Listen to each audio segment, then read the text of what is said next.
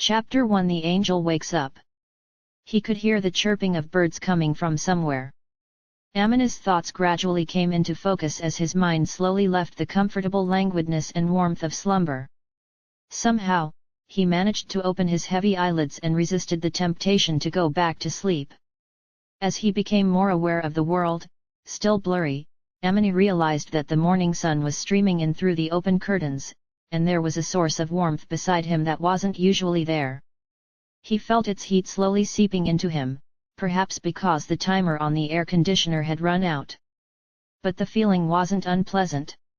Without pausing to worry about the fatigue that still permeated his body, he embraced that bundle of warmth and was met with a gentle, sweet aroma and a hoarse little groan that sounded just as sweet. NNH. When he finally took a good look, Amina's view was filled with an enchanting river of gold, something he wasn't accustomed to seeing upon waking. Amina swallowed the exclamation rising in his throat at the sight of Mahiru sleeping peacefully in his arms and sighed deeply instead. He was relieved he had managed to keep quiet. That's right, yesterday I fell asleep with Mahiru. He remembered what had happened, so he didn't leap up in shock, but the memory didn't ease the burden that this placed upon his waking heart. He felt the heavy thump of the pounding inside his chest, but when he looked at Mahiru's peaceful, sleeping face, little by little, his heartbeat regained its normal calm rhythm. Inhaling deeply to compose himself, he gazed again at Mahiru.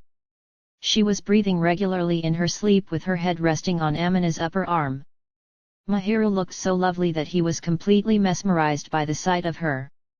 She must have felt utterly safe because her cheeks had relaxed into a happy expression, giving the impression that she wore a gentle smile even in her sleep. She looked so unguarded and adorable. It would be no exaggeration to say she had the face of a sleeping angel. She seemed so beautiful and pure, just like her nickname. If he said that to her face, she would likely get embarrassed and sulk for a while, but as long as he kept the thought to himself, he could mull it over as much as he liked. Though, if I whispered it now, she probably wouldn't notice. As he gazed at her, transfixed by how cute she was, he tenderly stroked Mahiru's head with his free hand. As he combed his fingers gently through her immaculate, silky hair, her angel's halo, he carefully shifted to change his position ever so slightly, doing his best not to lift his numb arm that she was using in place of a pillow. His new position afforded him a better view of Mahiru's sleeping face. The tingling in his arm was a small price to pay. Smiling softly at Mahiru, who still showed no signs of waking, he stroked her cushiony-looking cheek with his fingertip. As he watched her tirelessly, the sound of knocking came from his door. "Amina, you awake?" It was his father, speaking casually to him from the other side of the door. "I wonder what he wants." Amina's father had probably come to wake him up, but if Amina replied now, he might rouse Mahiru. It would be a pity to disturb her when she was sleeping so peacefully, and personally, Amina wanted to watch her like this for a little longer. However, if he didn't answer, his father might come in, so he wasn't sure what to do. But before he could come up with a plan, the door opened. He saw his father's familiar figure, and Amina's face stiffened in a grimace. When his father looked toward the bed, however, his eyes went wide and he put on a little smile, saying, "Oh." Amina instantly sensed that his father was going to tell his mother, Shihoko, about this and that he would undoubtedly be teased for it later. His face twitched as he resigned himself to the humiliation. He then held up his index finger in front of his mouth. He didn't make a shushing sound, but he hoped that his father would understand what he meant. His father, who was always quick to catch on, nodded in response to Amina's gesture. He took one last amused look at his son, then waved and quietly left the room. Amina listened to the sound of the door fittings sliding gently together and his father's restrained, receding footsteps. After they had faded, Amina let out a silent sigh. "I hope he doesn't get the wrong idea." The sight of a couple sleeping in bed together was sure to invite misunderstandings. Although they were dating, and it was true they had spent the night in his room together like this, they had an extremely wholesome relationship and had only ever kissed and held hands. But Amina's parents had no way of knowing how far they had taken things. Actually, since there were no signs that anything had happened, his father probably wasn't all that suspicious. Even so, it was embarrassing to be caught like this. As Amina prepared himself to be questioned later, he stroked Mahiru's hair, and the delicate girl in his arms stirred slightly. It was probably rare for Mahiru, who kept a very regular schedule, to sleep in so late. NNH. She made a little sound in her throat and buried her face back into Amina's chest as if seeking warmth.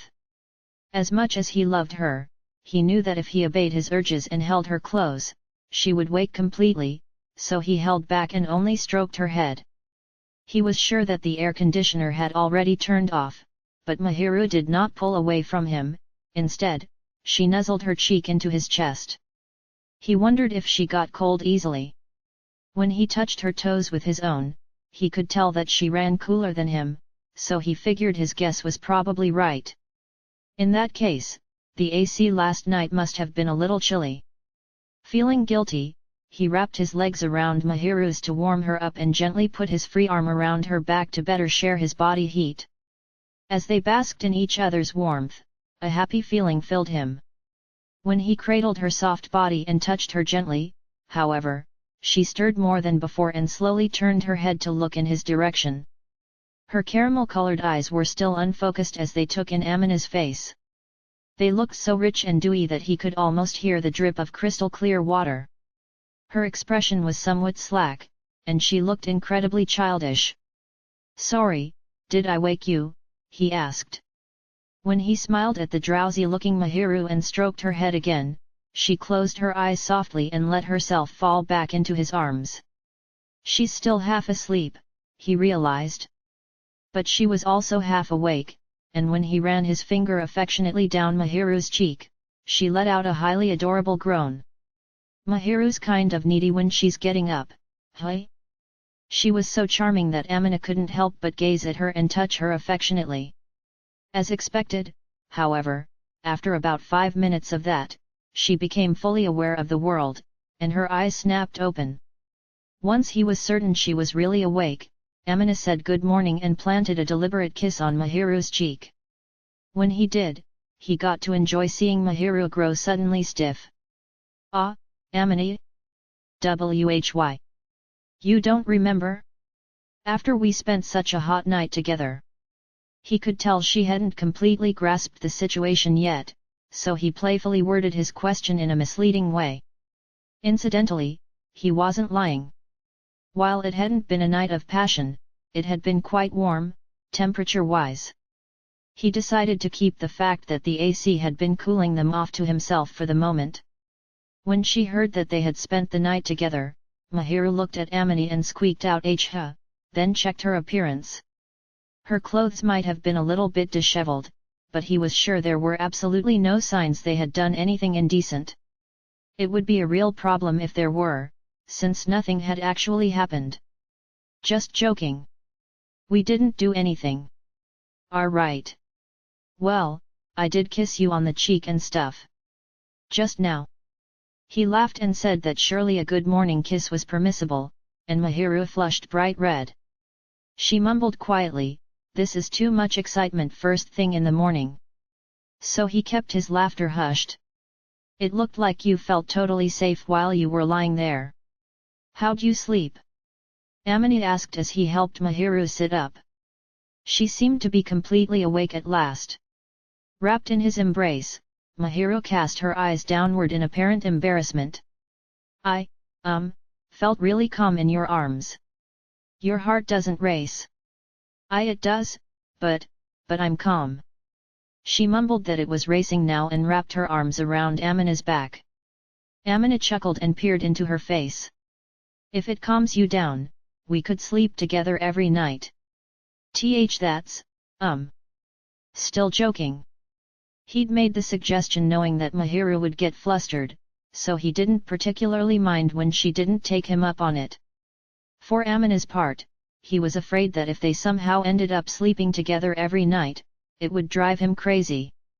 For the moment, he was doing a fairly good job of holding back when his heart began to pound, but if they started sleeping beside each other regularly, he was afraid that sooner or later he would be unable to resist making a move. Having persuaded himself that since he couldn't trust his reason to save him, he had to dismiss the suggestion as a joke, Amina noticed that Mahiru was hanging her head. Wondering if he had teased her too much, he patted her back lightly to comfort her. She lifted her face to look up at him, and he saw that her cheeks were flushed to rosy pink. Maybe, every once in a while, she muttered in a quiet, squeaky voice. Amina's mind went blank for a second. Every once in a while. In other words, she didn't mind the idea of staying over. She liked sleeping by his side. Are you saying that seriously? He asked. If we're dating, then spending the night should be okay, shouldn't it? Sure, I guess so. When she put it like that, he couldn't argue.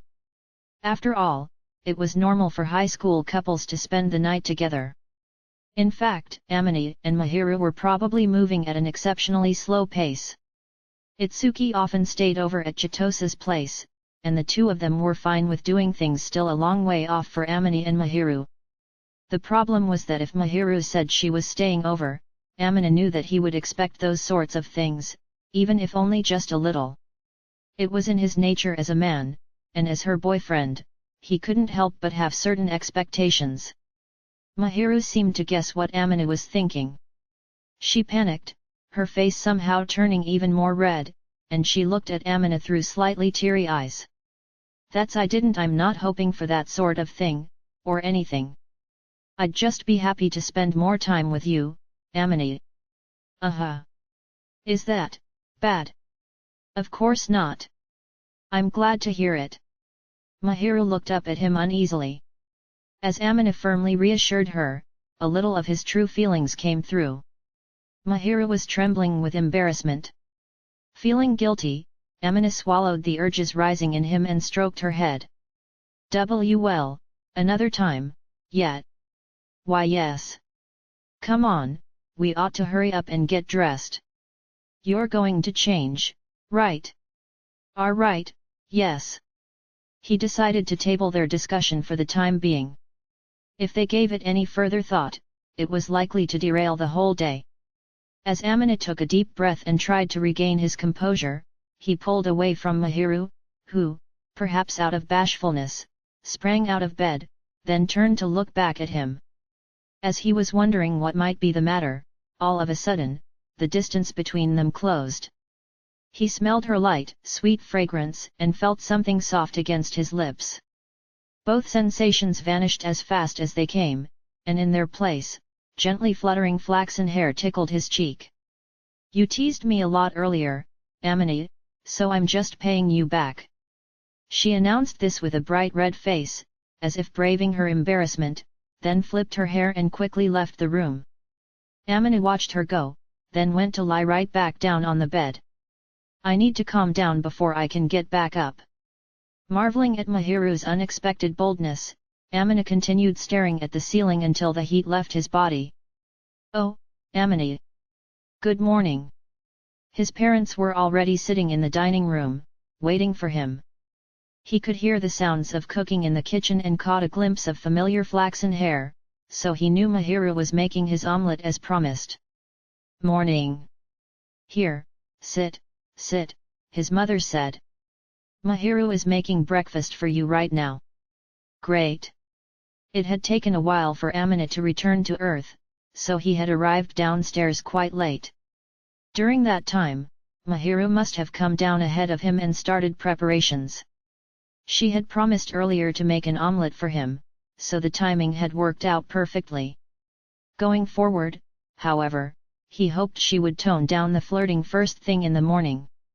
You two get on so well, his mother remarked. I think that's pretty normal, if two people are dating. Well, that's certainly true, but you're well past just boyfriend and girlfriend, aren't you?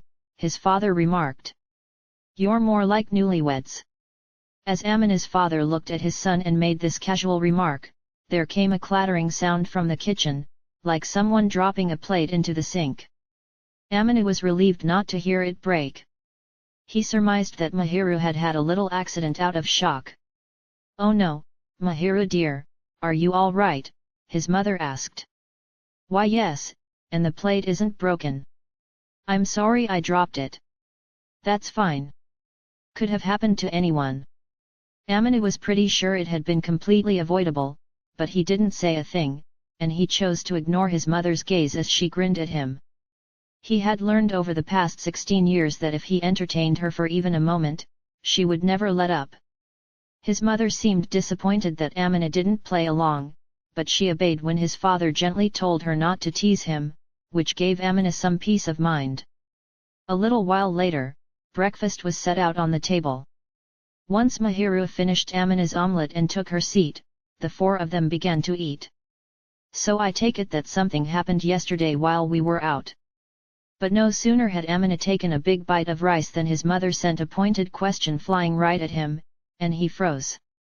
He had been sure he would be asked about spending the night with Mahiru, but his mother, sensing that there had been a precipitating event, had asked about that instead. That took him by surprise. His mouth was full, so Amina had a moment as he chewed and swallowed before he had to answer. "What makes you think that?" he asked.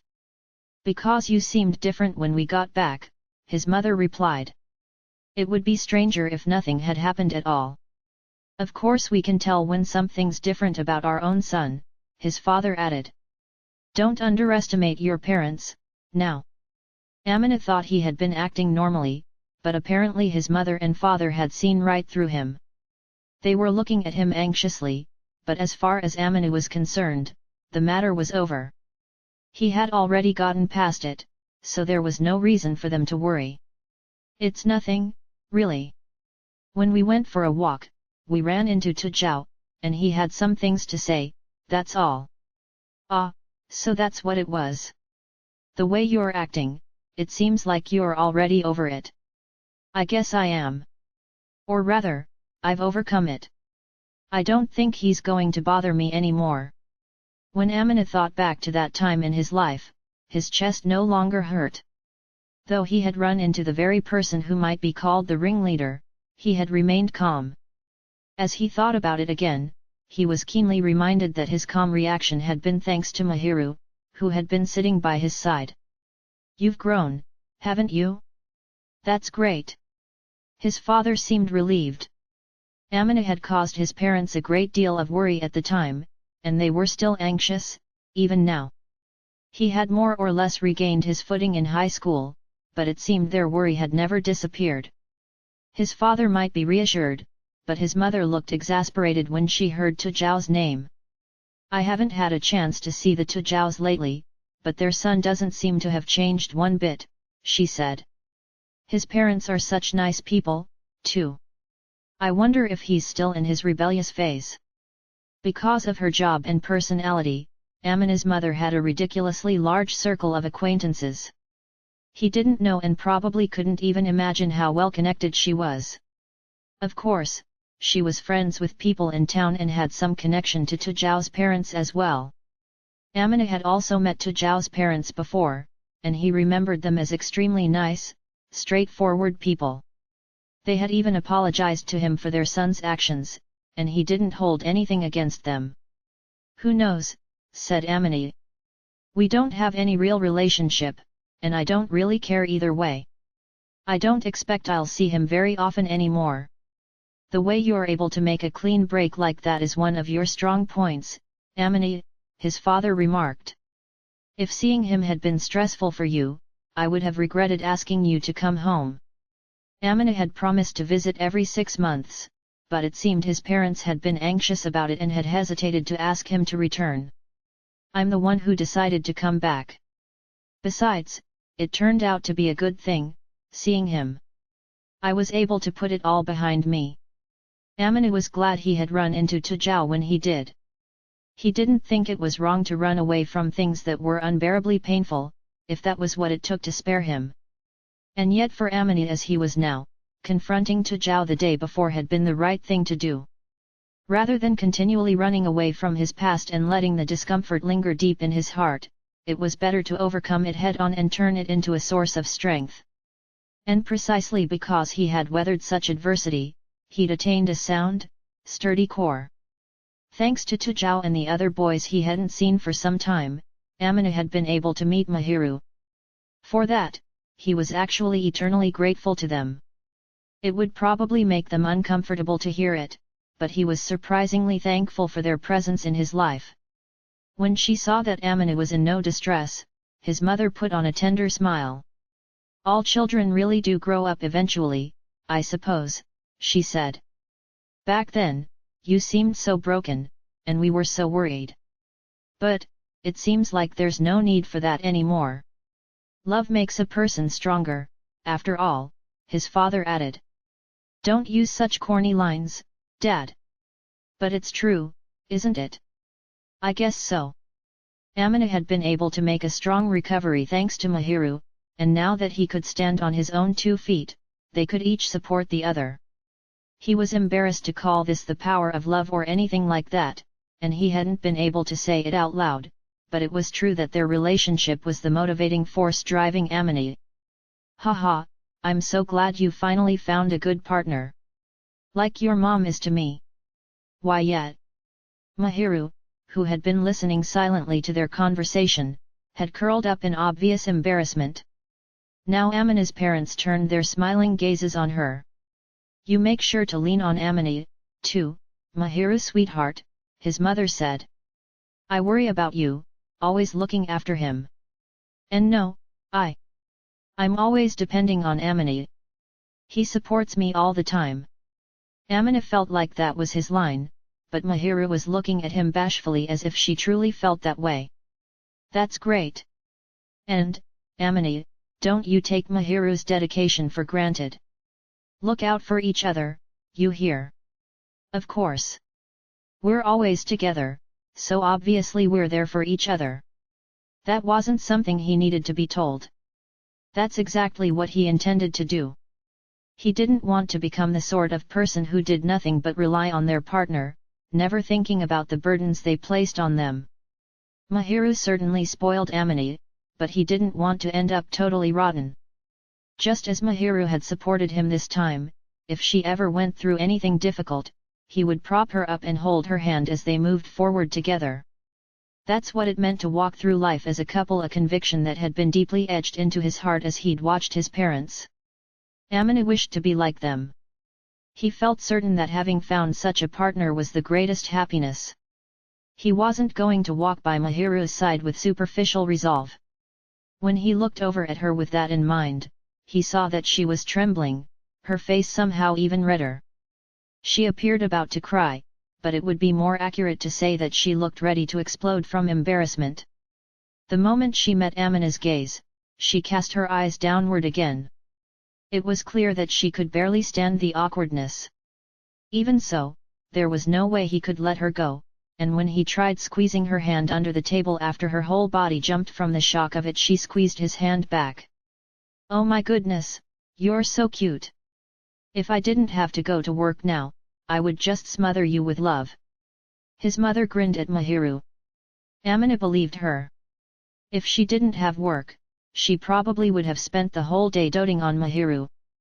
"Hurry up and go to work already," said Amina. "And you'll be here canoodling while we're gone, huh?" "Yeah.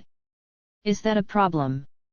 It seemed like his parents were going to make fun of him no matter what he said, so he boldly affirmed his mother's suspicions. The hand holding his trembled but didn't loosen its grip. He wasn't sure, but he thought Mahiru must be happy. Before, Amina would have totally denied everything, so his mother was surprised. She smiled happily. "You're awfully defiant," she remarked. "And you're awfully annoying," he replied. "This is great. Spring has finally come for our Amina. I dunno, they seem pretty hot and heavy." "Maybe it's already summer," his father added. "Says two people who might as well be living in the tropics. As our child, you're definitely at risk of joining the club." His mother actually seemed to be enjoying herself. She smiled at them as if giving her blessing. Amina shot her a sour look, but Mahiru didn't seem that put out, so he gave up and just looked away. Amina's parents left to go to work, and the two teenagers ended up sitting side by side on Amina's bed.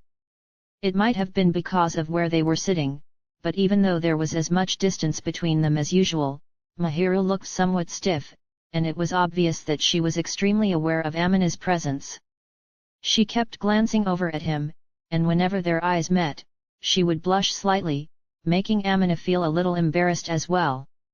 After a few minutes of repeatedly meeting his gaze and looking away, she asked timidly, "So canoodling?" Apparently the word had been weighing on her mind, and after she said it out loud, her red cheeks grew even redder. Oh, I said that to my parents so they wouldn't pry any more than necessary. I would have gotten teased if I'd denied it. That seems likely, but, does that mean we're not really going to fool around? Well, I mean, I'd like to, personally. What he'd said to his parents had mostly been for show, but as for Amina's feelings on the matter, he was eager to canoodle as much as Mahiru would permit. Still, that sounded a little greedy even to him, and he almost laughed at himself for saying it. But Mahiru consented, her voice weak, "Oh okay." Though she nodded in agreement, she was squirming and shrinking, looking downright sheepish. Amina forced a smile, aware that her mind was running on overdrive. "But if you don't want to, it's fine. That's not it. I'm not opposed to the idea. As long as it's with you, I'm open to any kind of, canoodling." "Oh.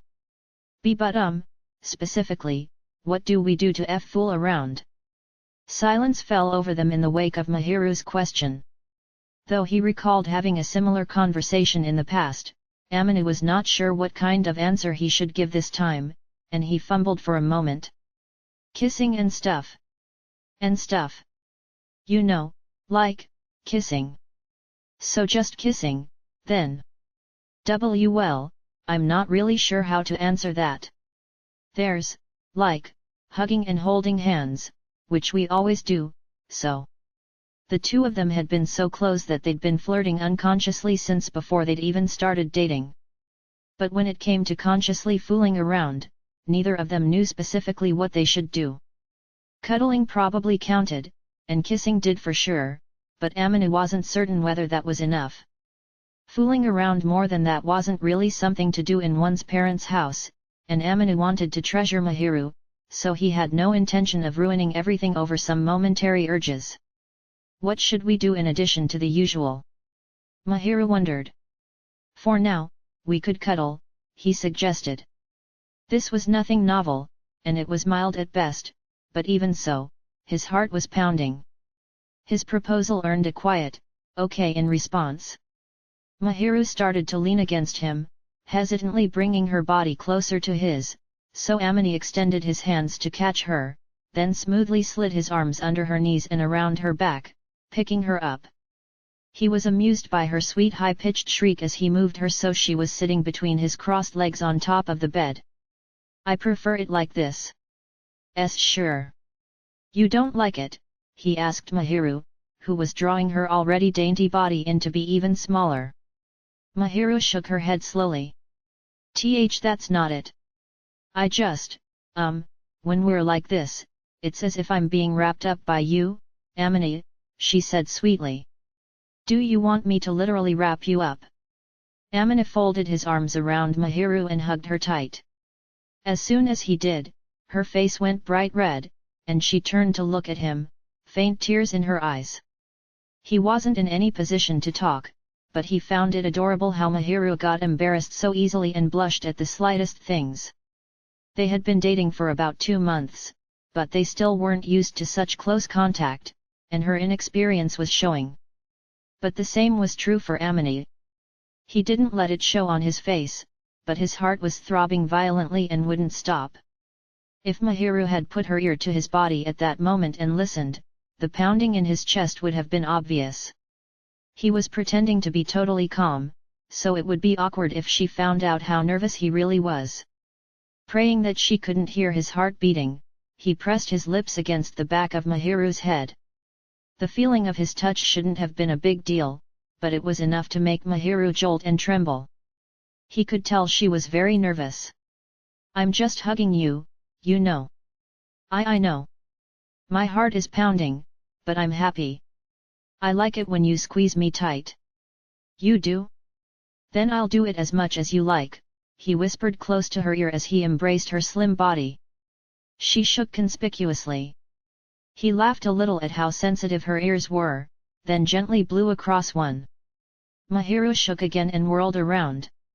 Her eyes were blurry with tears, and he got the feeling that he had gone a little too far. Amini. Sorry, I didn't mean to. Why, you know I'm ticklish. That was mean. She pouted. If you don't stop, I'll tell you something I heard about your past the other day.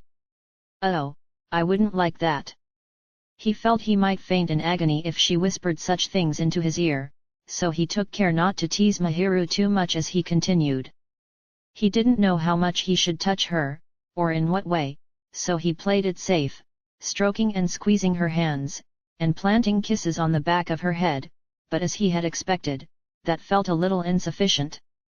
Though part of him was satisfied, another part of him seemed to disagree, protesting that it wasn't enough. He was able to keep it under control for the moment, but he didn't know when that part of him might act out, so he remained a little on edge. He wanted to touch Mahiru more, to savor her softness. But despite his wishes, his sense of decency would not allow him to go any further, so in the end, he limited himself to gentle touches. But even that seemed to embarrass Mahiru, who couldn't keep her ears from flushing red. She's really cute. Even though Mahiru had initiated plenty of contact in the past, lately she was the one acting bashful. Before, Amina had been the nervous one, but now he could feel her embarrassment, as if their positions had reversed. Amina squeezed her hand lightly, trying to suppress his desires, and Mahiru squeezed his back. Amina, your hands are so big.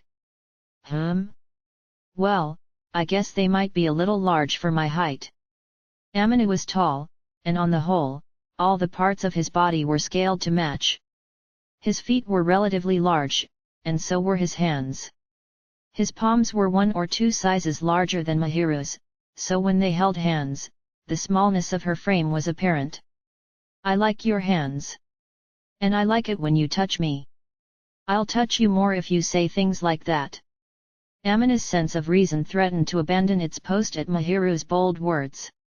He wished she would be more prudent, but as if oblivious to his inner turmoil, she muttered quietly, I wouldn't really mind. It was extremely difficult for him when she let down her guard like that. Mahiru was adorable, and when she said those words that could make a man lose all control, Amina sighed softly and put his hand on her stomach. Paying no attention to the way she twisted up as she was being tickled, he slowly traced a path with his fingertip, moving upward from just below her belly button. He moved his finger at a tantalizing pace, stopping just before the curve of her body changed. If I take what you said at face value, it means I can keep going up, you know. His fingers weren't mountain climbing yet, but they could easily continue upward and summit those peaks. In fact, Amina's hands were, as Mahiru had pointed out, rather large and could probably fully envelop those peaks and valleys. When he made a point of asking if it was all right for him to continue, Mahiru flushed in his arms with such intensity it seemed like she might explode. She turned her head to look at him with lobster-red cheeks, but Amina didn't mind, and he smiled at her. He didn't stop at just a smile, either, and planted a kiss on her cheek. Fooling around includes stuff like this, too. Amina. Before, I said I didn't really know what fooling around meant. But that was because I didn't include touching you like this. Naturally, he hadn't been sure that this kind of touching was all right for a new couple that had only been dating for about 2 months, so he had been holding back. His intention was to respect Mahiru's wishes. But since Mahiru had said such provocative things without thinking, he had to speak up and warn her. Like I said before, you've got to be careful. I'm a man, after all. I'll really touch you. But your face is red, too, Amina. Can you really do it? That's beside the point. He was perfectly aware what his own face must look like. And that what he was saying was embarrassing. But it didn't seem like she would get the point if he didn't put it into words, so he had no other choice. Once Amina had spoken, Mahiru was quiet for a moment, then slowly slipped out of his grasp. He took her movement as a rejection, but as a bitter smile was rising to his face, Mahiru turned her whole body around and threw her arms around him. She squeezed him tight, making him intensely aware of her soft skin and sweet scent. "Amina, if you really want to touch me, I'll feel embarrassed, but I'll let you," Mahiru mumbled quietly, her voice fragile as she looked up at him. Amina froze. That was all he could do. His mind went blank with panic at her expression as she spoke those courageous and lovely words to him. Mahiru was looking at Amina with trust, though it was mixed with shame and anxiety and just a touch of hope. She seemed ready to accept anything, so long as Amina was the one doing it. Her expression and demeanor were telling him how much she liked him. If he were to push her down right then and there, she would be embarrassed, but she would likely still welcome the gesture. The look on her face, her attitude and her voice were all declaring just how much she trusted and loved him. She leaned her weight against him as if she was entrusting everything to him. A beat later, Amina's mind started moving again, and his body followed. The very first thing he did was kiss Mahiru. She made a little noise in her throat, which sounded unbelievably close. As he enjoyed the sensation of her lips, softer and dewier than his own, he embraced her delicate body closely and felt it press against his. Without using his full palm, he simply traced the softness of her curves a little, then gently removed his hand. After watching Mahiru silently open and close her mouth, her cheeks flushed red, he buried his face in the nape of her neck. "The rest can come later." He added that he didn't think he could stop himself otherwise, and so he started planting kisses on Mahiru's pale neck. He knew he couldn't leave marks behind, so he limited himself to simple kisses and resolved not to surface until he could stifle the desperate desires bubbling up inside himself. "Oh my, Mahiru dear, your face is bright red, what's the matter?" "And nothing at all."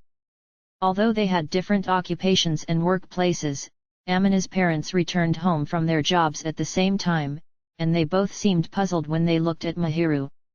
She was sitting on the living room couch, blushing. This was probably because Amina had been kissing her and squeezing her hand at random times all day. He certainly hadn't attacked her, but perhaps the attention had been a little too much for Mahiru. She seemed embarrassed but happy, however, so Amina preferred to believe that she was pleased about it. "Amina, don't tell me," his mother started. "I swear, I didn't lay a hand on her. All they had done was a little hugging and light touching." Mahiru was just inexperienced, so she'd felt slightly overwhelmed. Amina was the same, but he had been faster to recover, and by now he'd regained his composure. "Not a hand, huh? So just canoodling, then. We kept it wholesome. That's not a problem, is it? You're acting awfully defiant. Stop nagging. You're always so stingy, Amina. I want to spend some quality time with Mahiru, too. Mahiru's mine, so no." Well. If he handed Mahiru over to his mother for one moment, she'd hog her for as long as possible, and Amina would definitely regret it. And though Mahiru would enjoy it in her own way, she would likely get worn out, too. He couldn't let his mother monopolize his girlfriend like that. Mahiru seemed to ruminate a little on the word mine and then blushed again. Her reaction caused Amina's mother to grin even harder as she gazed at her son's girlfriend, whose normally pale cheeks were completely flushed. Amina ignored his mother's meaningful smile. His father, who had been listening in, also broke into a smile. "Well then, how about we do something together as a family?" he asked. "Hey! Didn't Miss Sheena say she wanted to go on an outing all together?" Mahiru had indeed expressed her wishes for a family outing to Amina's parents, but she must not have expected them to bring it up right then. Her caramel-colored eyes blinked rapidly. "Amina and Miss Sheena will still be here next weekend, so why don't we do just that?" Great idea. They came all the way here, and she wants to. You're not opposed, right, dear? And not at all. Mahiru replied. Then, it's decided. Hee, where should we go? Mahiru shrank back in awe at Amina's mother, who was harmoniously discussing with his father where they should go, her voice full of excitement. Amina was afraid that even if Mahiru herself had asked for this, she might be feeling bad about potentially inconveniencing his parents. Both mom and dad like Mahiru, of course. That's why they're suggesting an outing. Even if Amina had been the one to suggest it, he didn't think his parents would have agreed to spend time with someone they didn't personally like. Just the fact that they were letting her stay over meant they were genuinely fond of her. And they had even brought up going out themselves, so there was no need to worry. Prepare yourself, he warned Mahiru. They're going to drag you all over the place. No, I'm really happy and grateful. I don't really have experience with family outings like this. Perhaps recalling her childhood, Mahiru put on a strained smile and cast her eyes downward. He could detect a hint of loneliness in the gesture. Still wearing her same cheerful smile, Amina's mother took a seat beside Mahiru on the sofa, across from Amina. Without pausing, she embraced Mahiru and patted her head. Mahiru, sweetie, you're already part of our family, so you can lean on us as much as you like, okay, she said. In fact, I think they like you even more than their own son, Amina remarked. Oh no, are you jealous? Asked his mother. No way. I don't mind, since Mahiru's happy. Mahiru's feelings from a moment earlier seemed to have faded, and now she just looked embarrassed as Amina's mother squeezed her tightly. That reaction was proof that she was happy, even if she wasn't being upfront about it. Mahiru was pleased, and as someone who hoped to convince her to take the Fujimiya name someday, Amina welcomed the fact that his parents had taken a liking to her. He did have mixed feelings about how touchy-feely his mother could be, though. My little boy is all grown up, she said. Are you making fun of me? No, not at all. I'm just glad I raised a man who cares about the happiness of the person he loves. Why are you proud of something so natural? Hee, men like that are actually quite rare, you know. But it's just what I expect of our child. Yet. Surely there was no one on earth who didn't want the people they cared about to be happy. A carefree smile suited Mahiru best. If she wished it, he wanted to be the one who did the work to make her happy. Gazing at Mahiru, who was shrinking with embarrassment at his mother's affection, Amina's mouth quietly relaxed into a smile. Chapter 2 Getting drenched was worth it. Amina, where are you going? Mahiru noticed that Amina was preparing to go out when he stepped into his shoes in the entryway, and she called to him. She must have been asking because it was fairly late, already past 3 o'clock in the afternoon. Oh, I'm stopping by the neighborhood grocery store. Mom asked me to do a little shopping. This hadn't been Amina's idea. He'd gotten a message on his phone a moment earlier. Both of his parents were going to be late getting home that evening, so they wouldn't have time to go shopping. They had asked Amina to pick up what they needed instead. He wasn't doing anything, so he didn't particularly mind, but he wished they had said something in the morning. I see, said Mahiru, sounding satisfied with Amina's explanation. Then she knelt down next to him as he sat tying the laces on his sneakers. His hair must have been a mess. He could feel Mahiru diligently combing through it with her fingers, tidying it up for him. He could also see her at work in the mirror on the wall of the entryway. If you're going shopping, do you want me to come with you? Nah, I won't have much to carry, and I'm going to hurry a bit since it looks stormy out. It's no big deal, I'll be fine on my own. Weather-wise, it seemed likely to rain on them if they took their time. Plus, Amina didn't want to drag Mahiru around on errands when it was so hot, no matter how well the clouds tempered the sun's rays. He had turned her down with the idea that it would be faster to go alone, since he would return as soon as he finished the shopping. But when Mahiru answered, she seemed discouraged. All right then.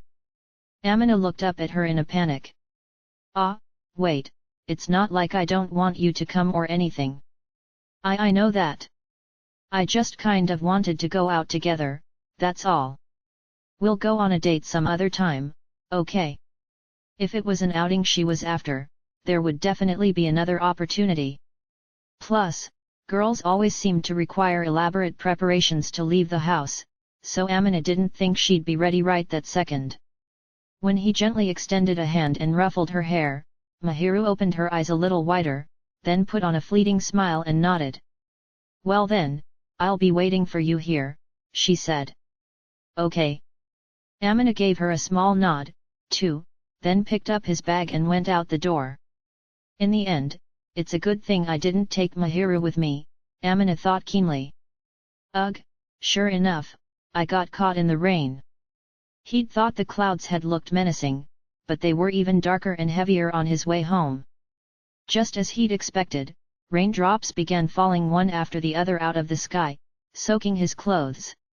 Annoyed by the damp fabric sticking to his body, Amina pinched it between his fingers and gently forced some air in between.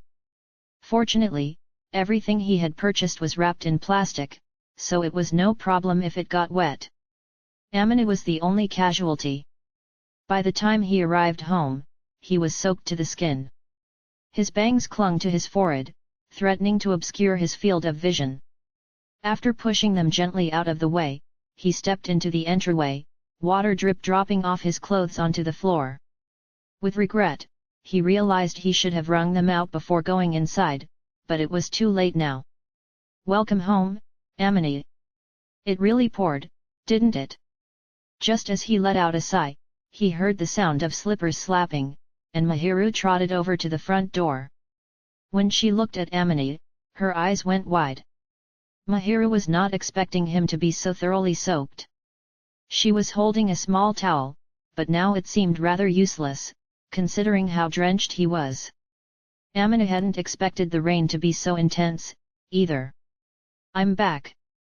I figured it would just be a passing shower, but it was heavier than I expected. If only the weather could have held out until you got home. You'd better warm up in the bath. I've already got it ready. Thanks. He felt a surge of heat in his chest when Mahiru casually took the supermarket bags from his hands, trading them for the little towel with a smile. He wasn't sure whether he was feeling comforted or blessed. Having such a normal exchange made her seem like part of his family. It gave him a ticklish feeling. This is kind of nice. Hey. It's kind of nice to have you get the bath ready and come out to greet me like this. Amina's parents both worked, so he had rarely seen them in a similar situation. But scenes like this came up often in comics and TV shows, and he had always secretly been jealous of the characters. Even though it wasn't quite the real thing, this taste of domestic tranquility sent a wonderfully ticklish warmth like spring sunshine through Amina's chest. He felt indescribable happiness, especially because this scene was playing out with the person he wanted to cherish for the rest of his life. He smiled slightly at Mahiru. Her cheeks were flushed a faint red, and she was already shrinking back and curling up on herself.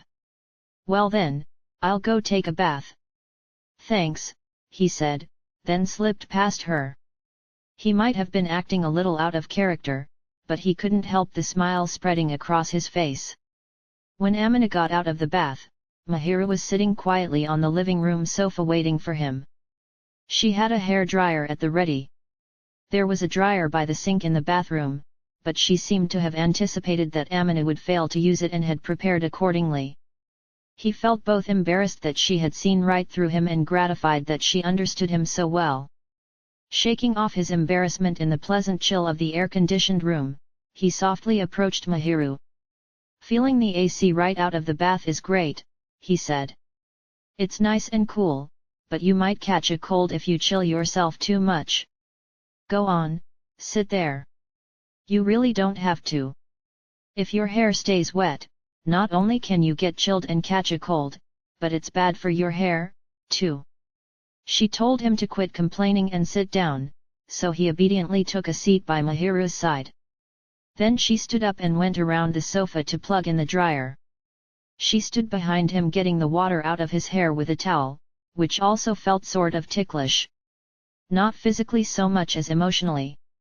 I don't suppose you'll ever get over these sloppy habits of yours, will you, Amini? Sometimes you even come out of the bath with no shirt on. Only when it's hot. I'm always fully dressed in winter.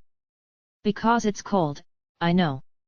But even when it's hot, you can catch a chill if you don't wear a shirt after a hot bath, which can lead to a cold. I won't allow it, not so long as my eyes are black, as they say. Amina stopped himself from pointing out that Mahiru's eyes were in fact caramel-colored and that her words implied she intended to stay by his side forever. He just answered obediently that he would be careful and went along with what she wanted. No matter what she compelled him to agree to, it was pleasant having her look after him. He felt a little guilty, but having Mahiru dry him off like this felt great. Once she had carefully absorbed most of the water with the towel, she used the hair dryer that she had wisely prepared to blow hot air on Amina's hair. Mahiru obviously took great care of her own hair on a daily basis, and the practiced movements of her hands felt wonderful. Amina generally didn't like having his hair touched, so this was the first time he had ever thought it felt nice to get his hair blow-dried. He already liked it when Mahiru touched his hair, so perhaps it was simply a matter of who was doing the touching. It's not fair that your hair is this silky even though you don't seem to do anything to take care of it, Amini. He heard her quietly muttering, almost inaudible under the noise of the hair dryer. Oh really? Well, I may not be as meticulous about my grooming as you are, Mahiru, but I'd say I do an ordinary amount. You must have good quality hair to begin with. Your mom and dad both have lovely hair, after all. They both pay more attention to their appearance than I do, though. So do you, Mahiru, and for your troubles, you have amazingly smooth and glossy hair. Mahiru's hair was as shiny as silk, and it felt wonderful to run his fingers through it. Amina could tell how much time and effort she spent caring for it. He knew this because he played with Mahiru's hair often. It was straight, soft, and fine, and extremely pleasant to the touch. He knew it was easy for fine hair to tangle, but since she groomed it and looked after it, it was never knotted or twisted. It simply drew a lovely straight line down her back. He thought she must be the envy of anyone with unruly hair. Her straight locks, with their perfect sheen and no split ends, her crowning angel's halo, was so beautiful that anyone would have been jealous. Amina was particularly impressed that she was able to maintain her hair's luster despite its length. It's long, though, so it does take a lot of time to look after, she said. Well, I guess that only makes sense. Of course, I can do or think about other things while I'm tending to it, but it's true that it's a lot of trouble. I've even thought about cutting it off. Amini, which do you prefer, long or short hair? I don't think I really have a preference. Either one would look cute. I like to see you dressed up and enjoying yourself, so I'm happy for you to have it whatever length you like. Girls didn't always tailor their appearances to appeal to boys, after all. There were plenty of girls who kept their hair long just because they liked it that way. If Mahiru changed her hairstyle because of some comment from Amini, he would be pleased that she was trying to match his preferences, but he'd also feel bad. It wouldn't make him happy if a stray remark of his caused Mahiru to give up on a style that she had worked so hard to maintain. He didn't want his words to keep her from doing what she wanted. You think, she said. What about you, Mahiru? Any thoughts about what kind of hairstyle I should have? I would like anything you chose. Thought so. I feel the same way. Okay. Amina didn't turn around, but from Mahiru's voice, he could tell she was smiling bashfully behind him. It seemed like his answer had been the correct one. Mahiru was happily working away, until suddenly, the fingers that had been combing through his hair stopped moving. I'd like you with any hairstyle, but... When you push your wet hair back with your fingers, it's very sexy. I mean... it looks cool, I think. She wasn't telling him what she wanted so much as simply letting her feelings show. But Amina's lips curled into a little smile at Mahiru's admission. "Should I do it now?" he suggested jokingly. "And no, don't. I'll die." He could tell she was shaking her head vigorously due to the vibrations traveling through her hand. He was certain that Mahiru must be blushing.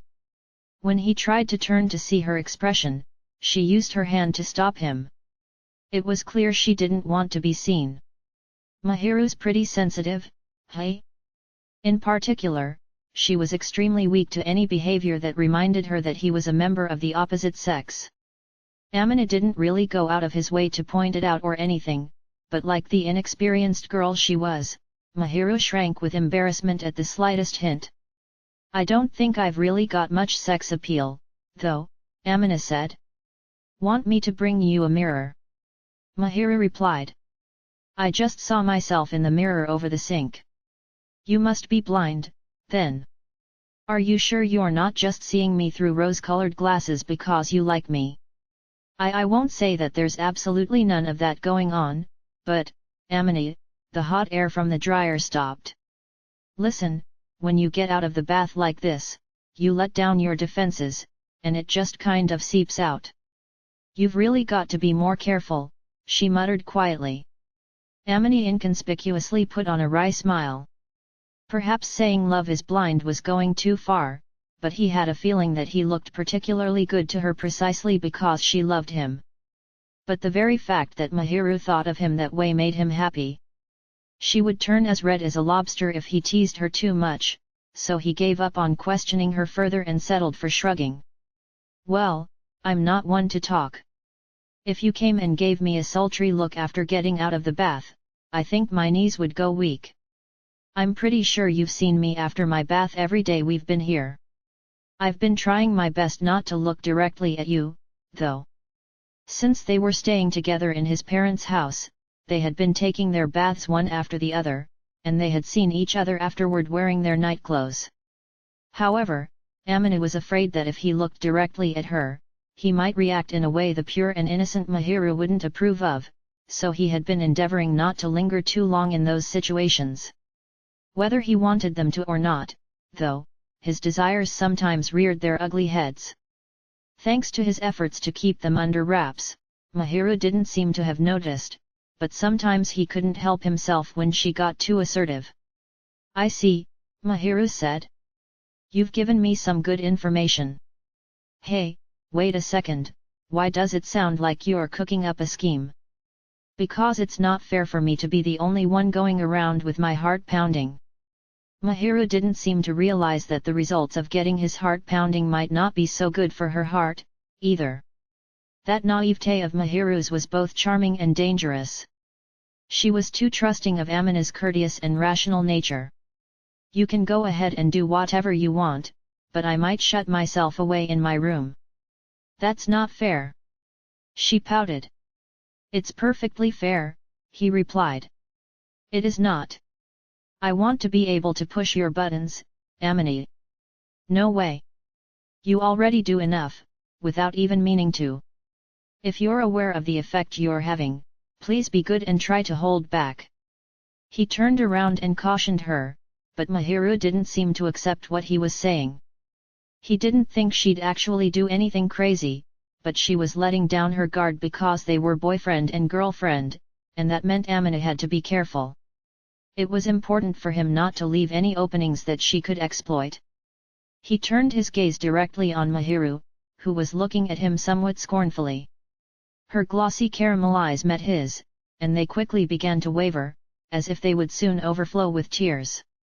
Her white porcelain cheeks flushed red, but he paid it no mind and kept staring at her. Eventually Mahiru was the one who averted her eyes, apparently unable to stand it any longer. "Why, you know I can't handle it when you stare at me, Amina." "Yeah, I know. So are you gonna be good?" With those last words, he brought his face close to hers and whispered softly, almost sighing. At that, Mahiru let out an utterly adorable shriek and took one step backward. The hair dryer nearly fell out of her hand, so he casually took it from her. Mahiru looked at him with quivering lips and an expression that said she couldn't believe what he'd done. Considering her intentions, he probably should have scowled, but that wouldn't have had any impact, so he had stared at her instead. "Why, you think that if you use that voice, I'm going to listen to what you say, don't you?" she said. "I do, and I know you understand that I'm being serious when I speak to you like this. Right? That's true, but... Anyway, don't try anything funny." He stared at Mahiru, unwilling to budge. He was being serious, not trying to tease or upset her. Mahiru seemed to understand that Amina wasn't going to permit any misbehavior, and so she answered, "All right." But then, just as Amina was starting to feel relieved, like he could relax his self-control a little, Mahiru came out and said something disquieting. "I've got to find your weak spots, too, Amina." Since Mahiru had said it out loud, there was no way Amina could pretend he hadn't heard her comment. "Next time I have to warn you, I'm gonna whisper it right in your ear," he said. Fine, I'll be careful, I'll be careful." Mahiru held her hands over both ears and readied herself to run away. "Geez." Amina sighed. He'd done something out of character yet again, and he bit his lip hard to try to overcome the following wave of embarrassment. Chapter 3: An Ideal Look.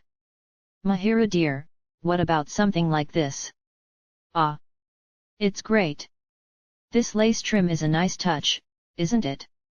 From one corner of the shop, Amina leisurely watched the two girls, or rather, one woman and one girl, as they shared a pleasant conversation. Beside him, his father was watching them with the same relaxed gaze. "Looks like they're both enjoying themselves," his father said. "Sure does," Amina replied. "I wonder why women get so excited about clothes." On Mahiru's request, the four of them had all gone to the shopping mall together. But as soon as the two ladies began hemming and hawing and holding up clothes to themselves in a boutique, Amina had gotten bored. It was no real hardship for him to go along on shopping trips or help pick out clothes, but once the chatting and giggling started, the mood became a little too feminine for him to participate, so he kept his distance. When it came to clothes, Amina never spent much time making decisions. So as he watched Mahiru and his mother having a pleasant chat while trying to choose the best outfit, he fell into a strange mood. Amina's father was standing with him, watching the two excited ladies. Usually, he would have joined in with them, but it seemed he was hanging back to keep Amina company. Maybe it's because, no matter how much time passes, girls still want to be the most beautiful versions of themselves. Also, they seem to simply enjoy getting dressed up. Well, it's fun to watch anyway. You mean to see them dressed up? That too, but I meant watching them have so much fun choosing. A lot of guys seemed to find it annoying when they had to accompany girls on shopping trips. But Amina had been forced to go along with his mother on plenty of such outings, so he was used to it. Plus, he wasn't an impatient person and could always find a way to entertain himself. Besides, when it came to Mahiru, Amina was perfectly satisfied just to see her smiling happily. That was all it took for him to be satisfied. "Oh, so you've finally started appreciating it, hey, Amina? That's good. I don't know about appreciating it or whatever, but I think anyone would have fun watching the person they love enjoying themselves. I think that's a great feeling to have. Even being bored doesn't mean you're a bad guy, but if your irritation shows on your face, it ruins the atmosphere. On the other hand, if you're able to find the fun in it, you don't need to worry about all that, and you can have a good time together, right?" "Yeah, I'm glad I don't have any issues with that." Amina was the kind of person who preferred to take it easy until pressed by some necessity and who could pass the time doing nothing at all. So he was content to take it easy and observe the two women like this. His nature allowed him to find happiness in such moments, which was a rare quality. Watching Mahiru getting along with Mom so well, like they're really mother and daughter, makes me glad we came. Being left to himself felt just a little bit lonely, but even more than that, he was relieved. Even if it wasn't exactly the real thing, Mahiru must have wished for this sort of family scene without ever expecting it to happen. And now it was finally happening. It filled Amina with an irrepressible happiness. Mahiru was smiling without a care, not as some perfect angel, but as an ordinary girl her age. It was such a calm and happy scene that Amina's heart felt full just watching from the sidelines. "So any plans to actually make them mother and daughter?" his father asked. "Is that something I have to tell you right now, Dad?" "Oops, sorry, that was rude of me. I'm not the one who should be asking." His father put on an easy smile and didn't question Amina any further. Having a father who was so quick to understand these things could be complicated in its own way, but for the moment, Amina was happy to be worried about something so trivial. It was much better than being interrogated by his mother anyway. So as long as his father wasn't going to press the issue further, Amina was content. "Shuato, Amina, what are you doing all the way over there?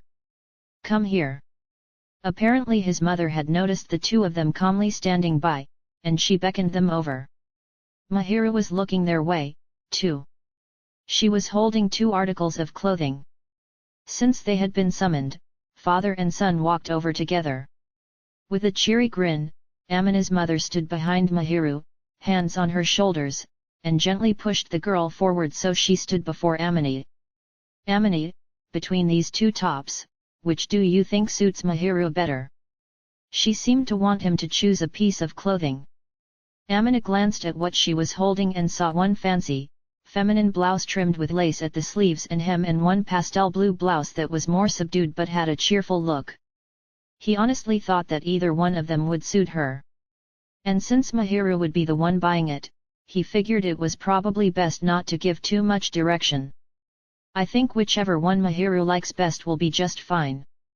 "Well, I'd like to hear your opinion, too, Amina. I want to know what kinds of things you like."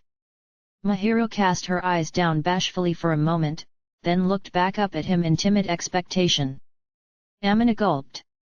Simply knowing that she cared about what he thought had his heart pounding violently.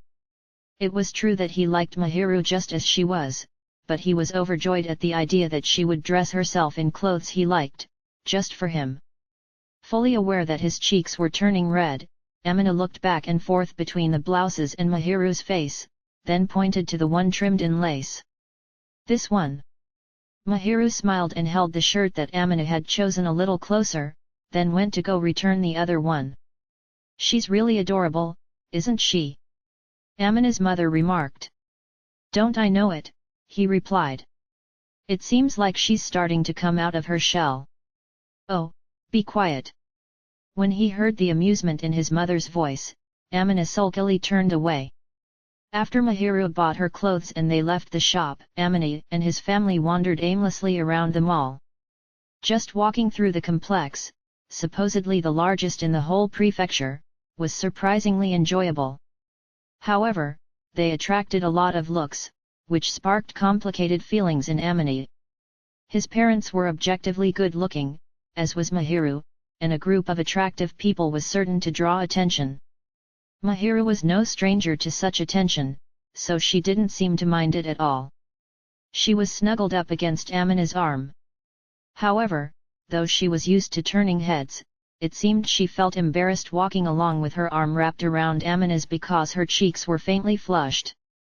For his part, it was almost impossible to keep calm with Mahiru's softness pressed against him. But he was sure that his mother would tease him if he showed any signs of distress, so he awkwardly maintained his best poker face. Amina gripped the bag containing the clothes Mahiru had purchased and tried to turn his mind away from the feeling. But when he did that, Mahiru clung even tighter, as if questioning why he wasn't looking at her, which made ignoring the sensation extremely difficult. "Mahiru, so. Yes. Well, what is it? Come to think of it, you haven't worn the outfit that you bought over Golden Week, have you?" He was conflicted over whether to point out that her chest was touching him, but every so often, Mahiru would impishly press against him on purpose, so after puzzling over what he should do, he decided to bring up a completely different subject. Mahiru's outfit that day was a tidy little dress with a breezy, elegant design, not the off-the-shoulder one she had previously purchased. She'd said she was going to wear the latter for him, but in the end, he had never seen it, so he wondered what had happened. Mahiru blinked her eyes at the mention of Golden Week, then looked a little sheepish. I decided I wanted to wear it when the two of us go on a date. Oh, you did. You'll take me out, won't you? Mahiru was irresistibly adorable as she softly nestled up to him, their arms intertwined. Amina gently squeezed her hand. Sure, all right. Why don't we go somewhere together? This is a family outing, after all. That's different from a date. Right. Where do you want to go? As long as I'm with you, Amina, anywhere is fine. When you say something like that, it makes me not want to go out at all. I'd be happy to have you dress up, but I don't want to show you to other people. It sounds like you want to have a date at home. Well, that's fine with me. It looks like we won't have good weather for the next few days anyway. Now that she mentioned it, Amina remembered seeing on the weekend forecast that things weren't looking promising. A typhoon was gradually approaching. It wasn't going to hit them directly, but they would see the effects, and it was likely to rain. Amina had figured that the typhoon might blow past while he was visiting, but since it was his long-awaited homecoming, he had hoped they would have good weather anyway. Considering the situation, they might not be able to go anywhere. But Mahiru seemed to place more importance on spending time with him and didn't seem too hung up on actually going out. Amina made up his mind to check the weather when they got home, and he squeezed Mahiru's hand again. I guess I'm also happy with whatever, so long as I'm with you, Mahiru. How about we check the weather later and pick a day? Okay. I thought you two were just back there flirting, but you were making plans for a date, weren't you? His mother interjected in a mischievous voice. Sorry to disappoint you, Amina said, calmly shutting her down, but we were already set on it. Walking in front of them, Amina's parents shared a little smile. But rather than teasing, they seemed to be pleased. They turned around without questioning the teenagers further, and Amina snorted quietly and tugged on Mahiru's hand. Chapter 4: A stay-at-home date with the angel. The worries they'd had while shopping had proved warranted. It wasn't just drizzling, it was pouring. Sheets of water noisily pelted the ground. Amina and Mahiru looked at each other and nodded seriously. Rain? Hey. Yes, rain. They had expected as much when they'd heard the weather forecast, but a long spell of rain had started the very day they'd planned to go out and still hadn't let up, and now they weren't sure what to do. Thankfully, the wind wasn't that strong, and it wasn't going to rain hard enough for a state of emergency to be declared, so Amina's parents had already left for work. His parents couldn't stay home from work, but Amina and Mahiru's outing wasn't essential. There wasn't anything truly stopping them from going out, but in weather like this, their clothes would likely get ruined, and if they got drenched and caught colds, it would be no laughing matter. I don't think we should, Amina said. I'm not ready to get soaked to the bone. We could both end up catching colds, so let's scrap the idea, Mahiru agreed. Okay. Well, I guess we can just relax at home. Both of them preferred the indoors anyway, so it was no problem staying at home. It was unfortunate that they'd lost the chance to go out on their date, but the alternative wasn't so terrible, either.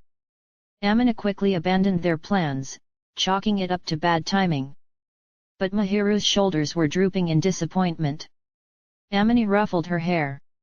Don't look so bummed. We can go out again another time, right? I know. It's just too bad that this had to happen when we went to all the trouble of making plans. You wanted to go on a date that badly. Of course I did. Right, I see. I'm sorry to cancel when you were looking forward to it so much. In the face of her frank admission, Amina felt awkward, and his cheeks tightened up strangely. Thankfully, Mahiru was looking out the window, so she didn't seem to notice the change that came over him. Putting that aside, I'm happy to spend some time relaxing with you, Amini. Though I could do without you constantly touching my ears like you did the other day. What, are you trying to remind me so I'll touch them again? Not a chance. If you keep touching and whispering in my ears, you'll drive me to an early grave. An early grave, hey? I think the real problem is how sensitive you are to me. You're exactly the same, though. He couldn't argue with that. However, Amina was sure he would never react to anything with as much sensitivity as Mahiru. If he touched one of her sensitive spots, that alone was enough to make her tremble and curl up in a ball, so it was hard to know how aggressive he could be.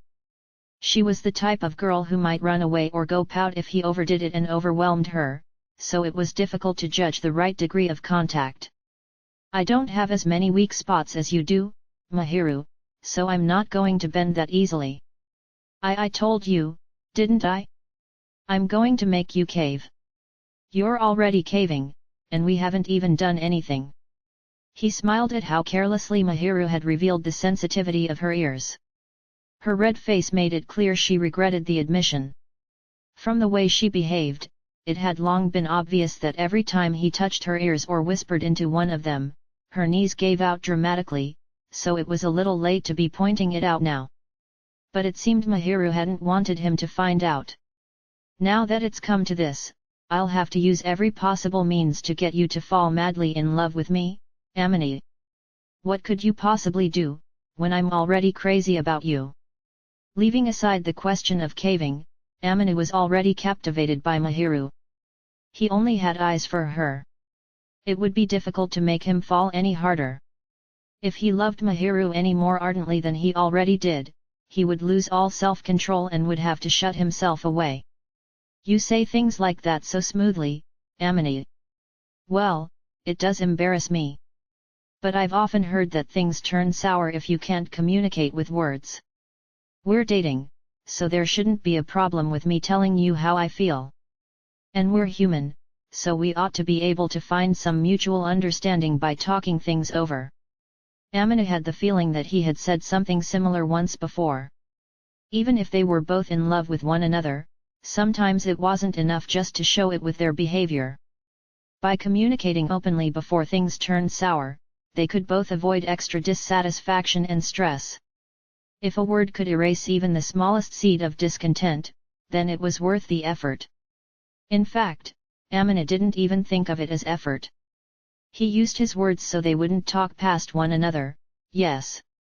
But the number one reason why he spoke so frankly was that Mahiru's reactions were always extremely adorable, and he enjoyed watching her though, he couldn't tell her that. I love how logical you are, too. Thanks. I've noticed that since we started dating, you've been saying you love me a lot. That's, well the word just comes gushing out, and I can't help saying it. Oh. From the way Mahiru was mumbling with embarrassment, it was plain to see that her comment was not meant as shallow flattery. From the beginning, Mahiru had never been anything less than genuine with Amini. Even before they were dating, whenever she criticized him harshly, she was speaking her true opinion. These days, she was probably biased by her affection, but she never said anything she didn't truly believe, so her words just now must also have been from the heart. It was extremely embarrassing to be caught off guard like this, with her saying such things straight to his face. Without meaning to, he let his eyes wander around the room. Mahiru seemed to take notice. I embarrassed you just now, didn't I? Is that so bad? No, I just feel like I finally scored a point today. Finally? But the day's just started. In that case, I might get quite a lead on you, Amini. I don't think there's any chance of that. What do you mean? Just making a prediction based on what usually happens. It sounds like you want me to blow your mind. Do your worst. To tell the truth, he wanted her to keep things at a moderate level, but it was clear that this was an expression of Mahiru's love for him, and so he didn't want to dismiss it. When he looked at her as if to say give it your best shot, For some reason a confident smile spread across her face, and she pulled a plastic case out of a cardboard box sitting on the table. "Then allow me to start with this," she said. "Wait a sec, where did you get that?" Amini immediately recognized the thing Mahiru had pulled out. Inside the plastic case was a disc labeled in bold permanent marker, "Growing up 1 year old." As soon as he saw it, he wanted to quip that it was not the kind of mind-blowing that he was expecting. "From your mother's collection, of course.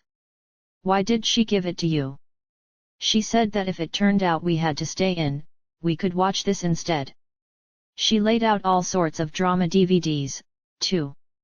Amina's parents were the types to watch any genre of movie, Western or Japanese, and they kept a fair collection of DVDs at home.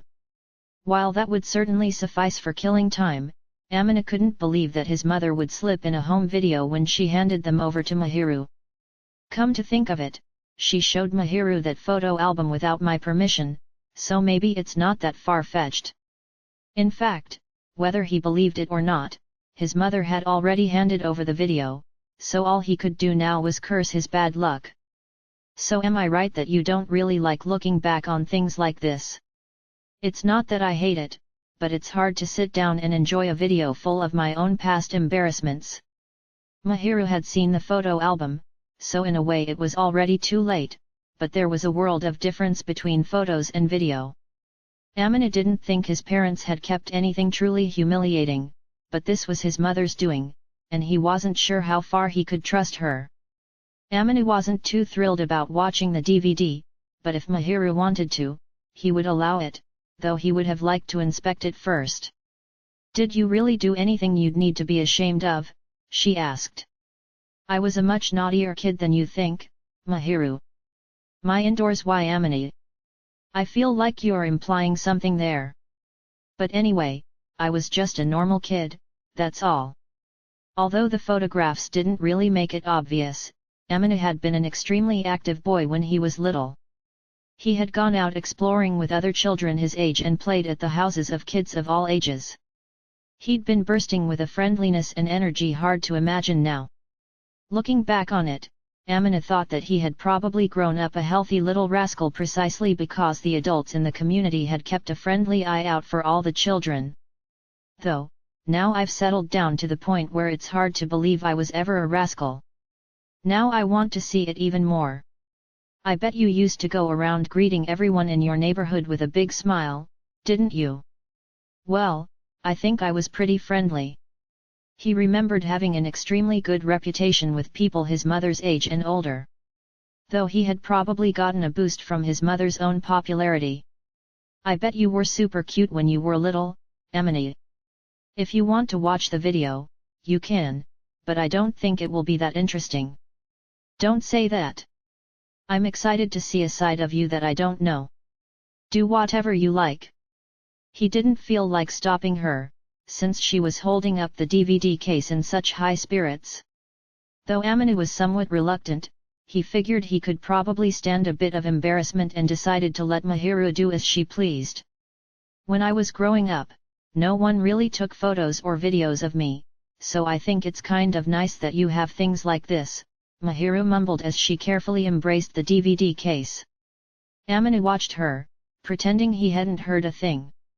He didn't want to make too much of it, since she had said it in a particularly dispirited tone of voice, but when he looked at her expression, he saw that her smile was a little lonesome. It didn't linger, however, but flitted past, like the twinge of an old scar. Amina pursed his lips automatically when he thought about how Mahiru's parents had neglected her. But he figured it would only make her uncomfortable now to know how angry he was. That was why he had sworn in his heart to never let her experience such loneliness again. "Mahiru, does that mean you're the kind who likes to keep childhood records?" "It's lonely not to have anything, so I guess I do. I think both good memories and bad can help you grow when you look back at them later with a new perspective." "Well, in that case, when it comes time for all that, we'll have to take lots of pictures and videos like this and leave plenty of records." He swiftly took the DVD case from Mahiru's hands and put the disc into the player. Although he didn't mention what he'd meant by all that, Amina had already made up his mind, and his resolution and love were unwavering. He had confidence in his instincts. He was going to give Mahiru the thing she craved from the bottom of her heart. No, they were going to build it together, he was sure of it. He didn't know how she had taken his words, but when he finished setting up the DVD and returned to Mahiru's side on the sofa, he could see her infinitely genuine eyes were open wide and blinking quickly. "Something the matter?" he asked. And no, nothing at all. It seemed like she was having difficulty settling on a reaction. Many different emotions flashed in her eyes as Amina watched, smiling. His gaze seemed to be embarrassing her. After clearing her throat, Mahiru shifted her gaze to the DVD footage that had begun to play back. "This is the kind of thing we'll just have to take slowly." Amina was still a child, unable to take full responsibility. Putting his ideals into words was easy, but he lacked just about everything he needed to turn them into reality. Life was not so easy that good intentions alone could ensure everything would turn out all right. The first thing he had to do was gradually prove to her that the passion behind his feelings was everlasting. Feeling that warmth settle deep in his chest, he smiled at Mahiru, who was fidgeting a little beside him. "Well, here's the video of my childhood you were so eager to see. I think anyone's cute when they're that age, though." "You were a cute kid," Mahiru mumbled while watching the footage. "I can see traces of it when I look at you now, but as expected, the expression in your eyes was softer back then, hey." She seemed to have pulled herself together. With a wry smile, Amina responded, "I guess these days I do look a little mean." In the past, he'd had quite a childish and androgynous face, and even Amina, who didn't have much self-confidence, thought he was a cute kid. All sorts of scenes played before them. Some of them Amina didn't really remember, and others he did. They saw Amina chatting and smiling at the neighbors as they strolled by walking their dogs, Amina playing innocently with other children in the park, and young Amina with his delighted mother, riding a bicycle for the first time. Mahiru was absorbed in the images, and it seemed like their earlier conversation might have temporarily left her mind. As for Amina, he couldn't help but wish that, if possible, she would forget this instead. Oh, that boy showed up before, too, right? They'd only been watching for about an hour, but several years had passed by in the video. They had watched many scenes of Amina playing with other children, and it must have caught her eye that, while the other faces changed, one particular boy appeared time after time. "Ah, that's someone my age who lived in the neighborhood. I guess you could call us childhood friends. We had kind of a complicated relationship, but I was fairly good friends with him." At this point, it was nostalgic for Amina to look back at a time when they had been close, but he didn't feel any lingering attachment or desire to return to those days. Amina couldn't say with any confidence that he liked how he was now, but he was working toward becoming a version of himself that he could be proud of without reservation, so he felt no pull to return to a time when he was carefree and naive about the world. Amina had smoothly deflected Mahiru's question, so without saying anything else, she turned her gaze back to the television. The youthful, somewhat shrill voice of the boy in the video told him that his childhood self was in high spirits. As he watched himself covered in dirt from frolicking too much in the summertime, his mind flooded with memories of a different time. "Amina, you really were way more of a little rascal than I expected. I mean, I was a kid. I did all sorts of things, got scolded by my mother, and learned better." "Wait, Mahiru, we can't watch this next part." When the video moved into the hallway of his house, Amina remembered what had been filmed next. In a panic, he grabbed the remote control and smashed the pause button. He'd moved so suddenly that Mahiru stiffened in her seat. But for the sake of his dignity and the purity of Mahiru's eyes, he simply couldn't let her see it. "Hey, why did you pause?" she asked. "Well, I have a feeling what comes next is kind of inappropriate. It's shameful for me, but more importantly, it'll be embarrassing for you to watch. Are you being honest? Or do you just not want to show it to me?" "Well, that's part of it, but not all. You won't be able to look me in the eye afterward. Amina didn't want her to see him in such a state, and he wasn't interested in seeing it, either. And Mahiru being Mahiru, if she saw it, she might be rendered temporarily speechless. He wasn't sure how to explain the problem to her as she looked at him with suspicion, but he figured she would understand best if he said it directly. He took a deep breath and braced himself. Well, I'm sure you know that at the end of this hallway is the bathroom. It's a video of me getting a bath. He looked at Mahiru as if to ask whether she wanted to see a naked boy, even if he was a child under the age of 5, and she stiffened. Apparently, the truth had caught her by surprise. Amina would have liked to complain to his mother about keeping such unsavory mementos, but she wasn't there to criticize. Sorry for asking, Mahiru said at last. It's fine, so long as you understand. I wish my parents had been more sensitive about what parts of my childhood they decided to film. And no kidding. Amina figured that they'd seen enough home movies and stopped the tape, but Mahiru put on a slightly regretful expression and deliberately shrugged. Oh, were you interested, after all, he said teasingly. Don't make me out to be a pervert, please. You just seemed a little curious as hell. Ouch. Okay. I know you didn't want to see it, so please don't headbutt me. He'd only been joking, but Mahiru seemed to take it seriously. She smushed her bright red face into his shoulder and looked like she was sulking, so he offered her an honest apology. Mahiru spent a moment grinding her head into his arm. She was giving off a lot of heat. Slowly, she rose to meet Amina's gaze and stuck out her lip in a pout. Amina, you're a bully. I said I was sorry. Come on, cheer up, okay. She seemed likely to pull away from him if he teased her too much, so he clasped one of her tense hands and gave her the kindest smile he could muster. Mahiru pressed her lips tightly together and looked at him with dissatisfaction. I'm sure you would be curious if you were in my position, Amina. I dunno, I don't really have any interest in children. And didn't you basically just admit you were curious? I did not. Stupid. By the time he realized he'd gone too far, it was too late. Mahiru slipped out of Amina's gentle hold and slapped at his thighs. He must have hit the nail on the head, he thought. As indescribably embarrassed and self-conscious as it made him, he still felt happy that she had shown an interest. Fearing that he might smile against his better judgment, he decided to head to the kitchen to fix drinks, hoping that might help Mahiru settle down. Trying to give her some space to cool off, Amina took a little extra time and prepared one of the sweet drinks Mahiru seemed to like. But when he returned to the living room, she was glaring daggers at him. Come on, snap out of it. I brought you some homemade iced cocoa. If you think you can bribe me into a good mood, you're sorely mistaken. You don't want it.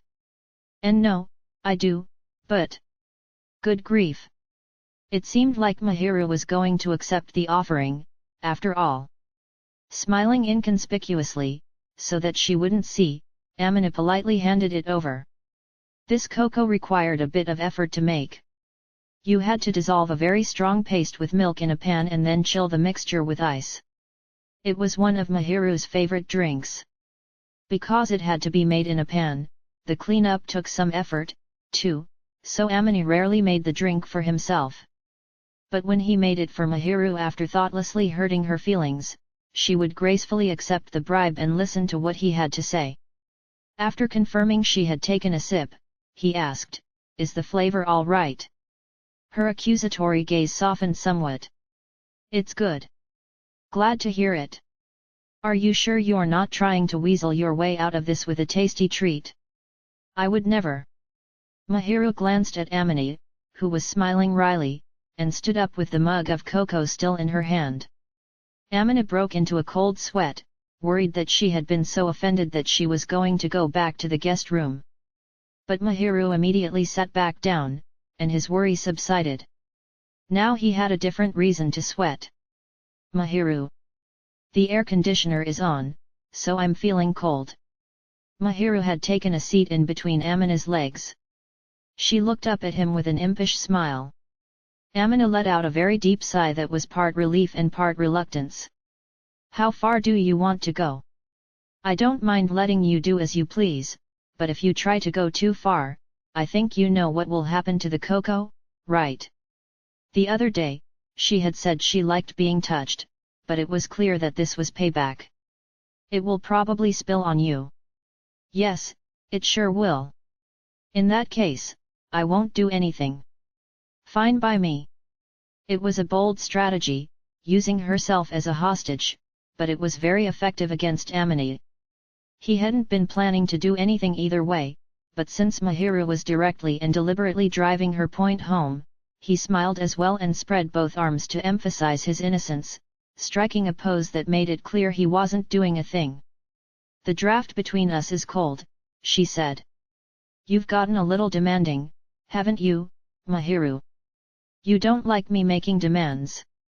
I never said that. Actually, I wish you would do it more. Mahiru was usually very self-disciplined, and he hoped she would at least allow her boyfriend to spoil her silly. If she had any wish that Amina could grant, he intended to do it. He was ready to deny himself anything, if it would only make Mahiru smile. However, Mahiru seemed to feel the same way, and she was always spoiling him, so often a quiet struggle would break out between them over who would take the initiative. But that day, it seemed Mahiru was going to be agreeable and let him spoil her. Mahiru looked relaxed as she sipped her iced cocoa. She was leaning her whole weight against Amina as he held her. Oh, I just noticed you didn't make yourself any, Amina. I'm not that fond of sweets. And besides, I feel fulfilled just watching you drink yours. Simply gazing at Mahiru as she relished the cocoa with a smile was gratifying enough for Amina. He didn't need his own cup. We haven't even had lunch yet, she said, and you're already full. I meant spiritually fulfilled. So you don't want lunch? I do, I do. Those are two completely different issues, Amina thought. With his arms wrapped around Mahiru's body, he gently squeezed to emphasize his point. When he did, she chuckled in his arms. You're quick to change your mind, she said. Amina, you're perfectly capable of cooking something by now.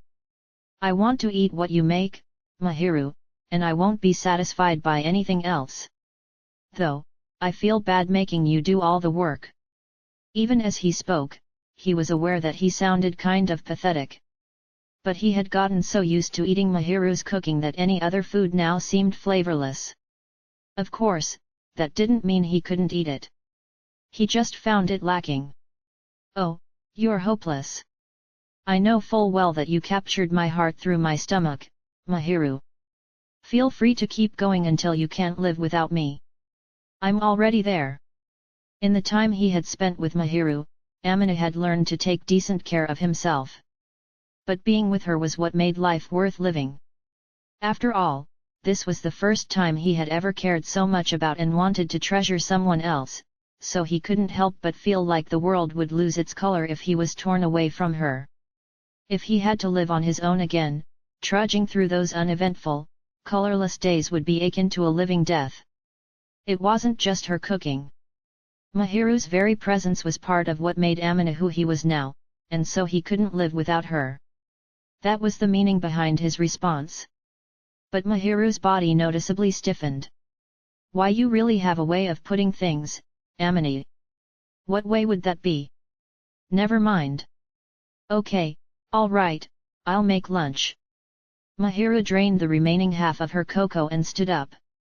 Amina looked at her, a little regretful that her warmth and softness had disappeared from his grasp. You don't want to take your time drinking the cocoa. And whose fault do you think it is that I can't? I finished my drink, so I'm going to go cook. It's lunchtime already anyway. When Amina followed Mahiru's finger and looked at the clock, he saw that it was indeed past noon. Oh, you're right, it is lunchtime. I can help, or... Not today. It seemed like she was just making up an excuse to escape. But before he was able to point that out, she'd already fled to the kitchen. So Amina pretended like he hadn't heard anything and silently thanked Mahiru for cooking his meal. After they had eaten lunch, while Amina was washing the dishes, he suddenly realized Mahiru had disappeared. It wasn't like they always had to be together, but since she had slipped away unnoticed, he couldn't help wondering what had happened. Did she have something to take care of? Or had she suddenly felt unwell? Thinking back to their earlier exchange, she had seemed completely normal after their meal, so he didn't think she'd disappeared to sulk, but he couldn't completely write off the possibility, either. He decided to go check on her and turned off the water. But with truly perfect timing, he immediately heard someone coming down the stairs. The footsteps were lighter than his own, and when he turned around to look in their direction, he froze. He was glad he hadn't been holding any plates. If he had, they probably would have splashed back into the sink. So since we're having our long-awaited stay-at-home date, I thought I would wear the outfit I had prepared for it. Mahiru had on the off-the-shoulder dress she had mentioned the other day, looking as if she was trying to hide her embarrassment. She normally didn't wear very revealing outfits at most, she might put something over a sleeveless top. But now she was showing everything from her neck down to her shoulders, even her collarbone. All that skin, normally never exposed, was right out in the open, and though the sky outdoors was covered by thick dark grey clouds, the space around Mahiru seemed bright and dazzling. The sleeves of the dress were 3/4 length, so they didn't show as much as a sleeveless top would have. But the places it did expose were normally covered up, which made a greater impression. "What do you think, does it suit me?" she asked. "It does. It looks amazing on you." In fact, the sight had been so striking that Amina had accidentally forgotten to compliment her. Under Mahiru's pointed gaze, he hurried to react. Sure, Amina had said he thought the dress would suit her when she bought it, but he had never expected it to be such a knockout. It didn't show a lot of skin, really, but it had a subtle sensuality that nevertheless meshed with Mahiru's clean image, probably aided by her poise and features. "Thank you," she replied. "Maybe it would be better if I gave you more specific compliments? You've got beautiful skin, so when you show it off like this, you're positively radiant. Plus, outfits that emphasize your slim figure are perfect. This way, the clothes complement your natural beauty, rather than steal away the attention. Also, you look taller than usual in a dress with this sort of design. I think it looks refined and makes you seem more mature." His vocabulary on the topic was lacking, so he wasn't sure if he was doing a good job complimenting her. But since she had gotten all dressed up for him, he used every word he knew trying to praise her. Mahiru got flustered and shook her head. I get it, okay, that's enough. What are you trying to do, make me blush? I'm just saying what I want to say. Watching you blush from the compliments is a bonus." He wasn't flattering Mahiru, he was truly complimenting her, and doing so satisfied him, so it wasn't like he was trying to get her to do anything in particular. He felt like his heart would overflow if he didn't put his feelings into words and expel them. "Thank you very much. But and no more, I'm quite full." "Is that because we just ate lunch? I feel like you're just getting revenge for earlier. Whatever could you be talking about?" He was being deliberately cheeky, but the praise he had heaped on her was genuine and true. However, he was worried that if he overdid it, Mahiru might become too flustered to speak. So he left things there and dried his hands with the towel he had laid out. "Well then, I'm finished with washing the dishes, and I took care of the housework I was asked to do earlier, so what should we do now?" Mahiru had gone to the trouble of changing clothes, but the weather had remained the same. It was still raining. The news had said the typhoon wouldn't move away before late that night, and it seemed that the forecast was right on the money. There were limits to the things the two of them could do in his parents' house. They had already looked at home videos earlier. They could watch a film, or read some of the books in the study, or else dutifully get started on their schoolwork. Those were the things Amina usually did when he was at home, but they seemed too ordinary for a date. "I just want to relax and spend time with you," Amini, would that be okay? It's totally fine with me, but won't you get bored? Of course not, I'm the one who suggested it. I'm plenty satisfied just being by your side. Mahiru was as adorable as ever. Amina felt himself smile as he softly patted her head. Okay. Then I guess we can just kick back. Though, since this is my parents' house, there aren't a ton of things we can do to amuse ourselves. All the games and movies that Amina would usually enjoy with Mahiru were back in his own apartment. He'd left them behind in order to save luggage space, but now he was thinking that he should have brought at least one game. However, he also knew from experience that the two of them could be perfectly happy even without such things, and that was certainly more economical, he thought wryly. Feeling satisfied just by being together saves a lot of energy, doesn't it? He said. Haha, so it does. I bet that's the trick to staying together long term, you know. I don't think that really counts as a trick. More a matter of compatibility and character, but there's no question that the two of us mesh well. With friends and lovers, Amina felt that the key to longevity wasn't whether two people had fun together, but whether they could endure the silent times. For that reason, he figured he and Mahiru, who both felt completely satisfied even when they weren't talking, must be extremely compatible. Though that day they were on a date, so of course they were talking and paying attention to each other. Want to go to my room? Not for anything inappropriate, just in case you were wondering. Of course. I never suspected you meant anything else. I kind of wish you would, actually. Mahiru seemed prepared to allow him to do just about anything, but he had mixed feelings about not being the subject of even a little suspicion. Smiling wryly at Mahiru's exceptional degree of confidence in him, Amina led her by the hand to his room. The majority of the furniture had been taken out, so the space was rather empty. But that only made Mahiru's splendid presence all the more conspicuous. Amina briefly worried about where they would sit, before climbing onto the bed and taking a seat where the soft surface wouldn't hurt Mahiru's backside.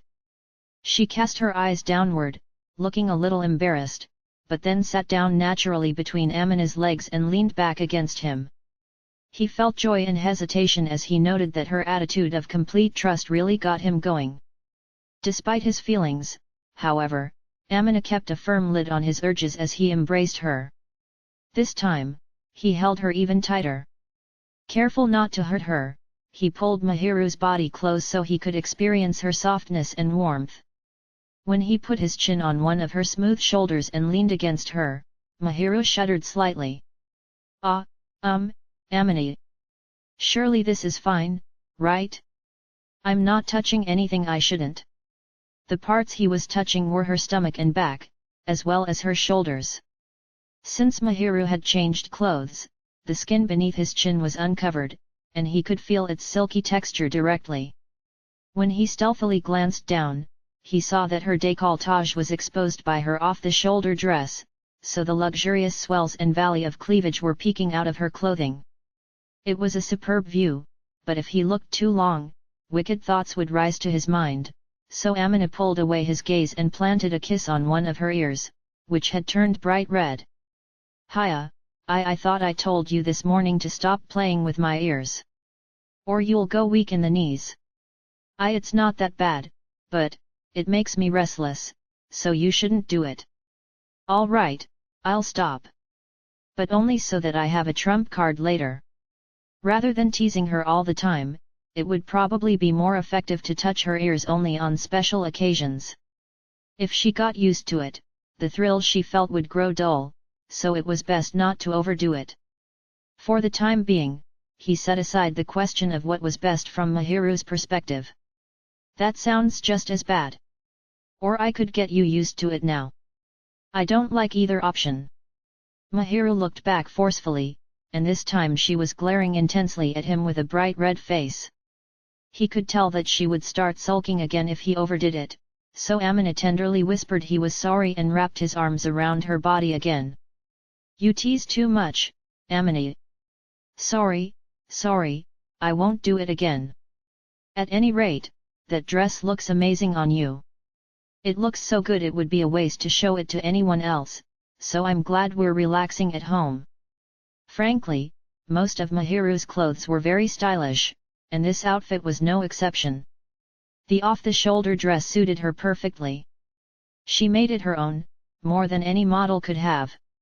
With her smooth shoulders and defenseless décolletage so exposed, Amini honestly didn't want anyone else to see her. He hated the idea of other men looking at her kissable, porcelain skin, in perfect health thanks to her untiring efforts. As he gazed at it, he even found himself a little grateful for the bad weather. I can easily tell that this sort of dress is to your liking, Amini. To my liking? I just think it looks good on you. Simple clothes with some accents suit you. More than flashy outfits, at least. That's good to hear. I bought this because I wanted you to see it. In that case, I want to get a better look. At the moment, he was embracing her tightly from behind, so it was hard to see the front of the dress. He had caught a glimpse of it earlier, but he wanted to take a closer look. At a word from Amini, Mahiru timidly turned her whole body around to face him and looked up at him with upturned eyes. She seemed a little uneasy. He couldn't say whether she was nervous about being observed so closely or embarrassed to face him directly while sitting on the bed. But either way, he could tell she was feeling shy. It looks great. Very cute. I know that. I know that you think I'm cute, Amini. This is going to sound embarrassing, but I think you're cuter than anyone else in the world. Amini only had feelings for Mahiru, so for the time being, he had no intention of using the word cute to express his affection to anyone else. In the future, he might end up saying it to someone, but he wouldn't use it lightly. Amini was being thoroughly genuine as he stroked Mahiru's cheek. Meanwhile, her eyes were darting all around the room.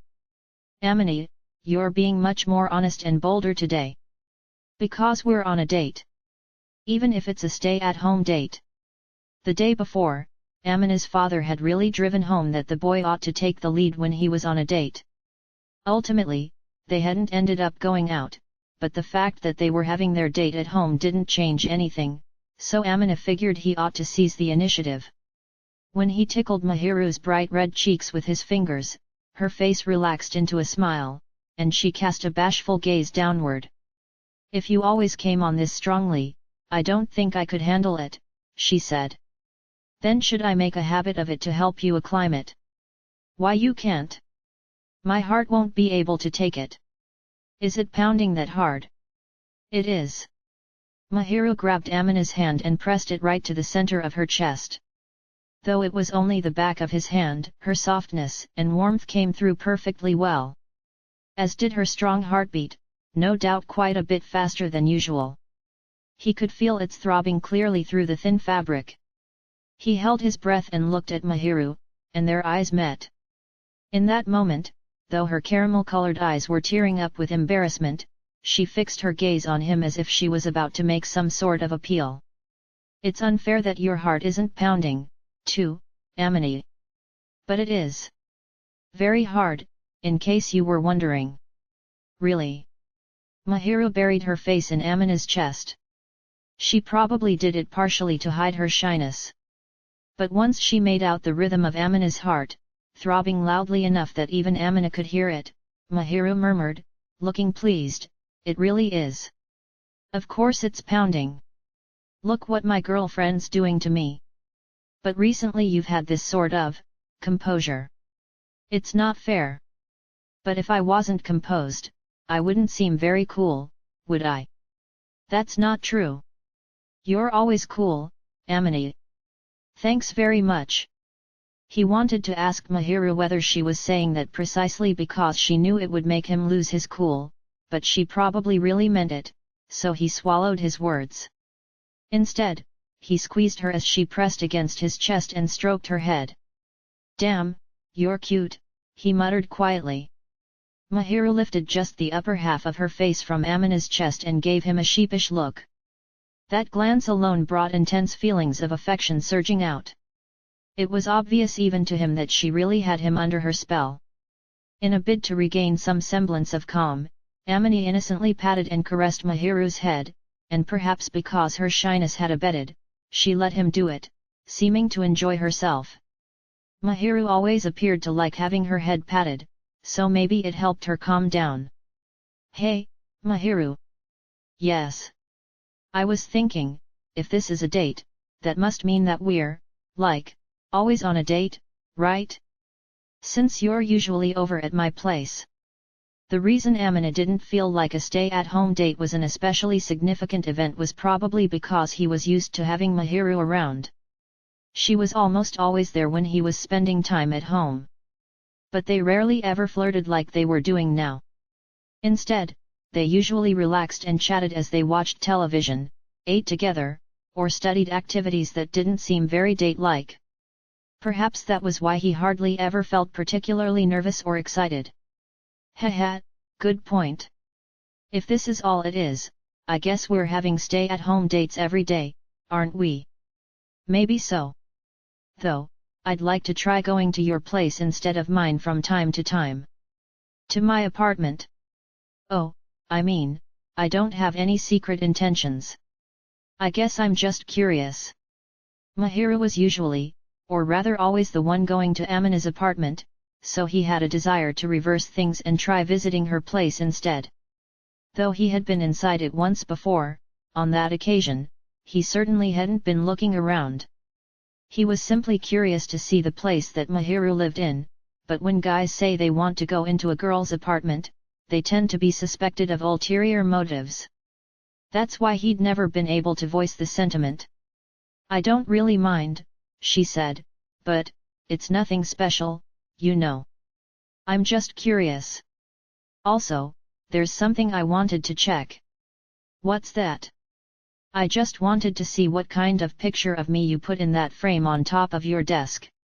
Mahiru had mentioned the picture frame before. He truly hadn't noticed it the one time he was in her apartment, so he'd been confused when she brought it up. But now that they were dating, he had figured it out. She must have gone out of her way to confirm that he hadn't seen it because it was a picture of him. From time to time, Mahiru, Itsuki, or Chitose would take his picture, so he had several candidates in mind, but he was curious which one it was. "Why? Why you knew about that?" "No, I just kind of figured it out after we started dating." If he had known about the photo back then, he might have found his resolve a little sooner. A girl didn't normally keep a boy's photo displayed unless she really liked him, after all. "And why you didn't find that creepy?" "Why would it? Depending on the circumstances, printing your photo and putting it up in my room kind of makes me sound like a stalker." That really does depend on the circumstances, though, doesn't it? If some stranger took a secret photo of me, I wouldn't really like that. But you're different. And anyway, you're probably the one who took it, either directly or by asking Itsuki or Chitose. That means I must have known it was being taken, and even if we weren't dating, I doubt I would be upset at you for displaying it. So seriously, which picture is it? One of you smiling. Mr. Akazawa took it for me, so it's a smile that I don't get to see. So he's been slipping you stuff behind my back, hey. Amina was already aware that Itsuki and his girlfriend had been conspiring to support Mahiru, so he had no intention of reproaching his friend. But he was a little concerned that Itsuki might be sending her weird photos of him. Convincing himself that Itsuki had at least enough good sense not to do that, Amina shrugged and said, "Well, that's fine then." Mahiru let out an obvious sigh of relief. "Thank goodness," she said. "I was wondering what I would do if you ended up hating me. Think of it the other way around. How would you feel if I said I had a photo of you?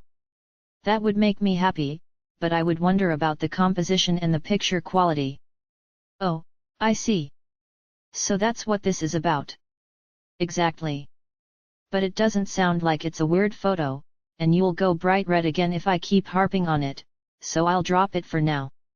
If he teased her too much, Mahiru was likely to hug her knees and stop listening to him for a while. So he backed off meekly, though she seemed to guess why, glaring up at him with almost teary eyes. But there was no blame in her gaze, probably because she was the one who had displayed his photo without permission. Mahiru couldn't say anything more. Amina smiled slightly and patted her back to comfort her. But forgetting about all that, aren't you curious about your boyfriend's room? I see your room quite often. It's true you come in to wake me up, and you've taken naps in my room, too. Like he said, Mahiru entered Amina's bedroom on a fairly frequent basis. Once he had come back home from a shopping trip and gone to his room to change clothes, only to see Mahiru sleeping there peacefully, causing him extreme consternation. He had given her permission to go in, and there wasn't anything inside that he didn't want her to see. But he wished she would spare a thought about how her boyfriend would feel when he saw his girlfriend sleeping defenselessly in his own bed. I mean, your scent is calming, and well, it's not very calming for me. Normally, if a girl was sleeping in her boyfriend's bed, he would make a move on her. What a gentleman you are. I'm happy that you trust me enough to let down your guard, but it's really testing my self-control, so please use some restraint. I'm sorry. Next time, I'm holding a photo shoot of your sleeping face. Don't do that. Then don't tempt me.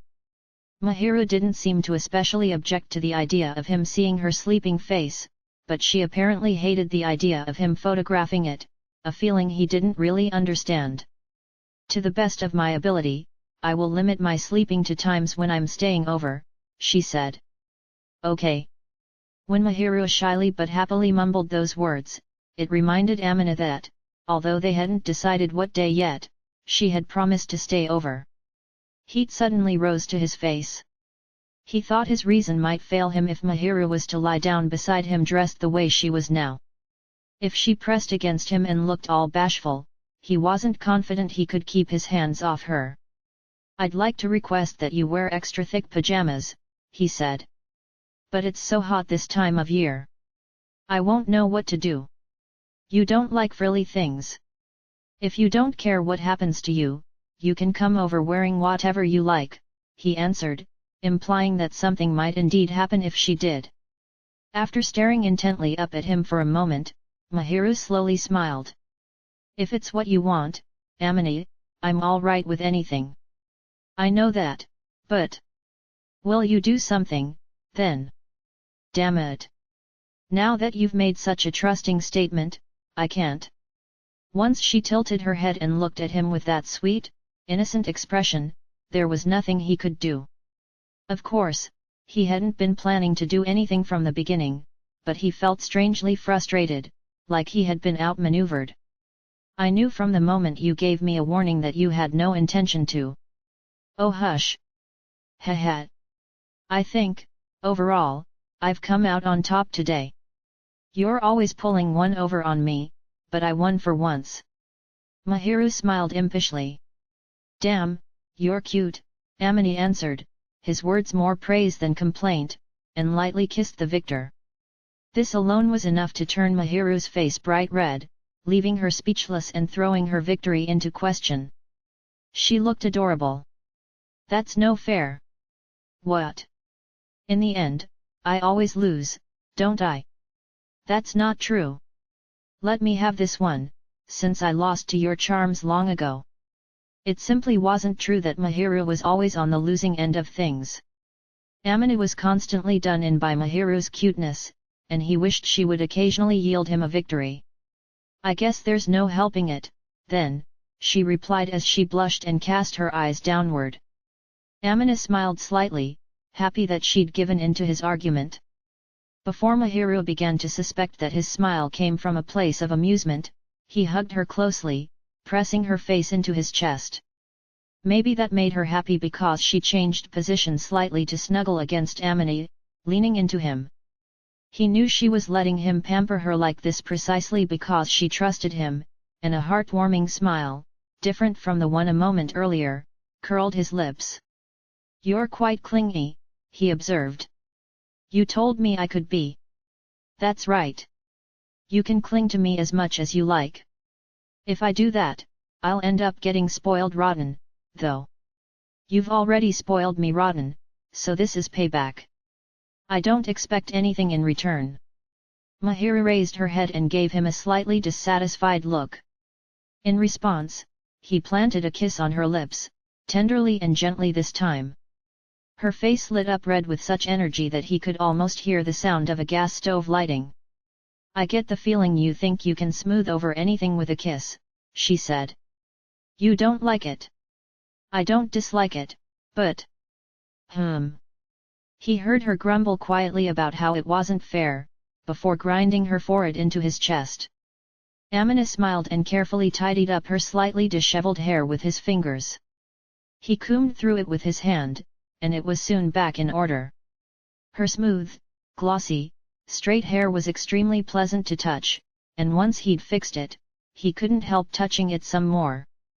Mahiru didn't seem to dislike it. In fact, it was putting her in a good mood, so he had no reason to stop. As he stroked her head, he imagined he was petting a cat in his lap.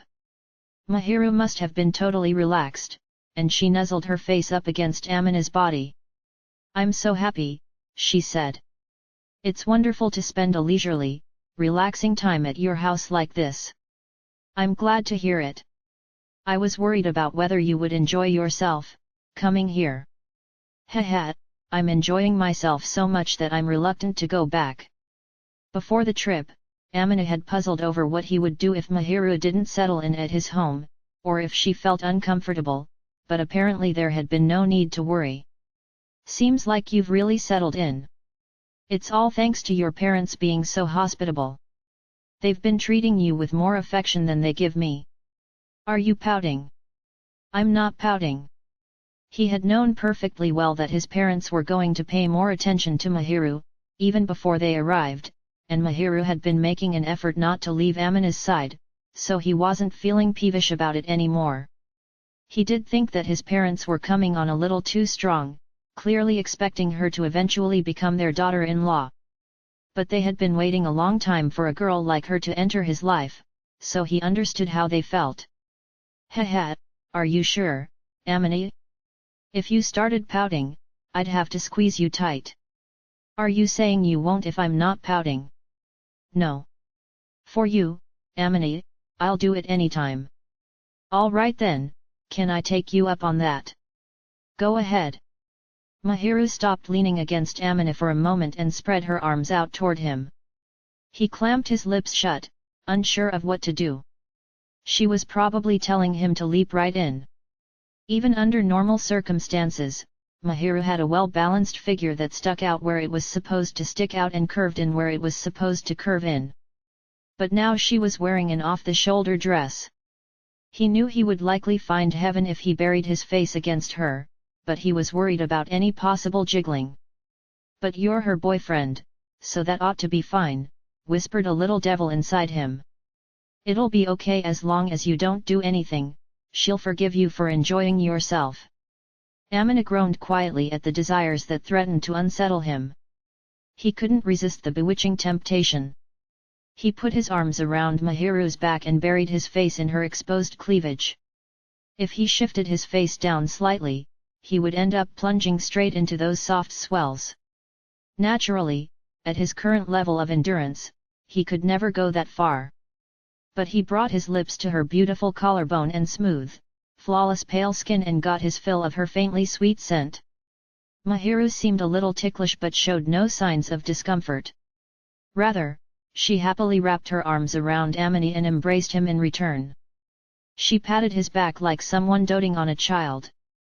Haha, you're clingy, too, Amina. Hush, you. It's fine, go ahead and touch all you want. I'll spoil you silly. You already have. He felt like she was causing him to melt into goo and that he was melting her in return. It seemed they had reached the stage where they were spoiling each other so much they were fusing together until neither of them could survive alone.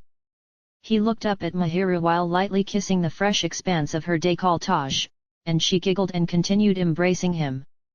She seemed to be enjoying herself. When we sit like this, you seem smaller, Amina. Usually you feel big and sturdy. Do I? You're so small and thin, Mahiru. I can easily wrap you up in my arms. But right now you're the one being wrapped up. You know, maybe I'm so small specifically so you can fit me in your arms. Are you saying you were made for me, Mahiru? Yes. And you, me? Heh. She smiled and caressed him comfortingly. Amina was nearly at his limit. He shifted and moved up slightly to kiss her neck. She reacted quickly with a little jolt. Her neck must be sensitive. He already knew her ears were a weak spot, and now he realized her neck was, too. Be sure not to leave any marks, please. I won't, but I will kiss you. That tickles, I can't take it. If you don't like it, you can always push me away. Don't be mean. He could hear a sulking tone in her voice, as if to say, you know I wouldn't do that. But he was confident that if she truly disliked it, she would stop him, so there was no problem. After Amina had lightly kissed her skin for a little while, Mahiru started slapping at his back like she wanted him to stop, so he left it there. Mahiru's cheeks were flushed red, as if she was roasting from the inside. She glared at him, so he embraced her and stroked her head to calm her down. We got a little sidetracked, but you were saying you didn't want to go back.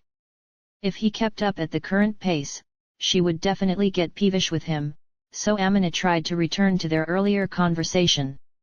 After staring blankly for a moment, Mahiru flashed him an easygoing smile. No, that's not it. I'll just be a little lonely, I guess. That's good to hear. Hey. Well, it means you've been very comfortable here, right? That's true, but you could come with me again next time. At the end of the year, or next summer, maybe. After this trip, Amina was sure to visit his parents again.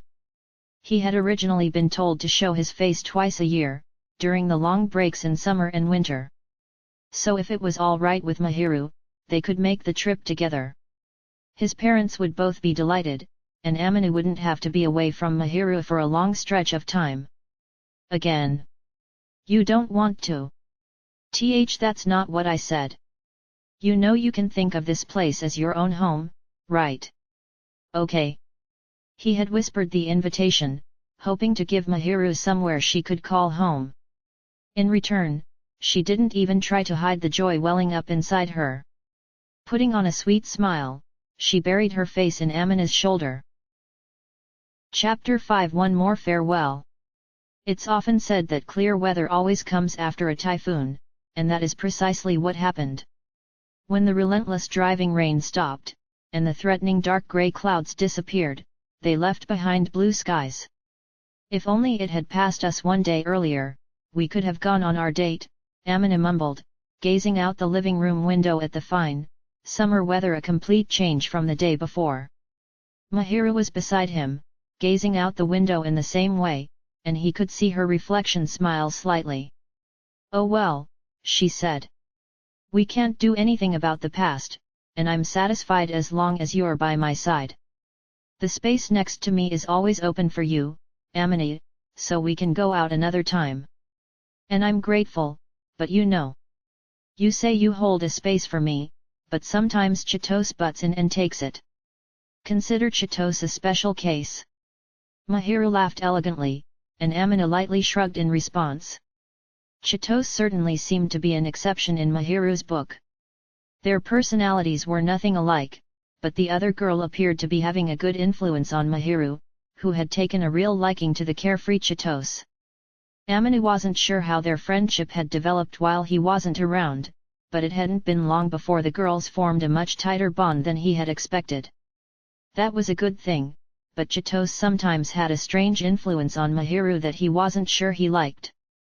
Heh, are you getting jealous of girls, too? Mahiru teased. I'm not that petty, you know. It's just, well, I've got some mixed feelings about you two being so close. Heh. I owe a lot to Chitos, so you'll have to allow it. It's not a question of allowing it. I don't have any intention of telling you what you can and can't do. I trust you.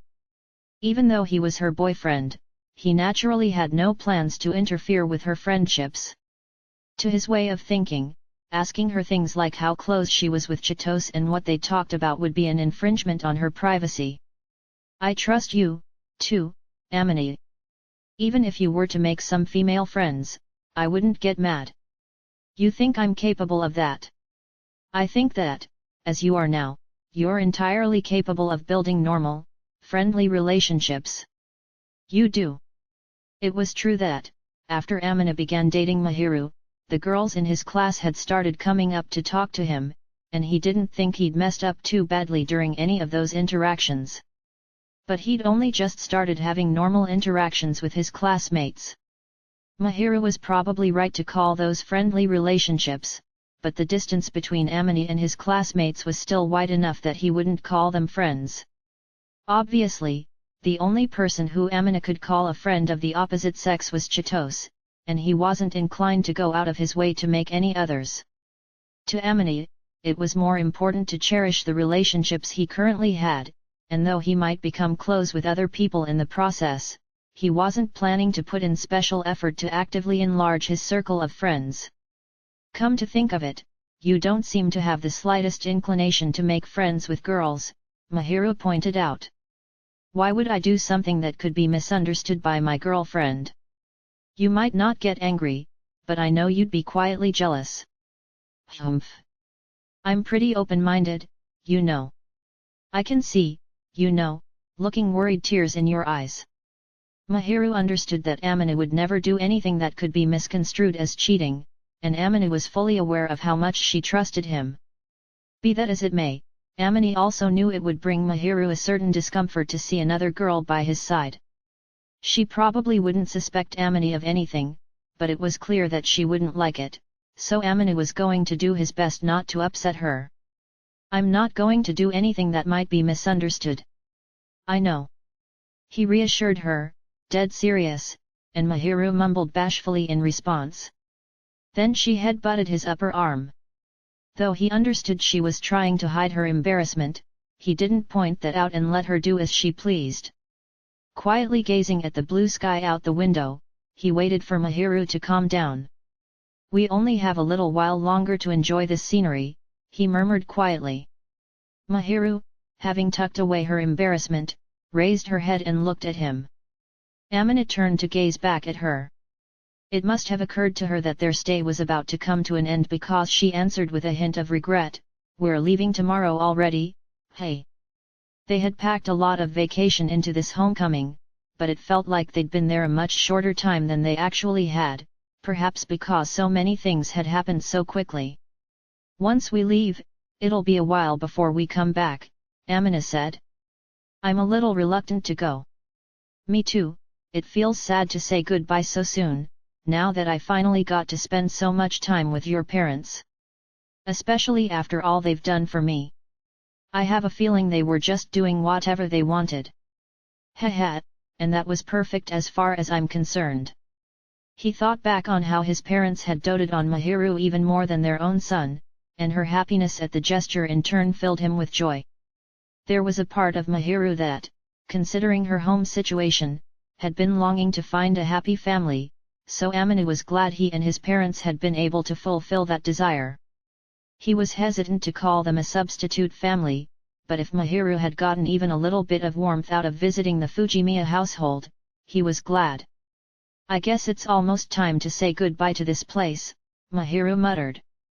"I was hesitant to walk around an unfamiliar place alone, so the only time I went outside was when I was with you and your family, but I wish I could have seen a bit more of it." "In that case, do you want to go for a walk?" Their previous attempt had been cut off halfway through due to the appearance of Tujao, so Mahiru hadn't gotten much of a chance to look around. That reunion itself had ended up being a good thing, but their walk had been left unfinished. Is that all right? Just because of my selfish desire?" "Why would you call it selfish? It's just a walk. I've been planning to go out and take a last look around anyway." He'd intended the little stroll more for his own refreshment than for Mahiru's sake, but there was no problem with including her. In fact, he was happy to be able to continue their walk from the other day. In response to Amina's welcoming attitude, Mahiru blinked dramatically, then smiled slightly, a little embarrassed. "All right, let's go. We can only stay a little longer, and since we made the trip, I want to see more of the city where you grew up. Last time was a little eventful, after all. I'm glad you're not letting it bother you, Amina. Like I told you, it's all in the past now. I know, but even if I was hurt, I have a feeling that you would heal me. If you'll let me, I'll heal you and spoil you as much as you like. Be careful. If you pamper me that much, I really will end up spoiled rotten." Recently, even Amina could see that he was shaping up well. But if Mahiru made a serious effort at pampering him, he wouldn't be able to resist falling victim to her temptations. He had gone to such pains to discipline himself, and he wanted to avoid having it all dissolved away in a single stroke by Mahiru. "At the moment, you're doing quite well, so I think a little spoiling is in order. What exactly is your goal here, Mahiru?" "To offer specially tailored comfort, just for you, Amina." She looked at him with a broad, innocent grin. So was it only his own wicked mind that sensed something alluring and sensual behind her expression? He wanted to be pampered and healed, and he felt like she saw right through him to all of those desires he was keeping deep inside. He turned away from her. "Right. Feeling shy? Quit it. Look, I'm going to go get ready." "Haha, okay." Mahiru answered cheerfully. She seemed pleased that she had gotten her revenge for earlier. Amina looked away, gently biting the inside of his cheek as he tried not to make a face. Amina wasn't wearing anything particularly special, so he was ready to leave right away, but the same did not apply to Mahiru. After changing into outdoor clothes, she diligently smeared herself with sunscreen to ward off UV rays. Apparently, if she didn't take such measures, she would basically burn immediately, and her skin would turn red and start to peel. So she applied sunscreen with quite a bit of care. He was leisurely watching her when Mahiru held out the tube of sunscreen to him and demanded, "You too, Amina?" with a reproachful look. He accepted her kindness without protest. "I think you ought to be a little more careful, Amina. Even if you've got tough skin, the sun's rays are strong." "Well, I'm tanner than I was before I started going outside, and it's not healthy to be too pale, so I think I'm okay.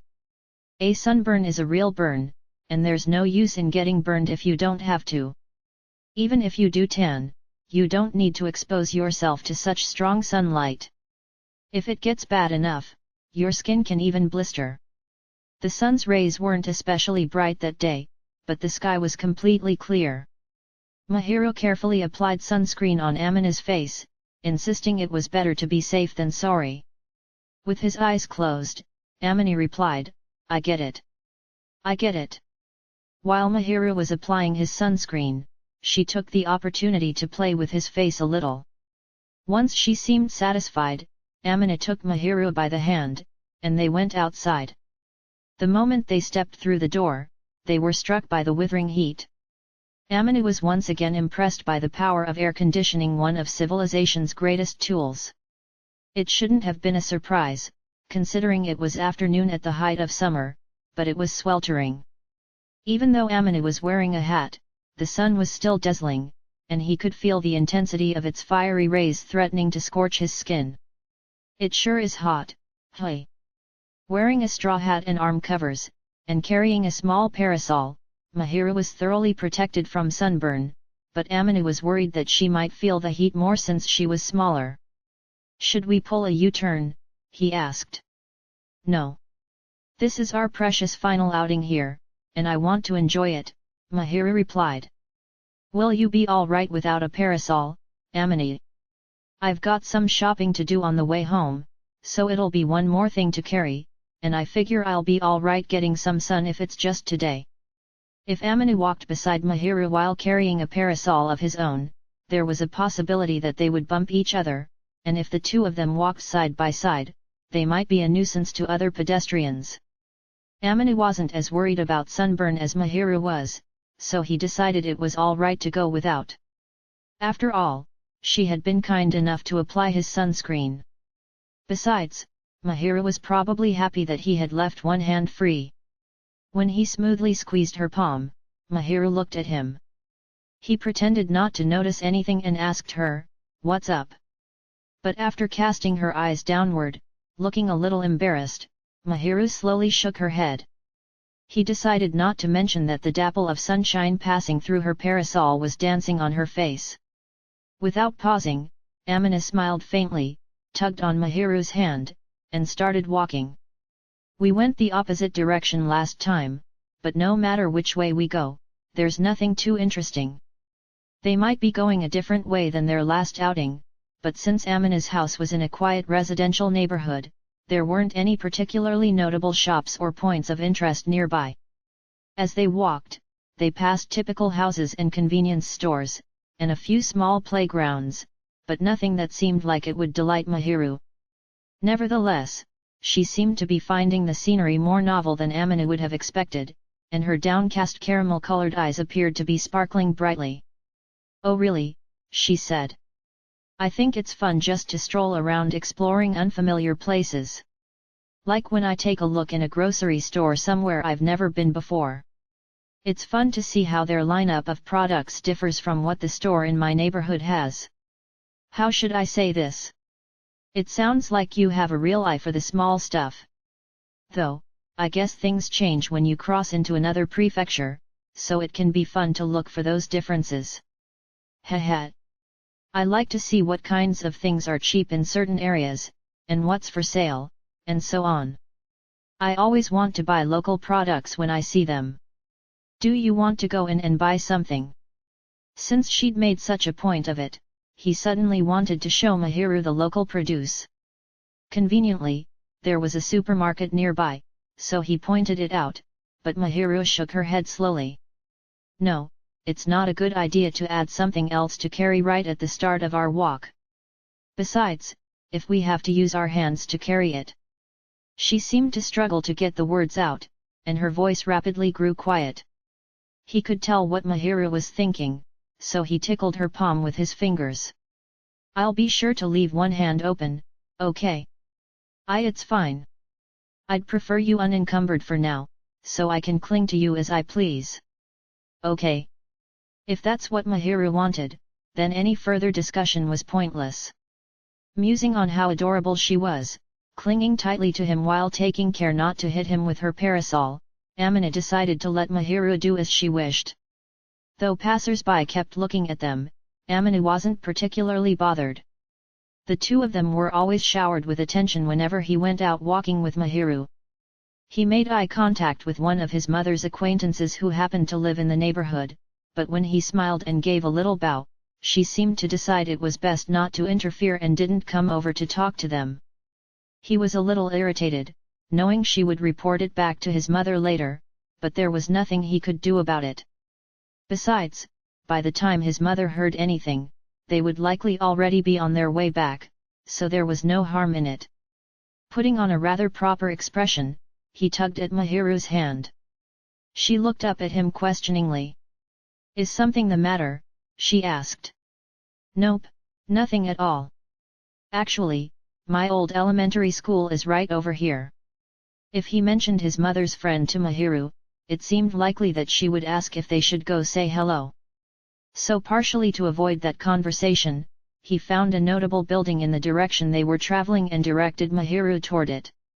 Mahiru had said she wanted to see where Amina had spent his time, so the elementary school fit the bill perfectly. After making sure he had captured Mahiru's interest, Amina shifted his gaze over to his alma mater. Through the fence, he could see children playing in the schoolyard, which seemed to have been left open for students during the break. He hadn't been there for 4 years, but as far as he could see from the outside, not much had changed from how he remembered it. About the only difference he noticed was a sign reading "Entry Prohibited" hanging on a section of deteriorating playground equipment. "We can't go in, since we're not students, but I used to run around like that with my friends, a long time ago." You were a rowdy little kid when you were in elementary school, weren't you, Amina? I don't know if I was rowdy exactly, but I think I was pretty energetic. I wasn't as much of a shut-in as I am now, at least. I liked playing inside, too, but I spent time outside with my friends and went to all sorts of places with my mom and dad. In his elementary school days, Amina had been a healthy, normal child. He ate well, laughed a lot, and played all the time. He ran around innocently with neighborhood children and got scolded for coming home with his clothes covered in mud. These days, it was difficult to imagine what a carefree kid he had been. It's hard to believe, looking at you now, said Mahiru, sounding amused. She must have been thinking the same thing. Amina's mouth tensed up a little bit, and he gently massaged her hand in retaliation. I think it's good that I had a phase like that. Because now, aside from when I go exercise, I prefer to spend my time relaxing at home. And I've only got a few friends who invite me to hang out. Actually, though I have a lot of friends, I don't know many of them that well. So the number of people I actually spend time with is pretty small, too. Mahiru told him this readily, without any self-deprecation. Amina knew that, despite her wide circle of friends, she was the type who hardly let anyone inside her shell. Precisely because she acted as the school's angel, she did not have deep friendships. Instead, she formed only loose connections with all their classmates, who saw her as a perfect girl to be admired by everyone. Now that angel mask was slipping a little, and she was beginning to let the girls in their class see her honest, shy side. In fact, Mahiru was becoming even more popular, probably because she'd begun to lose her intimidatingly perfect image as a girl who was kind to everyone but who didn't let anyone get close. Recently, though, you've been hanging out with other girls together with Chitose, right? I bet it's because you've gotten more approachable. Well, I'd be happy if that was true, but they ask me a lot about our relationship, so it's kind of difficult. You're not telling them anything weird, right? When Mahiru got used to someone, she would occasionally let her mouth run without thinking, so he hoped she was being careful about what information she shared. She frequently let things leak to Chitose, and Amina had been embarrassed before. I'm not close enough to anyone to talk openly like that, and of course, I would be embarrassed to speak of certain things. Though, Chitose is an exception, she admitted. So you've been talking to Chitose, hey? Just a little bit, I haven't told her everything. Oh really? Really?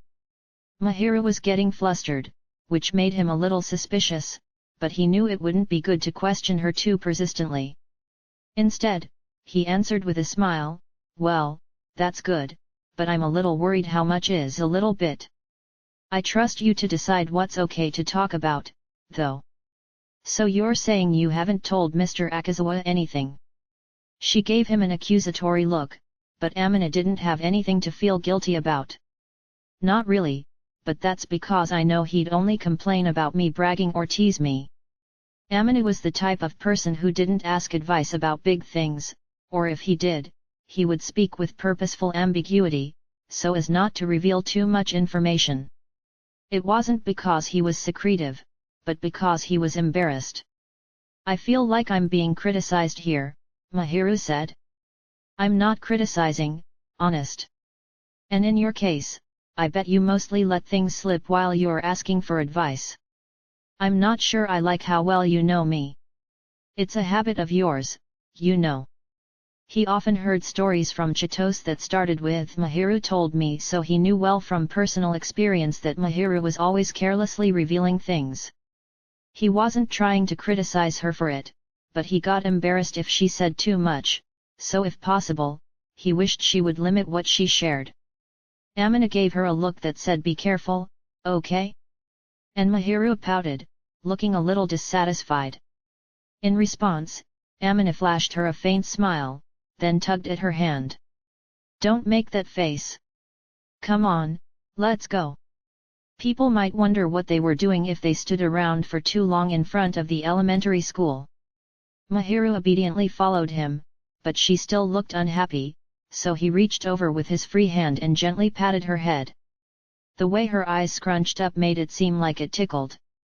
He went on to gently stroke her cheek, noticing that she was warmer than usual. Though he assumed it was because they were outside, he instinctively put his whole hand against her forehead and checked her temperature. "You're kind of warm, are you feeling all right?" "Hey? Yes, I've got no signs of heat stroke. My body temperature is up because it's so hot. Actually, you seem more likely to overheat, Amini. I've got a parasol, but you only have a hat."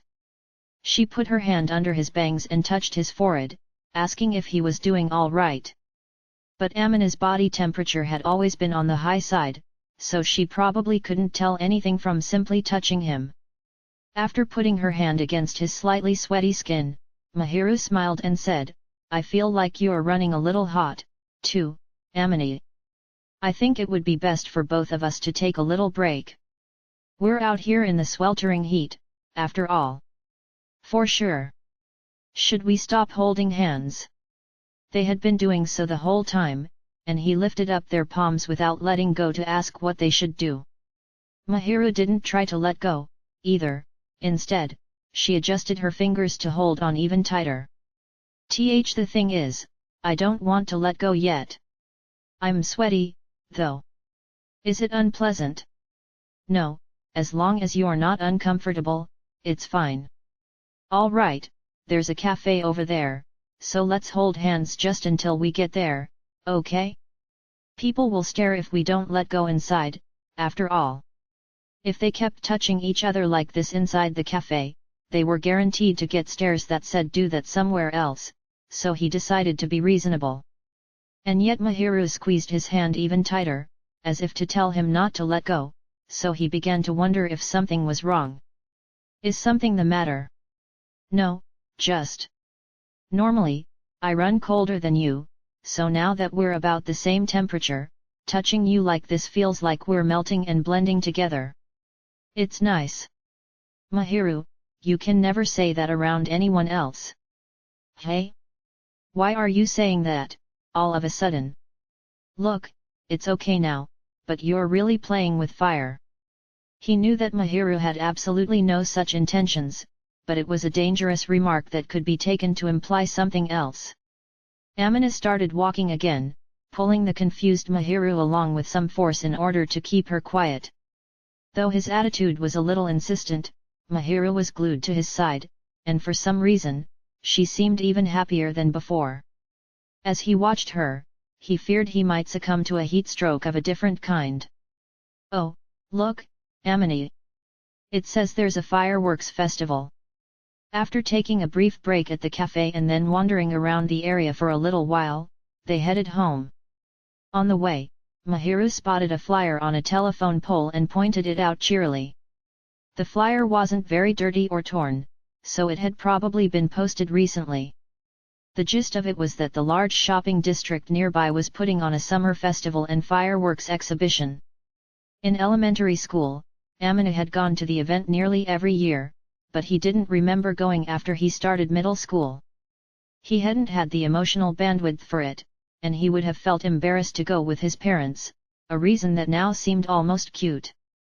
"Now that you mention it, summer festivals and fireworks displays are starting up all over the place," Amina remarked. "I saw something about it on TV." Amina was filled with nostalgia as he read the details on the flyer. However, he realized that the event would be held after they were already back in their respective apartments. "That's too bad," Mahiru said. "The summer festival here will happen after we've gone home."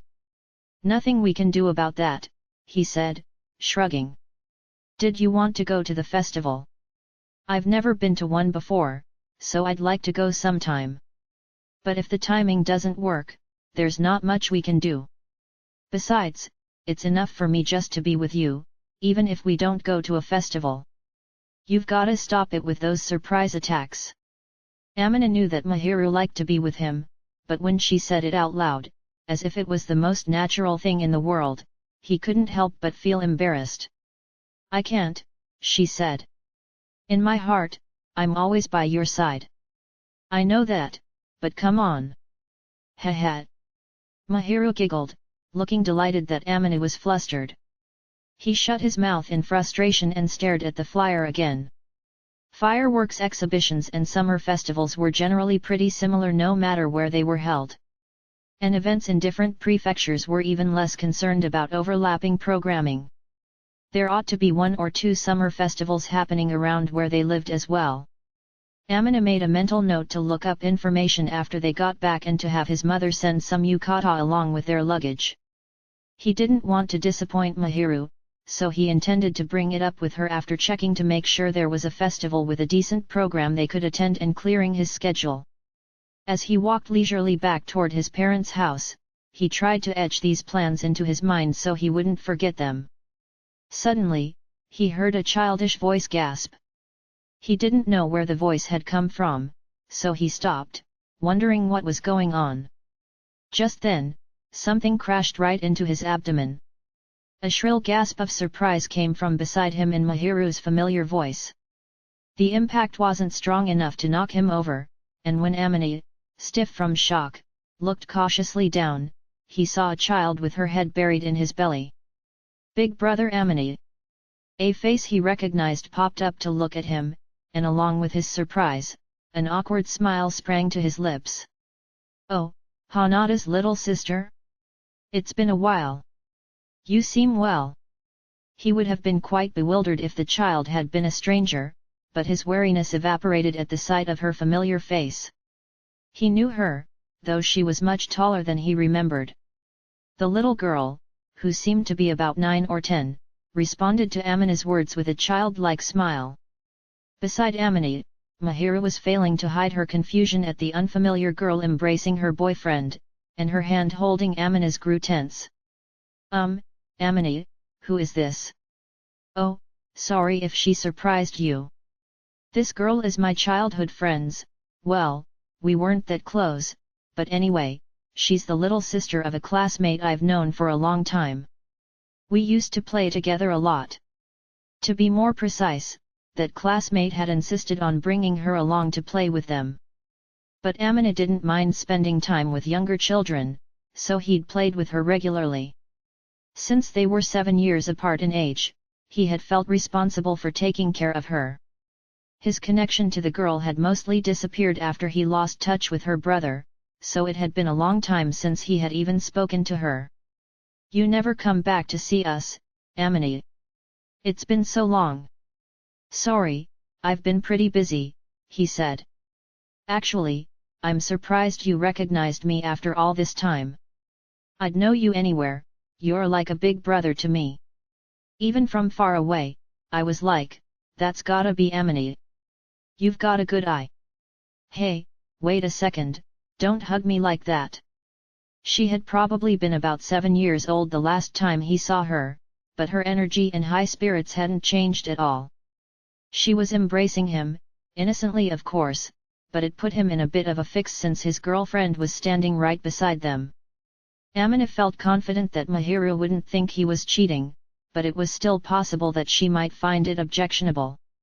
When he cautiously looked over at her, she still seemed taken aback. I hope this isn't giving you the wrong idea or anything. Oh, of course not, Amina. I know you're not that sort of person. But, I was very surprised. There was nothing he could do about the situation, so if Mahiru had misunderstood, he was afraid he'd simply have to explain and apologize. But even Mahiru seemed to realize that Amina would never look at an elementary schooler that way. Still, she couldn't hide her bewilderment at how much the girl adored him. The Hanada girl looked disappointed when Amina gently pried her off of him, but then she belatedly noticed Mahiru's presence beside him, and her big eyes got even rounder. Big brother Amina, do you know this girl? Mahiru started. She's my girlfriend, answered Amina. He didn't beat around the bush, figuring that the child was at an age where she could understand, and the girl's round eyes opened so wide they looked like they might fall out of her head. Girlfriend, like a sweetheart. Yep. She's my sweetheart, and she's very important to me. He introduced Mahiru in a way that would be easiest to understand, and her cheeks flushed, perhaps out of embarrassment after Amini openly called her his sweetheart. Despite this, Mahiru leaned over a little and greeted the girl with a cheery smile, "Nice to meet you." The young girl froze for a moment but eventually seemed to understand. She looked like she might topple over. "And no way. Amina has a sweetheart. Why are you so surprised?"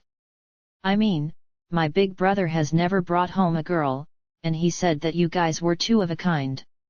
It's all up to fate, I guess." It seemed Amina had been conscripted into a company of guys who couldn't get girlfriends without his knowledge. Amini and Mahiru had nearly made it back to Amina's parents' house, and that meant they were also near his former friend's house, which was in the same neighborhood. Thinking about it, it was perfectly reasonable that they'd run into his friend's little sister. They might easily have run into his former friend himself. "How is your big brother? Is he well?" "He's fine. He's out right now, but I think he'll be coming back before too long." "Oh, is that right?" Amina felt a little relieved, not because he was a negative guy who didn't want to see his old friend, but because he was still struggling to work out how he should act around him. His friend's younger sister stared intently up at Amina, with a troubled look on her young face. It was like she could see right through him. "Do you still hate my big brother?" Amina didn't know what her brother had told her, but she seemed to think that Amina had come to hate him. "I never hated him," he said. They had simply drifted apart. That was probably the best way to put it. Amina didn't hate the other boy or bear any sort of grudge against him. It was just that their minds had settled and cleared, and as a result, their connection had grown too distant and substanceless to be considered a friendship. They had mutually dissolved their bond. That felt like an accurate way to describe it. Back then, Hanada had prioritized his own safety. Rather than extend a helping hand to the friendless Amini, he had chosen to avoid being ostracized as well. It was a completely reasonable choice. A school's social circle is small, and it's difficult to resist the current of popular opinion. Besides, back then, even if someone had extended a helping hand, Amina probably would have rejected it. He hadn't been able to trust anybody. In his insecurity, he probably would have said something terrible and hurt the other boy before severing ties with him anyway. So the fact that their relationship had dissolved gradually wasn't a bad thing. They hadn't broken it off out of spite, it had simply come undone.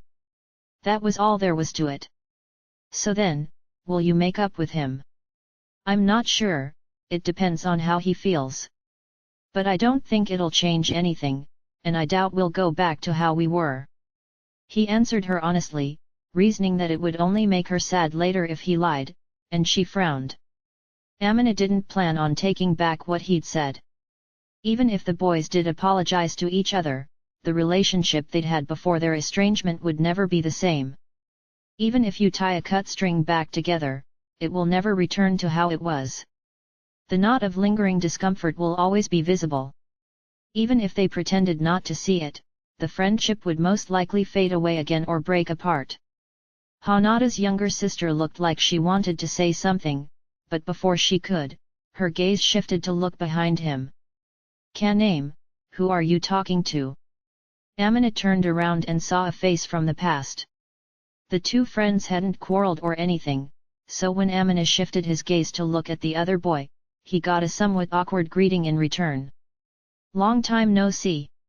It was easy to tell that Hanada felt uncomfortable, so Amina smiled in spite of himself. "Been a while, hi," he said. "Maybe 2 or 3 years since we've really talked. Glad to see you're doing well." "That's my line," Hanada replied. "You look better than I expected." "Well, I am doing pretty well. Physically, I'm much healthier than I was way back when." "Wow, now you're just bragging. Then again, you used to be so lanky you looked like a skeleton." "That wasn't really my fault." "No, it wasn't." Hanada's mood inevitably turned gloomy when he thought about the past. Amina shrugged, then glanced over at Mahiru. They were probably about to broach some topics Hanada's younger sister shouldn't hear, but it would be difficult to get Mahiru to lead her away. Kaname, go show this lady our garden. And make sure to show off mom's flower beds. You know how she's always complaining that no one comes to see them. Do you have something to talk about with Amine, big brother? That's right, we've got to talk man to man. Hanada's little sister seemed to understand that the two boys had something they wanted to discuss. She frowned a little, then said okay, and took Mahiru by the hand. Come on, miss, it's just over there. Mahiru must have been paying attention, too. She obediently let herself be led away. See you later, Amine. Yeah, see you later. After they were alone, Hanada forced himself to smile. Is she your girlfriend? He asked. Yeah, she is. We came here together. Imagine, Amina getting a girlfriend. I guess you never know what might happen, hey. Sounds like you didn't think very highly of me. I mean, the way you looked the last time I saw you, there'd be no way. The last time they had seen each other face to face would have been at their middle school graduation ceremony, though they hadn't spoken. Amina had recovered somewhat by then, but even so, he'd probably looked lifeless. Seems like things are working out in the city. Yeah, thanks to everyone's support. Do I detect sarcasm? Why would you? Because things didn't end well between us.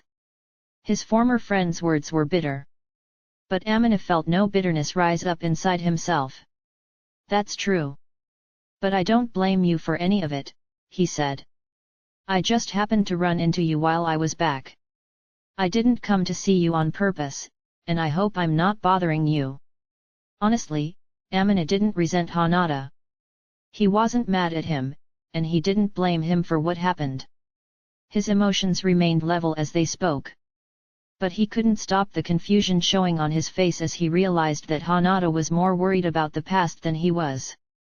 Amina was the one who had been hurt, after all. Being worried over made him feel awkward, and he wished Hanada would stop fretting about it. Seeing you so unfazed makes me think I'm the weird one, Hanada said. Yeah man, you are weird. Stop letting it get to you. I bet you'd forgotten all about it until you saw my face, right? It's no big deal. Are you making a self-deprecating joke? No way. If you look at it objectively, stuff like that happens all the time. It's only important to the person it's happening to. I'm just stating facts, I didn't mean to make a dig at you. Sorry. It doesn't feel right for you to be apologizing, I'm the one who should be saying sorry. I wouldn't know how to react if you did that. I don't remember you doing anything worth apologizing for, Hanada. I didn't do anything at all, that's the problem. I think it's because you didn't do anything that I didn't try to push you away. Anyway, it was a long time ago, so you don't need to feel bad about it. Amina knew that if his friend had extended a half-hearted helping hand, he probably would have rejected it, and a rift would have opened between them. Instead, because he had quietly kept his distance, the friendship had died out naturally. Amina didn't get worked up or feel hurt, he simply stated the facts in a light-hearted way. Hanada shot him a deflated grin. I see, so for you, it's already in the past. Yeah, Amina said, nodding. I ran into Tejao, too, and realized I was already over it. I think everything turned out all right in the end. You've gotten stronger in more ways than one, haven't you? I bet Tejao hasn't changed a bit. I'm in high school with him, so I know. I was actually surprised by how little he'd changed. I guess it depends on the person whether that's a good or a bad thing. Whether change was positive varied from person to person. Remaining the same could also be the right choice. Amina had changed because he had wanted to. If it hadn't been necessary, he would have been all right staying the same. It seemed like Tejao felt no need to change. Hanada shrugged. You really don't seem bothered by it. He sounded surprised that Amina could talk about someone so intimately connected to the troubles of his past in such an easy manner. That's because I've found closure. Though, Tu Zhao didn't seem too pleased about it. I bet he was furious. Try not to provoke him too much. Why do you assume I provoked him? He was the one doing the provoking. With that attitude, I wouldn't be surprised if he lashed out at you. Well, he didn't seem happy, but that was the end of it. What if you run into him again? I don't have any intention to see him ever again. It definitely wouldn't be any fun for me. Besides, I hardly ever have reason to come back here. It didn't make much sense to go out of his way to see someone he'd left in the past. He wasn't bitter or angry, Tu Zhao was simply someone he used to know and had since cut ties with, and Amina didn't intend to have anything more to do with him. Now that you mention it, you didn't come home for the end-of-year holidays, did you? Your mom must have said something about it.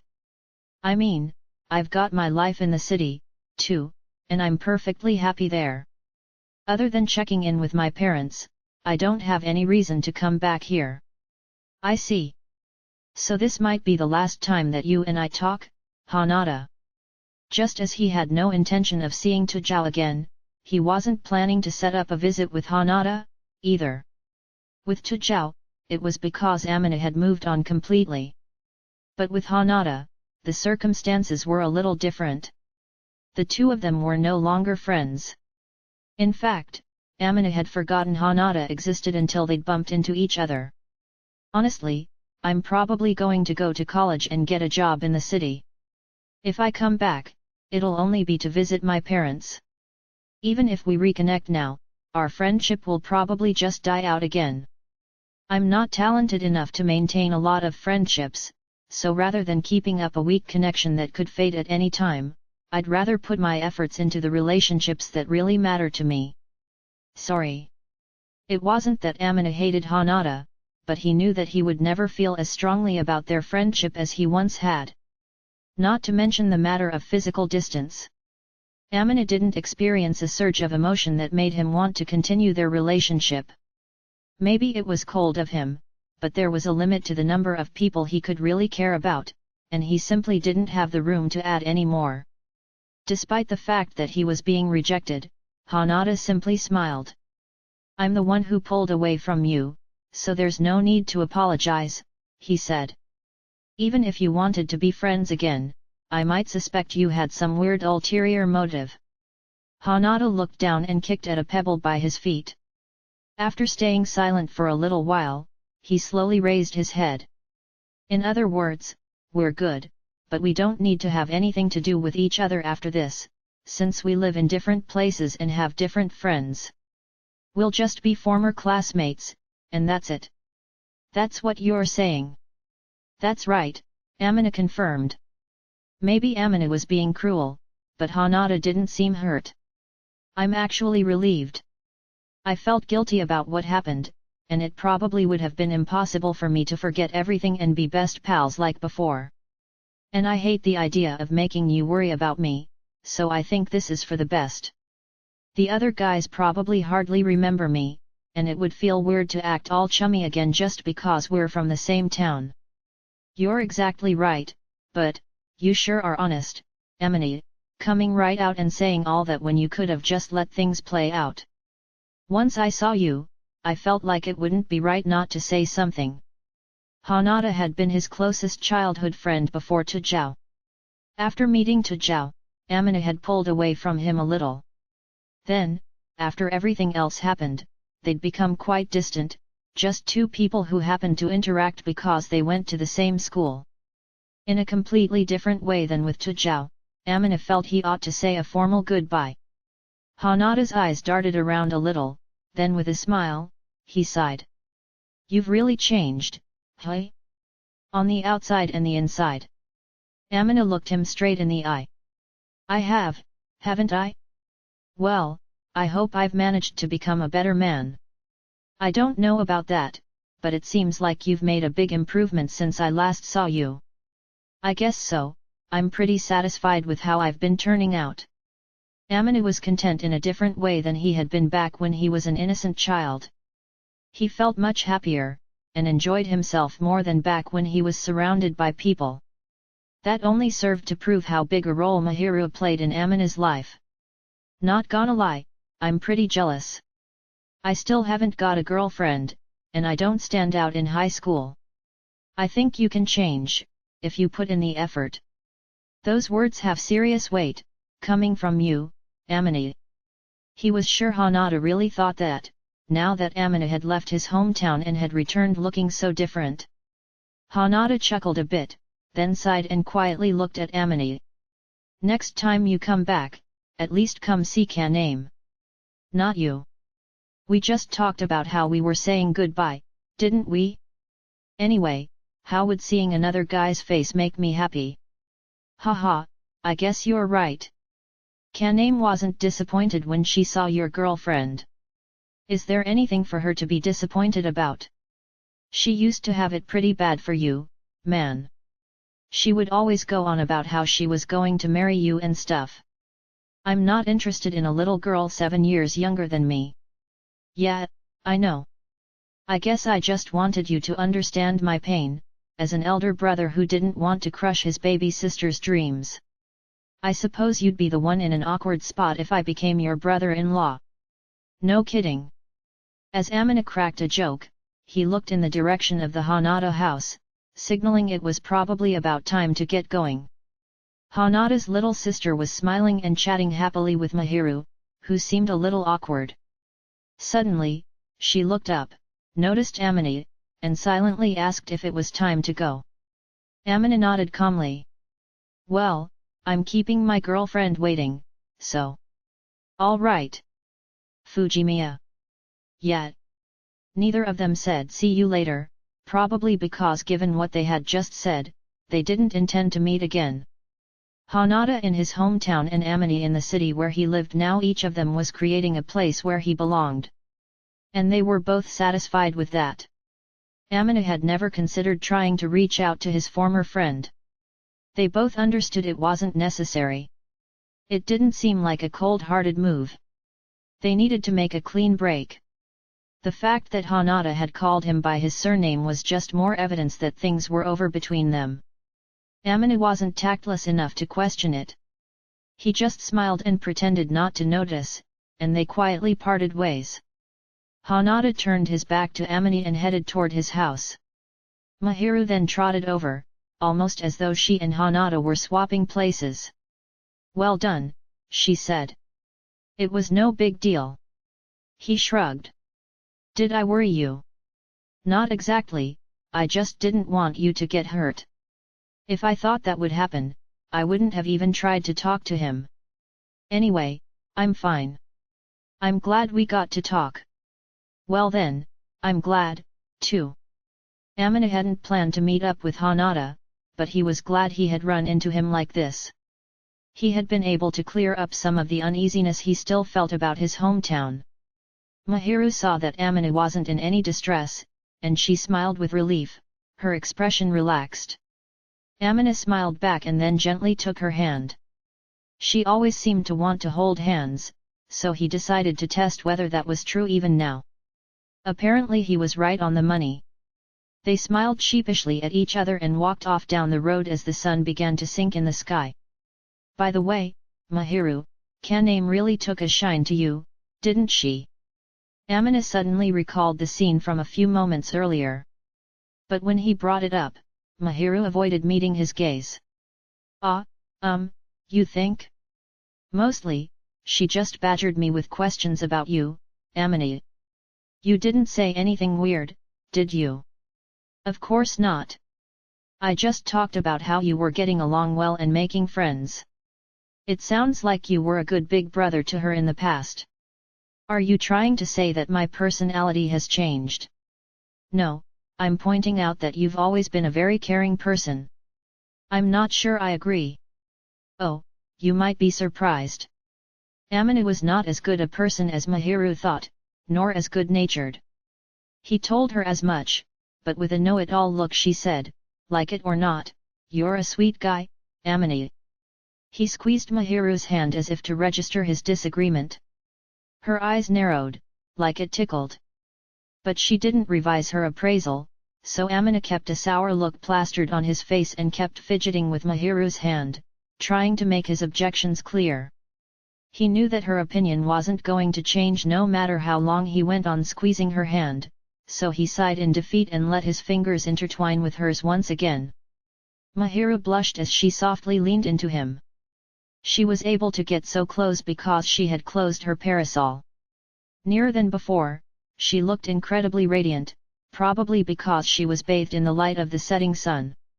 As they walked slowly along, quietly gazing at the scenery around them, Amina heard a soft, earnest murmur. "You've confronted a lot of your past these last few days, haven't you, Amina?"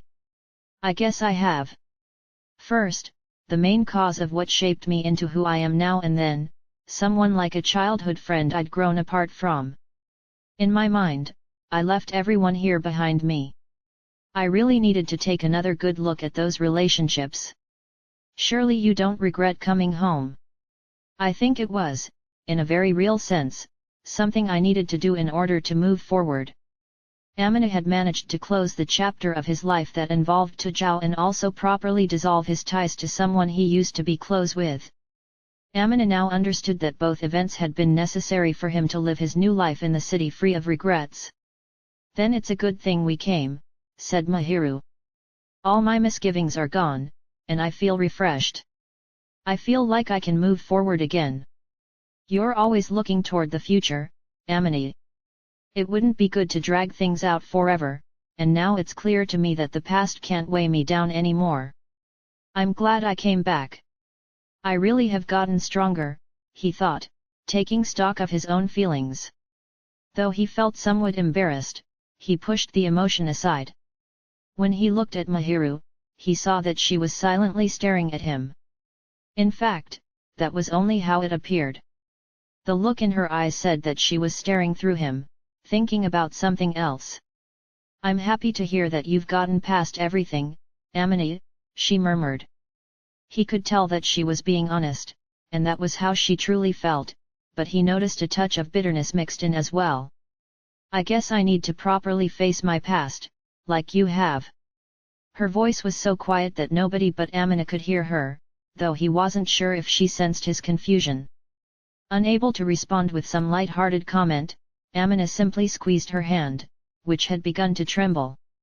"I can't believe it's really time for you to go," his mother grumbled, not even trying to hide her sadness. She was standing beside the pillar in front of the ticket gates where they had met at the very start of his homecoming. His father was there beside his despondent mother, comforting her. They had already stayed longer than they had initially planned, and of course there was no way they could leave their apartments sitting empty forever, so it was time for Amina to go back to the city, his current home. Naturally, his mother's reluctant gaze was directed not at him, but at Mahiru. She was clearly upset to part from her darling, intended, daughter-in-law. "I'm sorry," Mahiru apologized. "But we've got things to do at home and other plans, so you don't have to pay attention to anything my mom says. If we start listening to her complaints, we'll be here all day." "How cold you are! And to your own mother. You're getting what you deserve, Mom, for prioritizing a cute girl over your own son. Oh come now, don't act so surprised. Of course I'm going to pay more attention to my adorable, sweet daughter. I don't know when she'll be back, unlike my son, who can visit any time." She was being utterly shameless, and Amina had already lost any desire to argue with her. He could kind of understand what she was trying to say, and it seemed like it would be mentally exhausting to continue this any further. When he glanced over at his father, he caught the man smiling reluctantly, like there was nothing he could do. "Doesn't seem like he'll be any help with Mom." Mahiru had looked uneasy, but her delight at his parents' reception must have won out because she was now wearing a wide, embarrassed grin. "Well, if it's all right with you, I might intrude on you again some. Come anytime. We'll always be ready for you." Let the girl finish her sentence, Mom. "But it's a nice offer, isn't it, Mahiru?" "Yes, it is." This time, Mahiru's smile was one of pure joy, and when Amina patted her head, his mother looked at them and grinned, though Amina pretended not to see. "I'm glad that Miss Sheena took a liking to our home," his father added. "Honestly, I was a bit worried about what we would do if she was too reserved." "I don't think she had much of a chance to be reserved, considering how overbearing Mom was. That probably helped her get acclimated." "Haha, you're probably right. For better or worse, your mother can be pushy. I don't suppose the two of you are over there speaking ill of me, are you? I think it's one of your charming and desirable traits, my dear." "Oh, you." His mother grinned, as if she hadn't been sulking just moments before, and Amina shot her a wry smile in return. Then he looked up at the clock mounted on the wall of the station. "Well, should we get going?" he asked. "I guess we should, it's about that time," said Mahiru. Amina wanted to hurry up and get settled in their seats, so with some reluctance, they had to part ways. His parents seemed to understand, and with a regretful look, Amina's mother squeezed Mahiru's hand and pumped it up and down. "Mahiru dear, you come back soon, okay?" His father looked on with joy in his eyes, then turned again to Mahiru. "Miss Sheena, thank you for coming to visit us. You livened up the place, and it was a lot of fun. I should be the one thanking you. Ha ha. If you ever fight with Amina, you can tell him I'm going home, and run away to us." "Do you really think I would hurt Mahiru like that?" Amina shot his mother a mean look and got a cheerful smile in return. "Every couple has a few misunderstandings here and there. Besides, there may be times when you want to be alone or when you want to rely on an adult. So if something happens, you can come here anytime. We will always welcome you." "Thanks." Mahiru's caramel-colored eyes threatened to well up with tears the moment she heard the words "come here anytime," but the next instant, they were filled with joy. Amina felt himself tearing up a little, too, as he looked at Mahiru, who looked delighted from the bottom of her heart. "I wonder if we were able to show Mahiru a little bit of what a happy family looks like?" All he could think about was that, going forward, he wanted to show this girl, who had basically never known a real family, every shade of happiness and let her experience what it was like. Mahiru's face relaxed into a soft smile, and Amina grinned peacefully, grasping her hand with affection. Chapter 6: The Angel and the Suspicious Figure. The first thing Amina did the day after returning to his own apartment was clean. As expected, he had been too tired to clean the day he got back. Since his place had been empty for a little under 2 weeks, dust had accumulated. It wasn't that much, but since Mahiru spent time with him in his apartment, he wanted to get it as clean as possible. To that end, Amina made use of all the cleaning techniques Mahiru had taught him and gave the place a good once-over. Mahiru was apparently busy cleaning her own place, so he did it all by himself. Though cleaning wasn't exactly Amina's strong suit, thanks to Mahiru's teachings, maintaining a tidy home was no problem. Mahiru always said, if you diligently keep up with your cleaning, you won't need to make any great effort.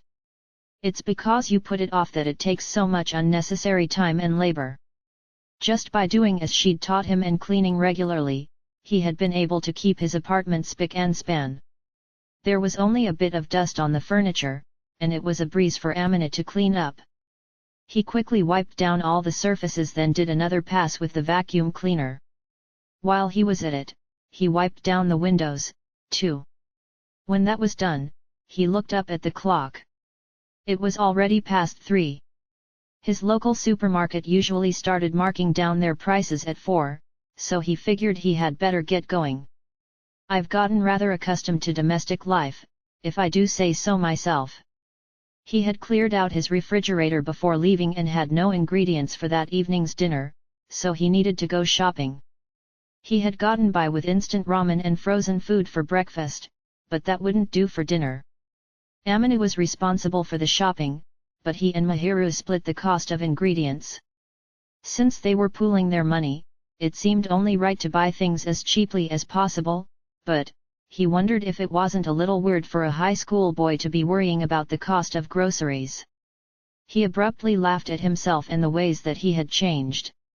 Then he went into his bedroom to put on clean clothes before heading out. As Amina made his way to the supermarket, lost in thought, a person with a familiar, light hair color passed him by. He wheeled around to look, but of course all he could see was the person's back. Their hair was not as long as Mahiru's, and anyway, he could tell that the stranger was a man, so it definitely wasn't her. But his hair didn't look dyed, and it was rare to see such a naturally light color. Musing on the unusual sight, Amina entered the supermarket. He was tossing ingredients for that evening's dinner into his basket when he heard a familiar voice from behind. "Oh, fancy meeting you here. Kokin." It was a young man whom Amina had gotten to know through Yueta, when they had all competed together in the cavalry battle at Sports Day.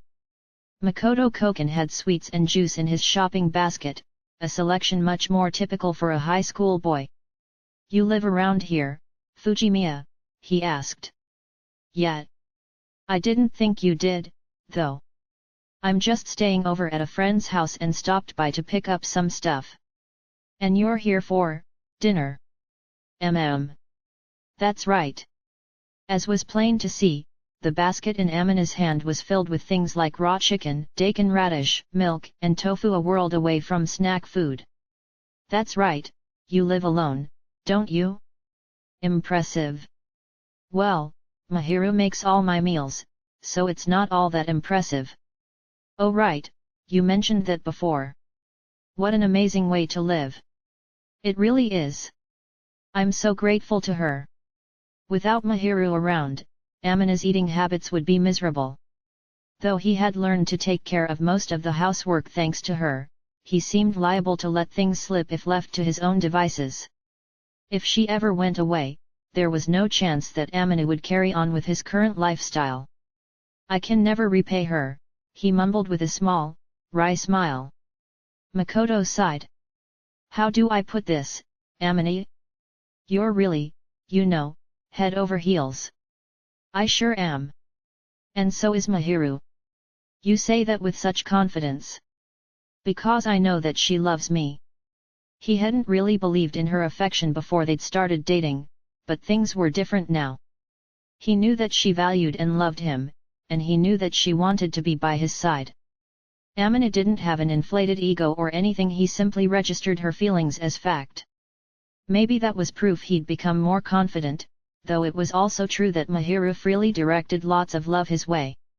Amina had answered readily and without hesitation, and Makoto was now the one with a wry smile. "Well, I think it's great that you're so confident about it," he said. "Much better than being all wishy-washy like before, right? Even though it was always clear things were mutual." "That's harsh. I mean, it was so obvious that she was into you." "It's none of my business, though, so as long as you guys are happy everything's good, yeah." Makoto shrugged, and Amina smiled, recognizing this as the other boy's way of complimenting him. "Plus, Yueta's given you his blessing, too, so I figure everything worked out peacefully in the end." "What? Never mind, nothing. Well, I'm going to the register." Amina was still wondering why Yueta had come up at all, but Makoto hastily turned and left before Amina could question him about it. Still confused, Amina went back to shopping for the dinner ingredients he had listed on a memo in his phone. When Amina got back to his apartment building, he spotted the man he had passed on his way to the store looking up at the building. He had never expected this to be the man's destination, and it was strange that he was still standing outside despite how much time had passed. In spite of himself, Amina stopped in his tracks and watched him. He had an awfully familiar hair color. Amina couldn't be sure, since he had only seen the man from behind, but he didn't appear to have a large build.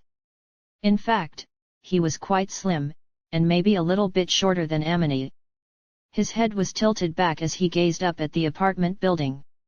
Though Amina couldn't see his facial expression from where he was standing, there was no question the man was staring intently up at the apartments.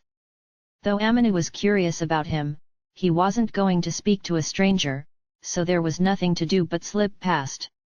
He knew it would be suspicious if he walked by and then suddenly turned around, so he accepted that he probably wouldn't get a good look at the man's face.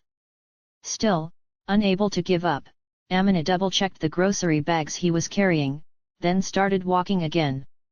As he passed the man, Amina let one of the bags bump into him, then dropped it on purpose. He felt a little guilty about the ruse. The bag only held Amina's snacks and energy bars, so dropping it wouldn't cause any trouble for Mahiru. When he bumped into the man and dropped the bag, the man's attention shifted to Amina. As Amina picked up his items and brushed off the dirt, he looked up at the man. He'd expected as much, but a feeling of vindication welled up inside him. The man was extremely handsome, with clean-cut features that would grab anyone's attention. He was frowning at Amina apologetically, feelings of guilt reflected in his clear, brown eyes. Since Amina was the one who had intentionally bumped into him, he was the one who ought to feel bad about it. "I'm sorry, that was careless of me," he said. "No," the man protested. "I'm the one who was standing around in a spot like this, I'm sorry. I was in the way." He apologized in a gentle, low voice that was both composed and calm. Amina said again, "No, it was my fault," and bowed. He had confirmed what he'd wanted to confirm. He had no concrete proof, but the man was likely exactly who Amina had thought he was. Amina went ahead and passed by the man as if nothing had happened. He probably had no idea who Amina was and didn't have any reason to suspect him. Though it had only been a 10-second interaction, Amina was feeling strangely worked up, probably because the girl he loved was connected. He had just made it to the door of the building and breathed a sigh of relief, when suddenly that very girl appeared before him. "Welcome home, Amina." Amina panicked. He wasn't expecting her to come down to the entry hall or, in fact, to come greet him at all. Mahiru looked at him in blank puzzlement. "Why are you making that face?" she asked. "And no reason. Just wondering what made you come all the way down here." "Oh, you sent me a message earlier saying you were coming back soon, didn't you? I asked you to buy a lot of things, so I thought I would help." Right. It seemed she had genuinely come down to help Amina carry the groceries. Confirming the man's identity a moment earlier had put a burden on his heart, and now that Mahiru had appeared, it was beating even faster. Amina worried that its pounding might alert Mahiru to the man's presence, and he turned around to look in spite of himself. But the man who had been there just a moment ago, only about 10 meters away, had vanished. So he wasn't waiting to see Mahiru, and he wasn't on his way out after meeting her, either. He could tell it wasn't the latter from the way Mahiru was acting. If the man had come to see her, surely he would have approached after catching sight of her. There would be no reason for him to leave. So then, why, Amina wondered, had he come? Why had he deliberately walked right up to the front of the apartment building where Mahiru lived, and why had he been staring at the floor she lived on? "Is something the matter?" asked Mahiru. "No, it's nothing." Feeling a little relieved that, for better or worse, Mahiru didn't seem to have noticed the man, Amina placed the bag with the snacks into her waiting hands, then got in the elevator with her. Later that evening, Amina was looking sidelong at Mahiru, who was sitting beside him, worrying over whether he ought to talk to her about the man he had encountered earlier that day just before she had come down to meet him. He suspected that the man was Mahiru's father. Mahiru's mother had an intense, egoistic air about her, and sharp features that hardly resembled Mahiru at all, so it wasn't obvious that they were parent and child. But the man from earlier resembled her so strongly that it was clear at a glance that they were related. From his gentle, strikingly handsome features, to the color of his hair and eyes, he had looked exactly like Mahiru would if she were a man and a few years older. Naturally, Amina couldn't dismiss him as a stranger, given the resemblance. He just wasn't sure whether he should say anything to Mahiru. He knew that she didn't think well of her parents and that she tended to avoid talking about them. If he could, he wanted to act as though nothing had happened. And yet, if by some chance the man was to show up again and actually approach Mahiru, she was sure to get a shock. Before that could happen, Amini reasoned, he ought to give Mahiru a chance to prepare herself. Is something on your mind? You've been staring at me for a while. Amini was fretting over what to do, since either option would be shocking for Mahiru, when she looked at him with a truly puzzled expression. Apparently, she could feel the weight of his gaze. Well, how do I put this? What is it? What are you hiding?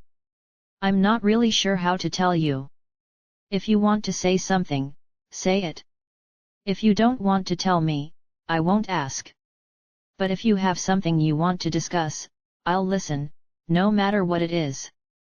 Mahiru was leaving the matter up to Amini. After hesitating for a full 10 seconds, he slowly began to speak. So the thing is, earlier, when I went out shopping, I ran into this man. Oh, did you? For the moment, Mahiru just nodded at him. She didn't seem to grasp what he was talking about, so Amina looked her directly in the eyes, ones the same color as those of the man he'd seen earlier. He was standing in front of our apartment building, staring up at it, with eyes exactly like yours. Hey! Mahiru stiffened, a puzzled expression on her face. The man had the same eye and hair color as you, Mahiru. And his face looked like yours, too. Amina was hinting that the man might be her father, timidly looking for confirmation. To his surprise, Mahiru did not seem shocked, just baffled. So you're saying that there was a person here who looked like my father? Probably, yeah. Amina said probably, but in his mind, he was convinced that the man was Mahiru's father. His features and general presence had resembled hers so closely that it seemed absurd to think they could be unrelated. After blinking several times at Amina's words, Mahiru narrowed her eyes. She must be in shock, he thought. You're sure it wasn't a case of mistaken identity? She asked. Hey! It was Amina's turn to be baffled, this time by her abnormally casual reply. My father has never shown any interest in me. For as long as I can remember, I hardly ever saw his face. He's always been completely occupied with work, to the point he must barely remember I exist. Even now, he almost never contacts me, and when he does it's only a business call a couple times a year. As she told Amini all this in a dispassionate voice, the look in Mahiru's eyes steadily shifted from astonishment to something much colder. He has no reason to come and see me, and if he was going to, I'm sure he would send word ahead of time. Though, he's never done anything like that before, not even once, Mahiru asserted decisively. Amina looked at her face, then squeezed her hand. Besides, she continued, what could he have to say to me at this point? After ignoring his daughter for more than 10 years and spending all his time at work, what purpose could my father have for going out of his way to contact me? There's no reason why he would come to see me, at least no reason that I can understand. Mahiru. Even supposing he did start noticing me now, I can't acknowledge those people as my parents. They are nothing more than two people who happen to be related to me by blood, they are not the parents who raised me. The person who raised me was Miss Koyuki and nobody else. Mahiru spoke in a flat, hard voice full of thorns. Her expression was blank, as if she had erased all emotion from her face. Amina found it difficult to look at her, so instead, he embraced her. The thorns in Mahiru's voice were turned inward, hurting herself more than anyone else. She didn't seem to be putting on a show of courage. Instead, Amina got the impression that she was mentally wringing her own neck. He could tell because, even though all the emotion had disappeared from her face, she still seemed to be in pain. She was trying to maintain a blank look, but it seemed obvious to him that she was really hurting. Wrapped in Amina's arms, Mahiru slowly lifted her head and looked at him. What's this? She asked. Just missed the warmth of human contact. Who did? I did, I guess. Is that so? Mahiru mumbled quietly, then leaned into Amini and let out a little sigh. I'm not really worried about it, she said. He's got nothing to do with me. Oh. I've got a new family, after all. I suppose you do. So I'm fine. Amina was happy that she considered his home to be hers, too. The way she was talking made it clear how she felt about her own. Sensing this, he gently stroked her head. So then, if I happen to catch sight of that person again, what should I do? He asked, gently running his hand over her hair. Mahira was leaning against Amina's chest, so when he asked his question, she slowly looked up and stared at him with calm eyes. There was no shock or anguish in her expression, which came as a relief. Then Mahira frowned, looking a little uncomfortable under his gaze. I don't care, you can do whatever you like, she said. You don't want me to do anything in particular. He had been certain that she would ask him not to approach the man, but Mahira only shook her head. Not really. Not unless we run into him together, or if he tries to speak to me while I'm alone or something.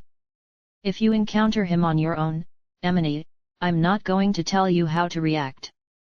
I'd still like you to report to me that you saw him, though. I see. So you're planning to not get involved with him in any way, is that what I'm hearing? Yes.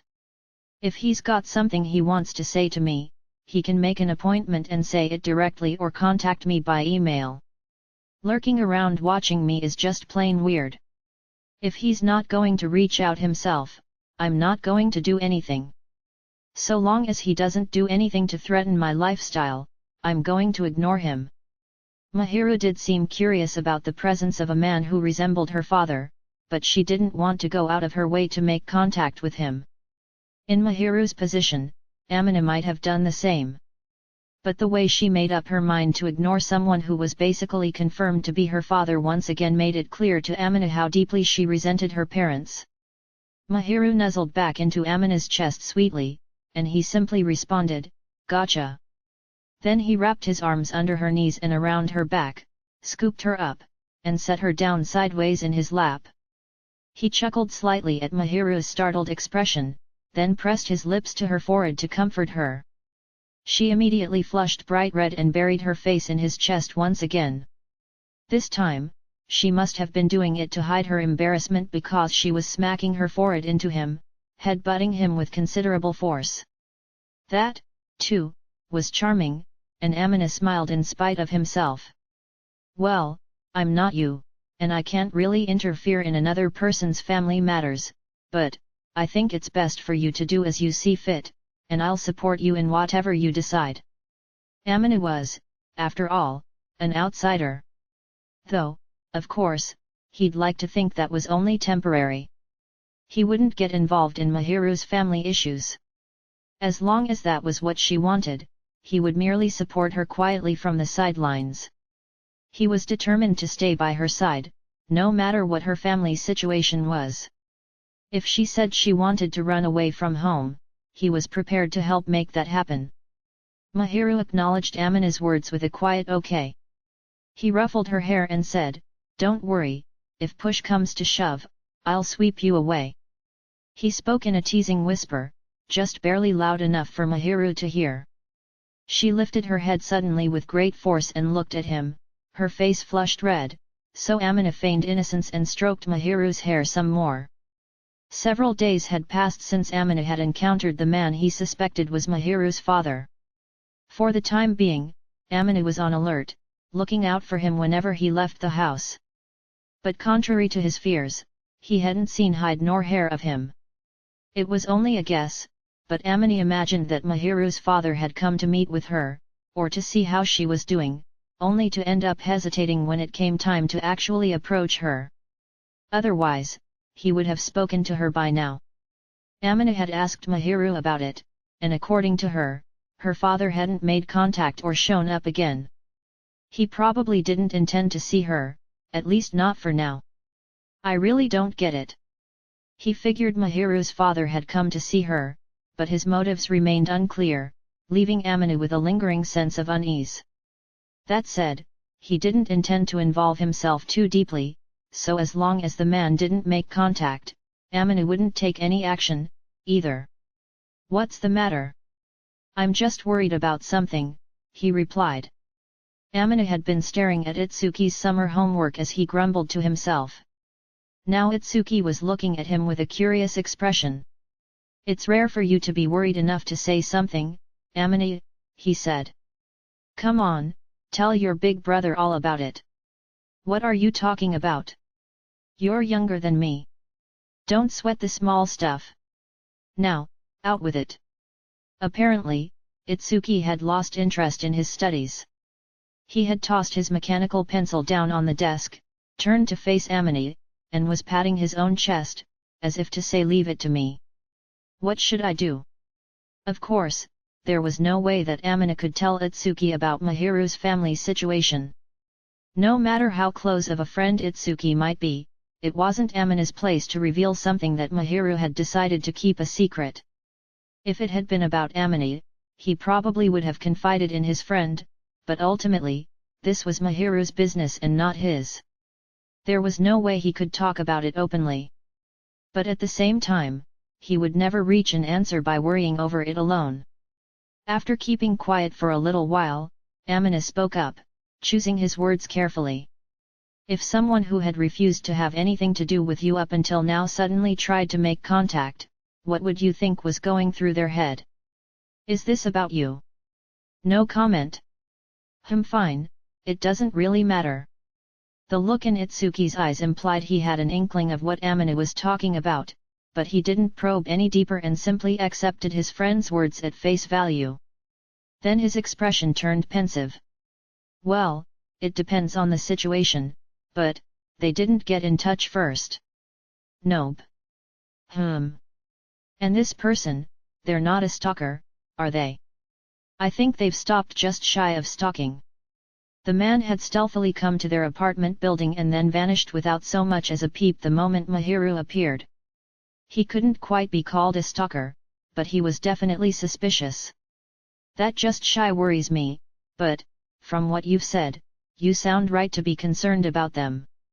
I don't know what your relationship with them is like, but maybe they've got important business that needs to be discussed in person, or maybe they've had a change of heart that made them want to reach out or something. A change of heart.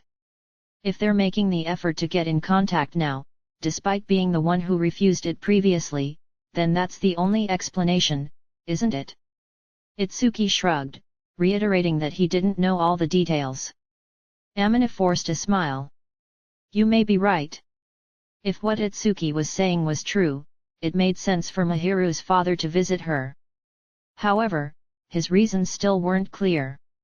Amina didn't know anything about Mahiru's father's personality or circumstances, so even if he wanted to try to imagine the man's thought process, he didn't have a single clue to guide him.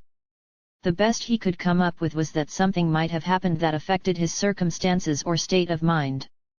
That was the only reason he could imagine for the man to come see Mahiru now. Like I said, I can't really talk because I don't know all the details, but if it were me, I think I'd get curious and end up contacting them. I hate letting things sit like that. I get too antsy. That sounds just like you.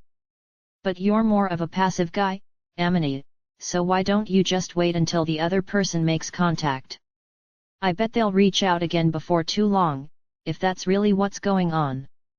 And if they give up, there's always email or a phone call. When Itsuki pointed out that, without knowing the other party's situation, waiting was the only option, Amina reached the same conclusion.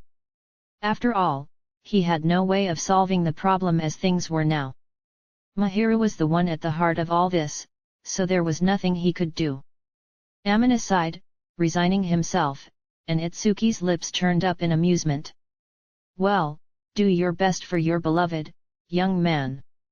Wah! You're surprisingly easy to read, you know. If this was about you, you would have just come out and said it. You only get this worked up when it has to do with Miss Sheena. Can it, will you? I don't have the right to meddle too much in other people's affairs, so I'll just leave it at this, but I think you should do everything you can for your sweet girlfriend, you hear? Itsuki poked Amina with his elbow, and Amina's face twisted into a sullen grimace. I know.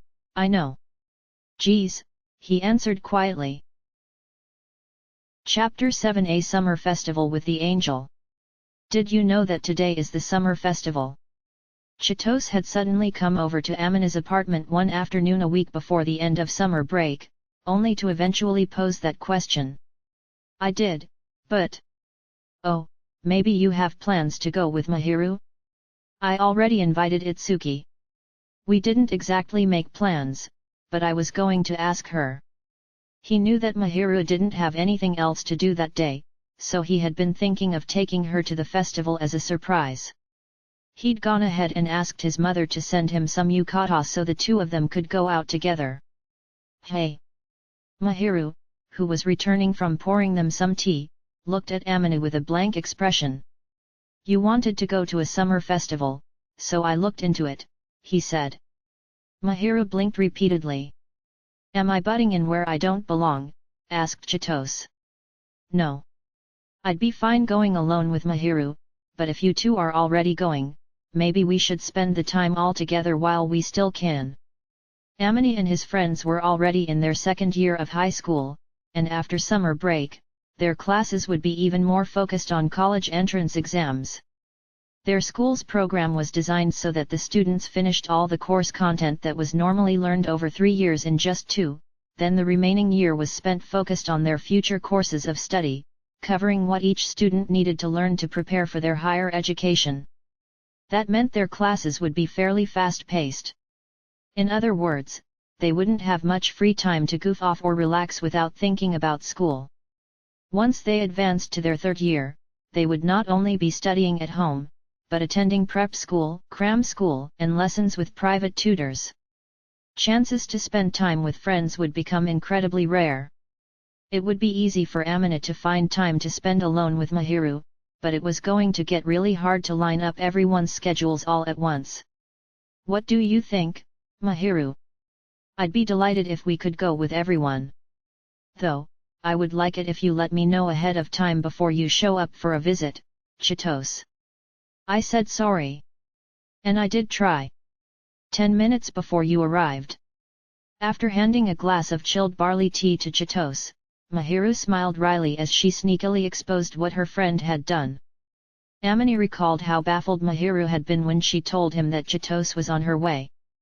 That was why he had put off asking Mahiru to the summer festival and turned his attention to the sudden, perplexing visit.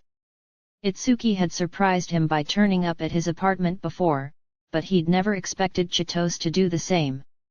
She had probably come over because she was confident they were at home, but still, he would have liked her to tell them a little earlier. He let out a sigh as he watched Chitose happily suck down her ice-cold barley tea, then glanced over at Mahiru. She didn't seem particularly opposed to going to the festival. Amina had thought she seemed a little down, perhaps due to the recent issues with her father, so he wanted to take her out for a diversion. Her father might still try to get in contact with her, but maybe Amina could make her forget about him for a little while. Sounds like everything's settled, then, said Chitose. So how about it, Mahiru? You gonna wear a yukata? Hey? Oh, unfortunately I don't have any. Actually, I have one here. In your size, Amina cut in. Why would you have one? I asked my mom to send it over.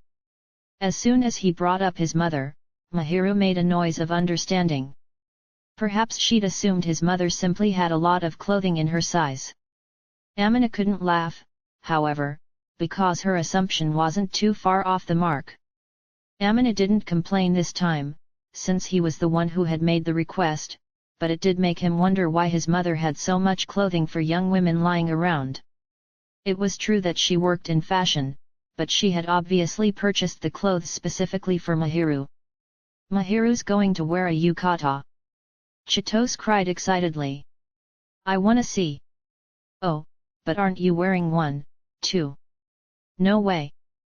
Yukata are cute, but they're hard to move in, and with the obi and everything, it doesn't seem like I'd be able to eat as much as I want. You sure that's not just because you eat like a pig, Chitose? Rude. Chitose didn't like tight clothing, plus she was the type to eat well and move around a lot, so it seemed like yukata and other clothing that demanded a certain gracefulness from the wearer were not really her style. It wasn't easy for anyone to move in yukata, so it would undoubtedly be uncomfortable for an active person like Chitose. Oh yeah, so what's Itsuki gonna do? He's planning to meet us there. You decided that before you even invited us? I'm getting the feeling you assumed we were going from the get-go. Haha, I figured you two wouldn't turn me down, so long as you were free. You really ought to give more thought to other people's plans. Sorry. Amina glared at Chitose, who didn't seem sorry at all, but there was nothing more to be done. Amina had told Itsuki in a text message that they had no plans for the next several days, and he figured that was why Itsuki and Chitose had come up with the idea to invite them. He still wished that Chitose had given them a heads up, but this would be a nice change of pace, so he was grateful for the invitation. So then, Mahiru, what do you want to do? He asked. Do you want to wear a yukata? Won't I stand out, if I'm the only one wearing one? Actually, I was planning to wear one, too. Hey, you have one. I thought I might wear one, to make the occasion more memorable. Amini in a yukata.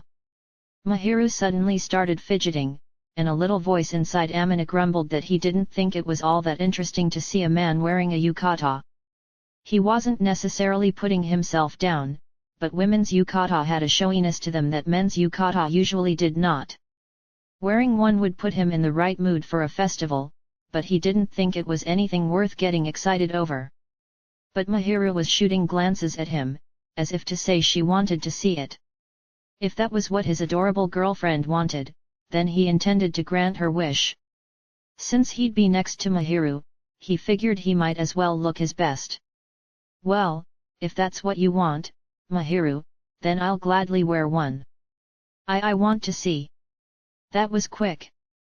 I don't mind, but don't get your hopes up. Mine is just an ordinary yukata. Amina's outfit had a simple, conservative color combination, a plain navy blue yukata and a reddish-brown obi belt, so it wouldn't stand out or catch anyone's attention. And yet Mahiru was looking at him with eyes full of expectation, so he forced a smile and said, "All right, I'll try to wear it well," patting her head. An hour and a half before the festival began, Amini and Mahiru started to get ready. Accompanied by Chitose, Mahiru took her yukata back to her own apartment, and Amina shifted his focus to dressing himself. It required some know-how to put on even a simple yukata, but he wasn't concerned about Mahiru. She knew her way around a kimono, so surely she could easily put on something like a yukata. Amina was the problem, and even though his mother had drilled the process into him, he had never actually put on a yukata by himself before, so he was anxious about whether he could do it well. After he finished getting ready, Amina checked himself over in the mirror. Everything looked correct, and nothing appeared sloppy or out of place. His yukata was basic, a plain navy blue with a reddish-brown obi. Amina didn't like intense, overly bold patterns, so he was grateful for its simplicity. His reflection more or less looked the part, aided by the fact that he was on the taller side. For better or worse, Amina had always had gentle features, so he naturally looked calm and collected, and the outfit looked good on him. Whether he looked all right next to Mahiru was something he would leave up to other people's judgment. He was anxious about the scrutiny he would get from those around him, but in the end, what mattered was what he thought and what Mahiru thought. Amina was the first to finish changing and doing his hair, so he sat on the sofa to relax as he waited. He knew that it took girls a long time to dress up. They had plenty of time to spare, so it was no problem whatsoever. He figured putting on a yukata would be even more involved, and since girls usually wore their hair up with such outfits, styling it would no doubt take somewhere in the realm of 3 times longer. On top of all that, she would also probably put on makeup. Girls are amazing, thought Amina with genuine awe. Of course, Mahiru is cute without doing a thing, but when girls get dressed up, they sparkle even more. Incredible. Amina found Mahiru's efforts to look cute for her boyfriend touching, and he felt unspeakably blessed. As he was leisurely waiting on the couch, he heard the sound of his front door unlocking and realized that she must have been finished getting ready. He was looking forward to seeing her all dressed up, but he didn't turn to look. Instead, he waited for her to approach. Amini. She called his name quietly and tapped his shoulder. That was when he finally turned around and smiled. You're so cute. It looks amazing on you. Why, you can't possibly judge that so quickly. I can too. All I needed was one look. Mahiru seemed a little suspicious, like she thought he had prepared his words ahead of time, but that was his honest reaction, so there was nothing else he could say. Once again, he was keenly aware of how good his mother was at choosing clothes. She must have taken into consideration that Mahiru would be standing by his side, because Mahiru's yukata, adorned with hydrangeas on a white background, gave off a bright impression while still maintaining a subdued, elegant air. The flowers were painted in dark blues and purples, giving them depth and producing a mature, polished feeling. Hydrangeas were usually worn a little earlier in the year, but they suited Mahiru extremely well. Her obi was a brighter shade of purple, a lovely color that set off the simple design of her yukata, and her obidome cord was embellished with a glass bead, giving it a fresh feeling. Amina gazed steadily at Mahiru's figure. She was the very embodiment of elegance. He smiled. You're always cute, but today you look extra polished and grown up. I guess you could say you look sexy, in a graceful way. I said you were cute, and I meant it, but more than that, you look beautiful. Yeah, it's perfect on you. Oh, okay. His honest impression seemed to have embarrassed Mahiru, and she played with a strand of hair at the side of her face. Seeing this brought another smile to his face. Mahiru had done up her hair, securing it with a kanzashi ornament. Whenever she moved, little silver chains on the hairpin swayed along with her motion. The kanzashi was decorated with a combination of navy blue natural stone and glass beads in a design similar to the one on her obi. In a way, it gave off a similar feeling to Amina's yukata. Mahiru, he really means it.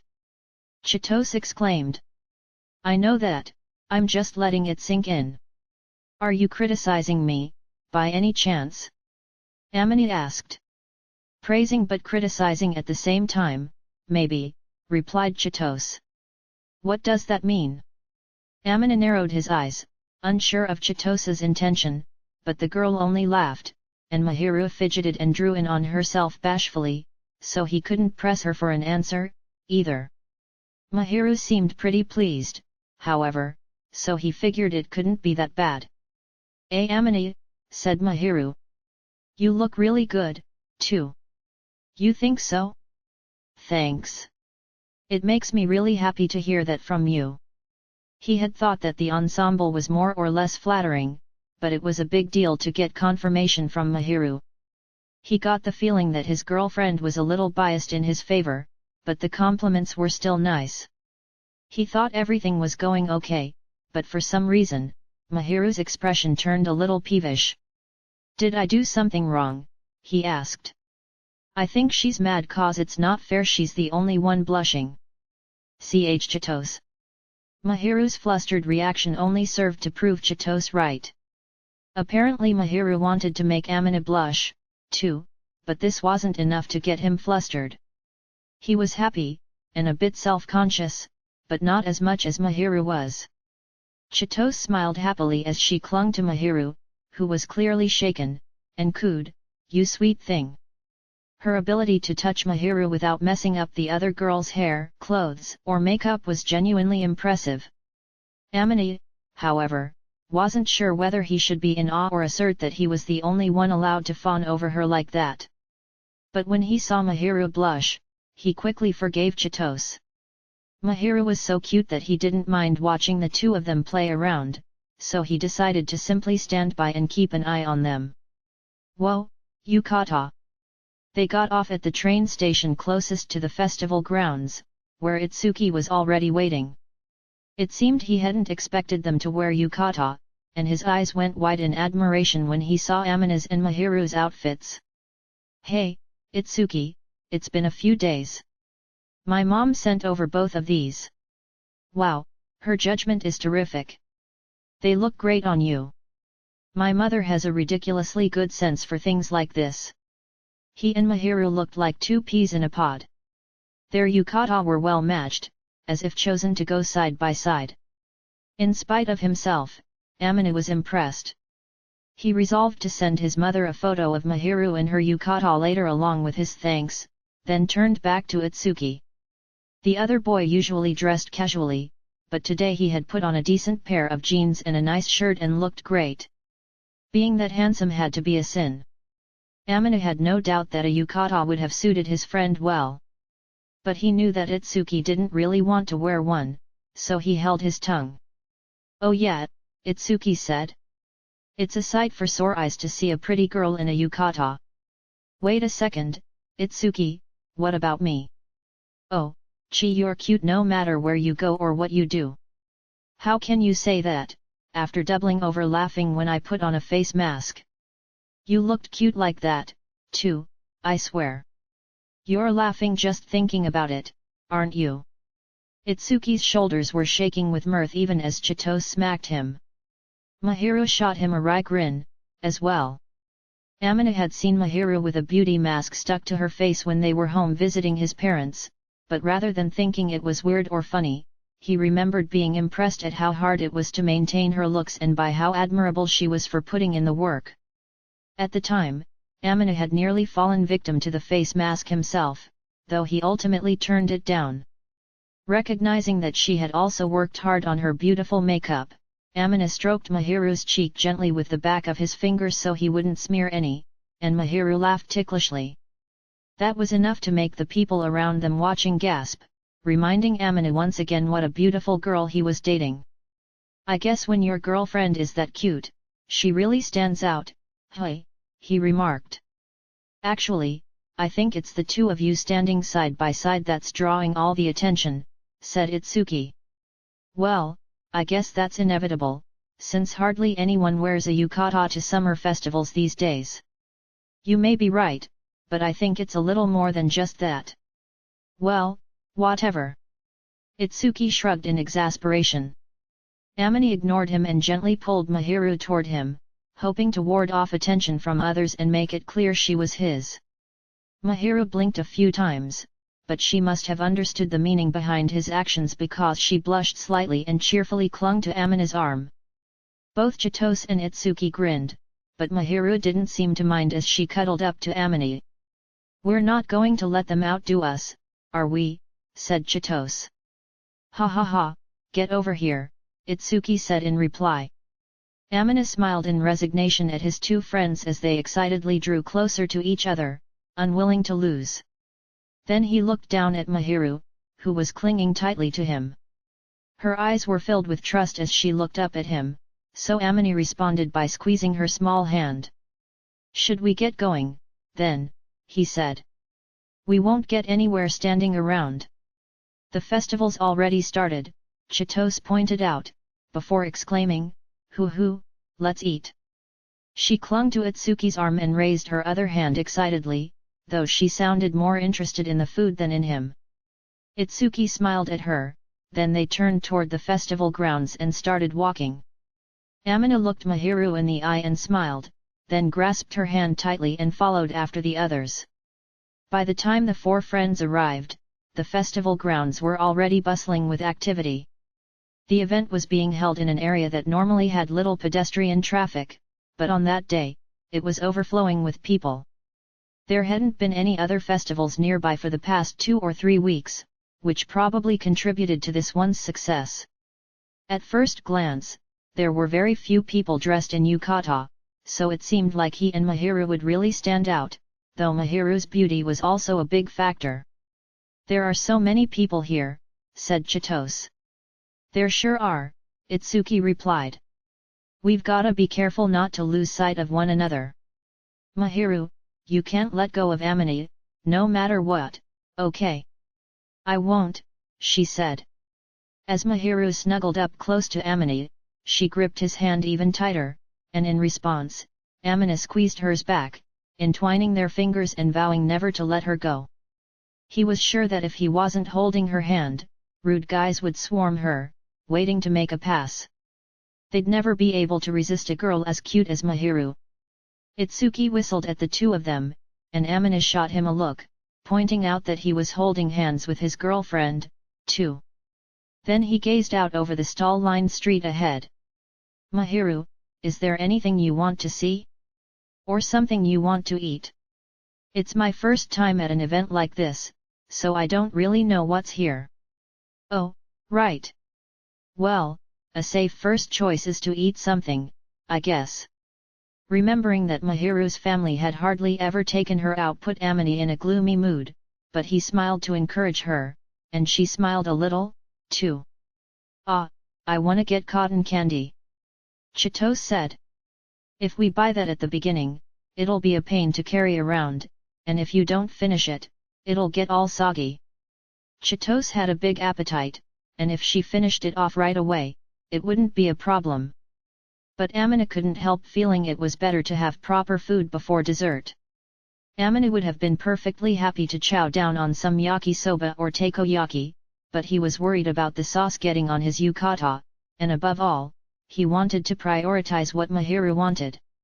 What kind of things do they have at festivals? She asked. For dinner, there's things like yakisoba and takoyaki, as well as grilled squid, hot dogs, and so on. There's lots of things to fill you up, if that's what you're looking for. Would it be all right to decide as we walk around? That's fine with me. That's what festivals are all about, after all. While it was fine to head right for what you wanted, there was something nice about wandering around and buying whatever looked good. In fact, that was probably the best way to enjoy a festival. Amina shot a questioning look toward Itsuki and Chitose, who both nodded in agreement. With their approval, he chose a direction, and urging Mahiru along, he walked off into the crowd. As they strolled aimlessly down the street, taking in all the stalls and buying things to eat, a shooting gallery, a festival favorite, came into view. Amina thought of shooting galleries as particularly festive attractions, and since this was a rare opportunity, he really wanted to take a turn. Though, if Mahiru didn't show any interest, he was prepared to skip it. She was still holding his hand, looking excitedly around at all the stalls, her eyes sparkling with delight. She followed Amina's line of sight and blinked several times. Amina, what's that? Oh, that's a shooting gallery. It's a game where you take aim at a prize with a cork gun, and if you knock it down, you get to keep it. Want to try? Thinking that everything could be an experience, he pulled out his wallet and shook it back and forth. Mahiru looked a little perplexed, but her curiosity must have gotten the better of her because she gave a little nod. Amina excitedly handed his money over to the stall keeper, accepted a gun and 5 cork bullets, and loaded it up so Mahiru could shoot. He was able to do it all himself without the stallkeeper's help because his parents had taken him to countless festivals. Here, all set. What do you want to aim for? I think those are cute. The prize Mahiru pointed out was a set of hairpins in a plastic case. The pins, which were decorated with hydrangeas, would match the yukata she was wearing, and they had a charming design. But drawing from his own experience, Amina knew that those types of prizes were often set up to be quite difficult to drop, so he wouldn't usually recommend that a first-timer aim for one. That said, he wanted to respect Mahiru's decision, so he didn't say anything. He left it all in Mahiru's hands, simply instructing her on her stance and how to shoot. He watched, privately enjoying the sight of a beautiful girl readying a gun, even if it was basically a toy. With a truly serious expression, Mahiru leveled the barrel and pulled the trigger. There was a soft pop, and the cork bullet went flying, straight into the fabric behind the prizes. "Grr, this is hard," she said. "To be honest, even aiming is going to be pretty hard on your first go." It was a mistake to underestimate the difficulty just because there wasn't that much distance between the shooter and the prize. Depending on the force and muzzle velocity of the gun, the angle would need to be adjusted, and a shooter also had to make sure not to shift when they fired. Each gun also had its own quirks, and without first ascertaining those, it was sometimes impossible to even graze a prize. Amina laughed at himself for putting so much thought into it, recalling the techniques and knowledge his parents had drilled into him. Mahiru must have misunderstood, however, and thought he was laughing at her. "This time, for sure, I'm going to hit it," she said enthusiastically, before inserting the cork bullet the way Amina had shown her and firing. But ultimately, she missed every shot, and all of that energy turned into sighs of disappointment. The stall keeper handed her several corn puff snacks as a consolation prize, and Mahiru looked dejected. "I lost," she said. "It was your first time, so I'm not surprised," Amina pointed out. "Right? Everyone misses their first shot," Chitose added. "Amina'll get revenge for you. Come on, Amina, I wanna see you look cool. Don't butt in and make promises for other people," Amina shot back. Amina had been planning to take on the challenge if Mahiru wasn't successful, but now that Chitose had said it so casually, he'd be in trouble if he couldn't win the prize. Still, Mahiru seemed pretty sad about her failure. She looked at the hairpins she had been aiming for, then up at Amina. "I want them," she said, giving him an adorable pleading look. Chitose had definitely taught her that one. "Well, if you say that, I've got to try my best, don't I?" Amina said with a strained smile. "Can't afford to lose now." He handed his fee over to the stall keeper and took the gun and cork bullets. It had been a while, and he wasn't sure how well he'd do. He checked the feeling of the gun and tried not to get too worked up as he assumed his stance and pulled the trigger. With a smooth motion, the cork bullet flew straight for the hairpin case, just grazing the edge of it. Although the case did sway a bit, it didn't fall. "You were so close," Chitose said. "No, that was good. That shot was just to get a feel for it and to see what quirks the gun itself has." He'd never thought he could take it down in one shot. That was only a test run, and yet he had actually managed to graze the prize. From the feel of the gun and how it had fired, and judging by how close he had come to hitting the prize, he got the sense that with the guns at this stall, he could probably do it.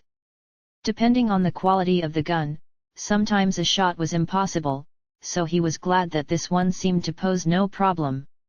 As long as his aim was good, and he hit the right spot, he figured he could knock down most of the prizes. Feeling relieved that he hadn't lost his touch, Amina loaded the gun a second time and aimed. If it was for Mahiru, he would do his best to hit anything, even the huge stuffed animal that was the grand prize. But she wanted those hairpins, so that was where he aimed. This takes me back. He had often gone to festivals when he was in elementary and middle school. As those memories floated up in his mind, he calmly pulled the trigger, and this time, he hit the case slightly above center. He hadn't been sure whether he could drop the prize by hitting it dead center, so he had carefully aimed his shot to knock it wildly off balance, focusing on taking advantage of its center of gravity. Just as he'd planned, the case swung wide and then fell. A faint commotion could be heard from the other customers around him. Apparently, he had an audience.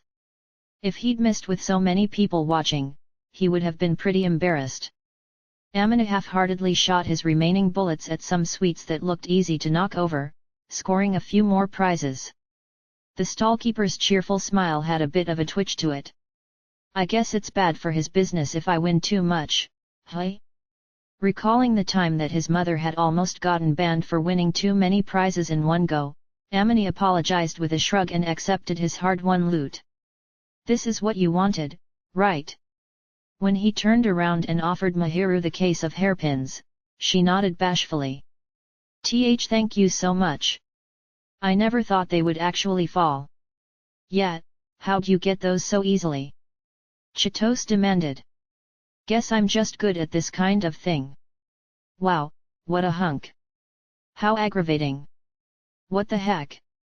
Chitose had been the one egging him on, but now that he had actually won the prize, she was complaining. Amina found it absurd.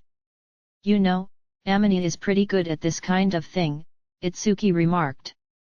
He always gets high scores in the shooting games at arcades and stuff, too. My parents put a lot of effort into teaching me useless skills like this. They said it would enrich my life. And thanks to that, you were able to get the prize that Miss Sheena wanted, so it's all good, right? I guess so.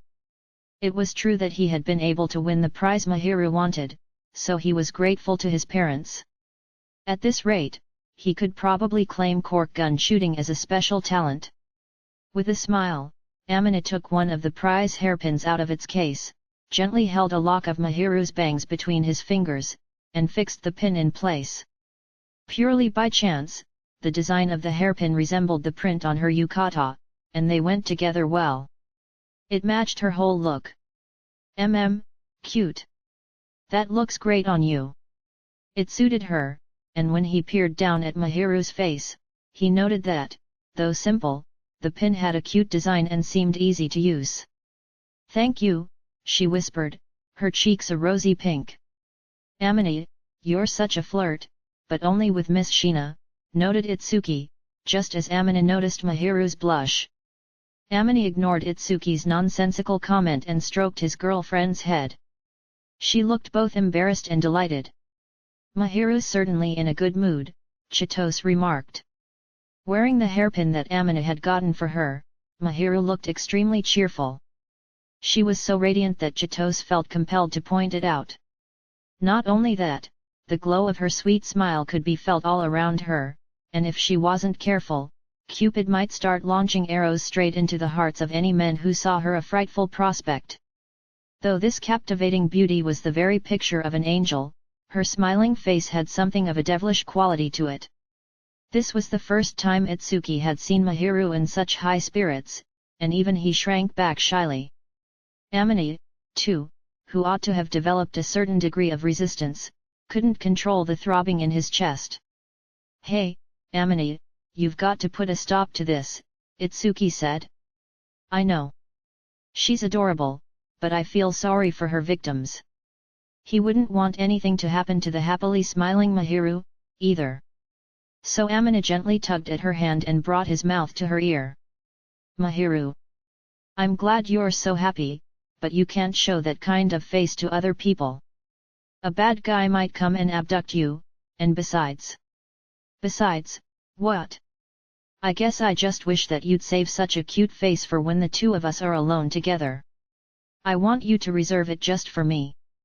He whispered in a voice only Mahiru could hear, asking her not to show that face to anyone else, which made her turn such an intense shade of red that he thought he could hear her ignite. Mahiru nodded firmly. She looked eager, courageous, and adorable, but the hairpin from a moment earlier began slipping. Holding her still, Amina gently fixed the placement of the pin. While he was at it, he stroked her cheek, and this time Mahiru froze before softly butting her forehead against his upper arm, hiding her face. Realizing that she was probably embarrassed, Amina stroked her hand in his with the pad of his thumb. That got a reaction out of her, so she couldn't be completely overwhelmed. Hey, you two, it's all very well that the onslaught has stopped, but this is hard to watch, Itsuki interjected. Mahiru's so cute that I can't help it, Amina replied. Actually, I think it's all your fault this time. I wish those girls who pegged you as gloomy could see what a stud you are now. Where's this coming from all of a sudden? Mahiru's got a weakness for Amina, too, Chitose added. His destructive power grows and grows. Amina looked down at Mahiru, who was still clinging to him, as he wondered with exasperation what Itsuki meant by calling him a stud. For some reason, his girlfriend was glaring up at him. Amina, she said. What you said earlier, right back at you. Oh. I mean it. She nodded, emphasizing her point. Then, looking a little relieved, Mahiru ground her forehead into his upper arm. He let her do as she pleased, musing that she seemed to really like head-butting him, then saw Chitose grinning at them.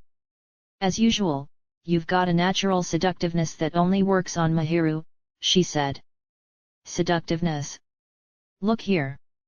Now, I won't stand in your way, since sweet Mahiru seems to like it, but, More importantly, I'm hungry, so why don't we go buy some of that grilled squid over there? After all that sweet stuff, I feel like eating something salty. You haven't had anything sweet to eat yet, have you? I'm not talking about food, I'm talking about you too. Anyway, let's go, for the sake of our peanut gallery. At that, Amina glanced around them, and his eyes landed on a number of people blushing. Men and women both seemed to be affected by Mahiru's adorable behavior. He was getting looks of simple jealousy from the men, so there could be no doubt. Realizing he shouldn't have embarrassed Mahiru in such a public place, Amina decided to go along with Chitosa's suggestion and started walking toward the grilled squid stall, pulling Mahiru along by the hand. Food just tastes different at a festival, doesn't it? It must be the atmosphere. Even though she had already eaten yakisoba noodles and fried chicken, Chitose was chowing down on some grilled squid like she had room to spare. She looked truly delighted. They were standing and eating in a rest area that had been set up a short distance away from the food stalls lining the main thoroughfare. But even there, Amina could feel people looking at them as he glanced around. Well, Mahiru and Chitose may be different types, but they're both beautiful. Mahiru was the embodiment of polished, sweet beauty, and Chitose was lively and winsome, with a boyish appeal. They each had their own style, but the fact that they were both beautiful young ladies was undeniable. Of course they attracted attention. And that wasn't all at the moment. Chitose was feeding Mahiru a bite of her grilled squid, since Mahiru had been staring at it hungrily. The men in the crowd couldn't take their eyes off the two lovely girls acting so friendly with each other. Amina could hear men letting out spellbound sighs as Mahiru smiled softly while savoring the delicious snack, so he figured the girls must make a lovely picture. They sure are cute, hey? Itsuki remarked. No doubt, but they abandoned us to go flirt with each other, Amina replied. What, are you jealous? Seeing two girls getting along isn't enough to make me jealous. Haha, then just watch and enjoy. I think it's a fairly engaging scene, myself.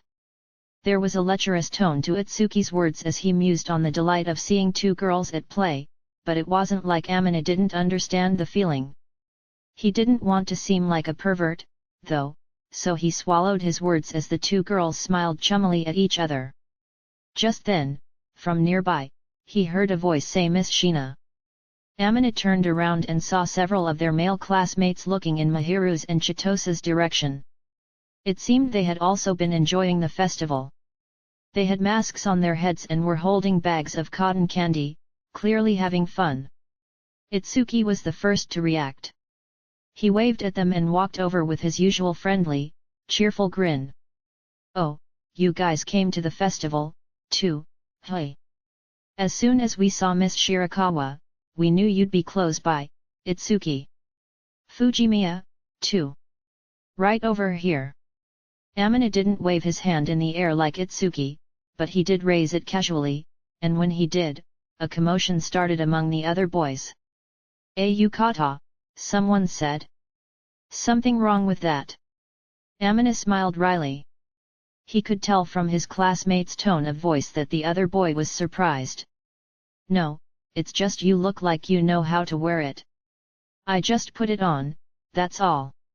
Aside from wearing a yukata, he wasn't doing anything special.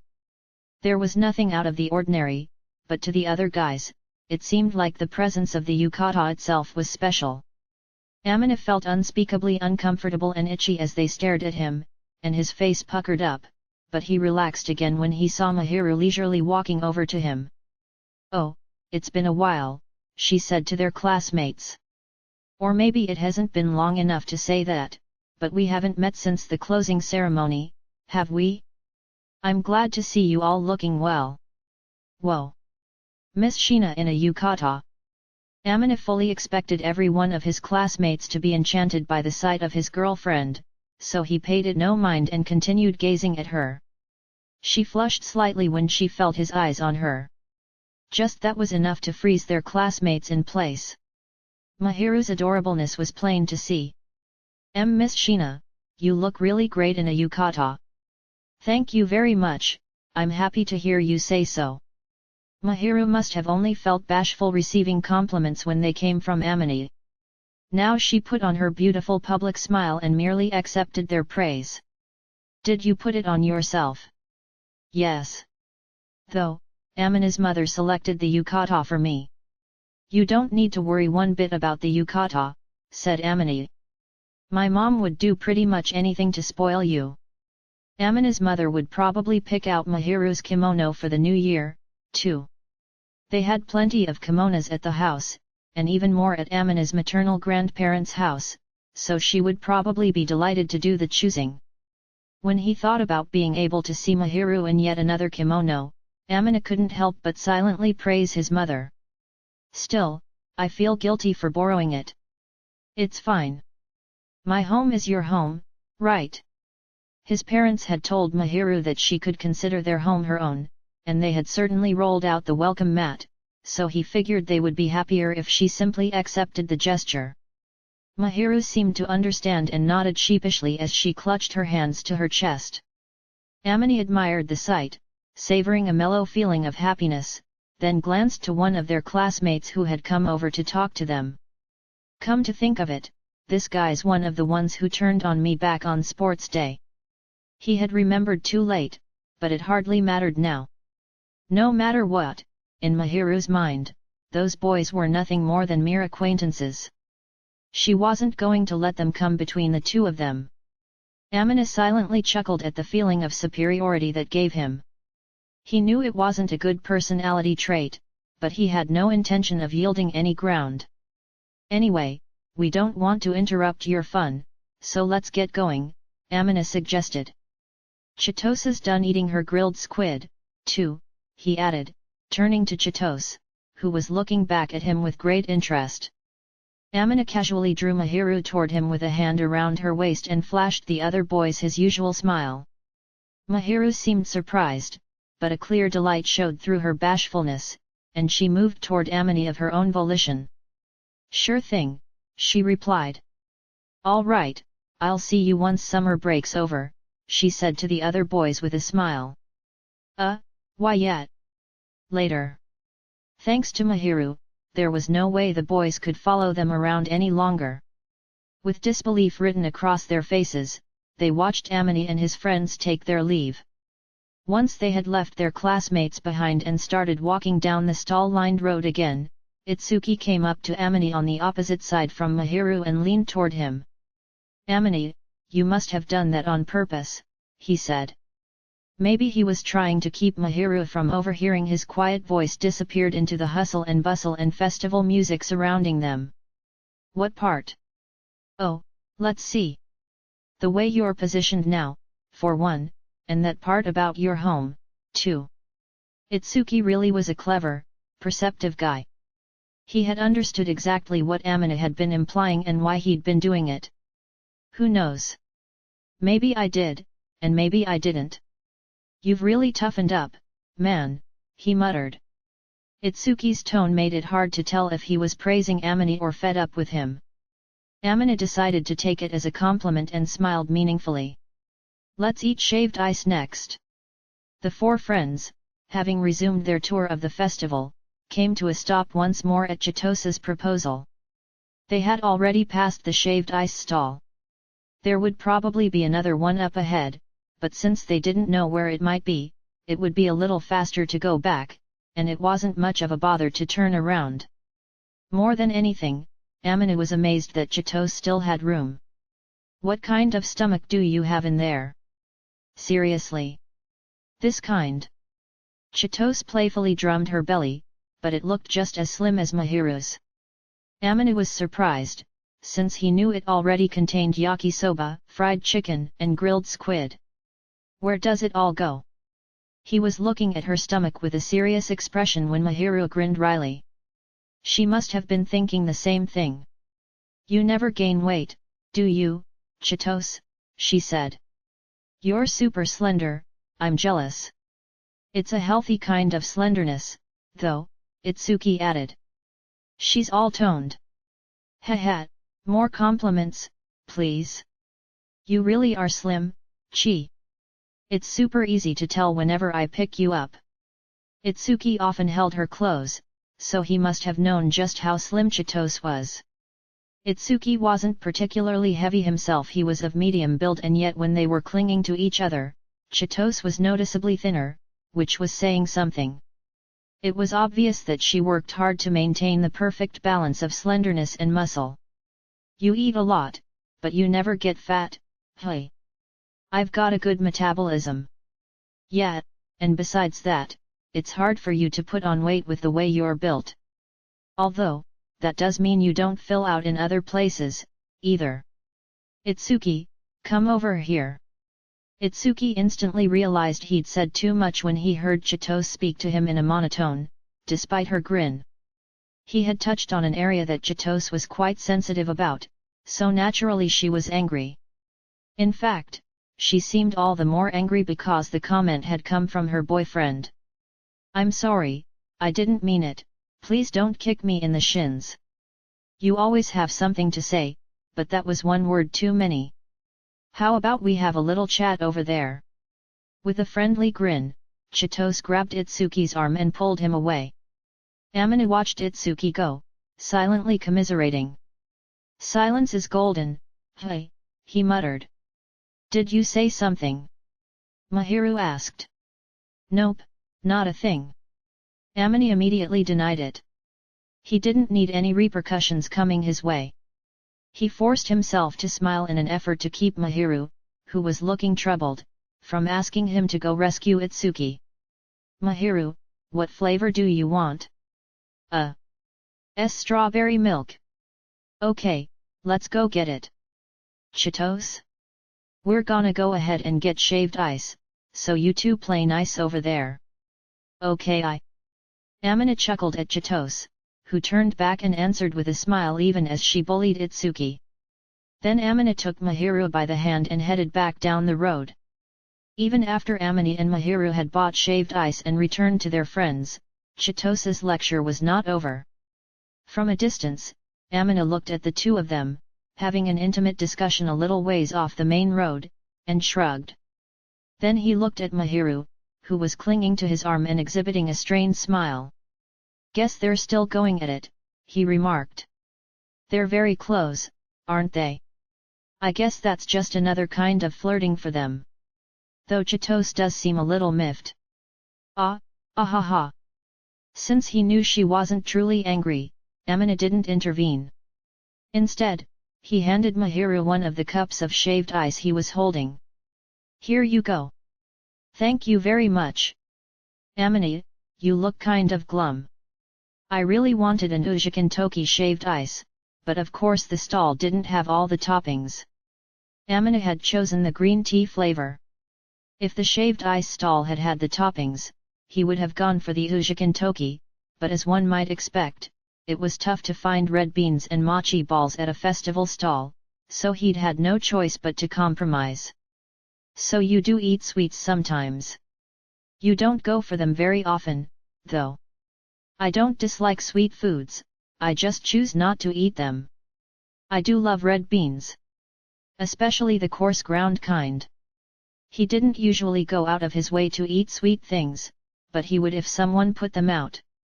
The only sweets he would seek out on his own were things like custard, and he didn't eat even those all that often, so he must have given off the impression that he didn't like such things. The reason he enjoyed red beans was that they went well with bitter matcha and regular green tea. The bitter and sweet flavors enhanced one another, and he really appreciated the combination. Oh, do you? Boiling down red bean paste is hard work, so it's a lot of trouble to make it. You're something else, Mahiru, to start thinking about it from the point of boiling the beans. The off-the-shelf stuff would be just fine. Most people would probably never even think of starting from the beans. Sweet red bean paste was sold in bags at the grocery store, so the overwhelming majority would simply use that, considering the time and effort required to make it from scratch. But it seemed that, for Mahiru, the idea of making it by hand was what came naturally. Well, I like to make delicious food for the people I love. With the store-bought stuff, you can't really adjust the sweetness, and most of the time, they don't leave enough of the texture of the beans in. Mahiru smiled and said admirably that she wanted Amina to eat what she made with gusto. Amina, feeling both guilt and joy at being so well loved, wasn't sure whether to relax into a smile or straighten up. All right then, I want to eat matcha pudding garnished with sweet red bean paste. Also dorayaki pancakes. Heh, fine, Mahiru said. Just leave it to me. If it's for you, Amina, I'll make anything at all. She did not sound like she was exaggerating. Then she took a bite of her shaved ice. Amina felt a wave of embarrassment, and in order to hide it, he scooped up a bite of his own shaved ice. Lucky you, matcha pudding. As they started eating, Chitose came over. She sounded jealous. Apparently, she had overheard their conversation while having her friendly chat with Itsuki. Are you done scolding Itsuki? Of course. Geez, he can be so rude. Chitose gave them a thumbs up, and Amina and Mahiru smiled at her, probably in unison. Amina looked over at the place where Itsuki had been a moment earlier, but there was no one there. So where's Itsuki? He went to buy shaved ice and a chocolate banana. The list keeps growing. He's apologizing. Chitose turned away in a huff. Amina thought that Itsuki's wallet might end up empty, but at the same time, it was his own fault, so Amina didn't have too much pity for him. Itsuki never learned, no matter how many times he stepped on the same landmine. But for the couple, this was probably one of the ways they bonded and communicated. Though it wasn't an ideal method, since it involved making one of them angry. Chitose's sulking was lasting a little longer than usual, and she still had her lips stuck out in a pout. It's not like they're small because I want them to be, geez. Why is it that guys all prefer curvy girls like you, Mahiru?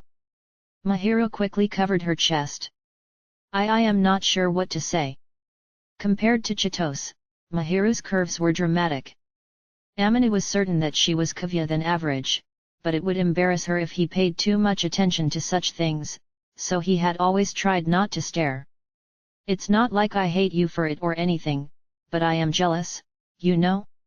You've got plenty of things that I don't have, Mahiru.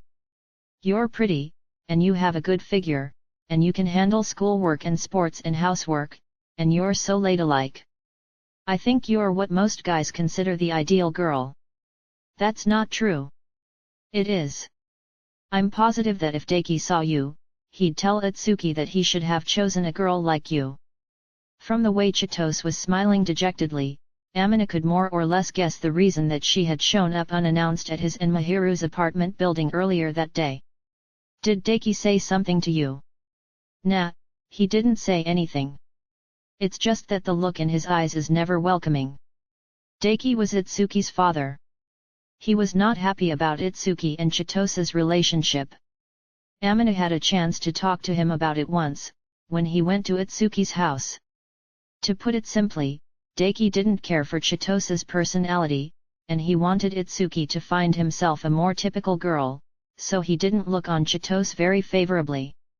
He didn't hate Chitose, so much as believe that there was a different, better girl out there for his son. Daiki doesn't hate you or anything, you know. But if you put Mahiru in front of him, he would definitely choose her. Well, I dunno. It was clear that Chitose had her own charms, including some that Mahiru lacked. She was extremely cheerful and outgoing but also knew how to be polite when she needed to be a girl who could truly read a room. She sometimes made deliberately silly statements, but she was also mature in many ways, and she always seemed to have a grasp on the big picture, so anyone with half a brain knew better than to underestimate her. Considering both aspects of her personality, it was obvious she was no simple joker.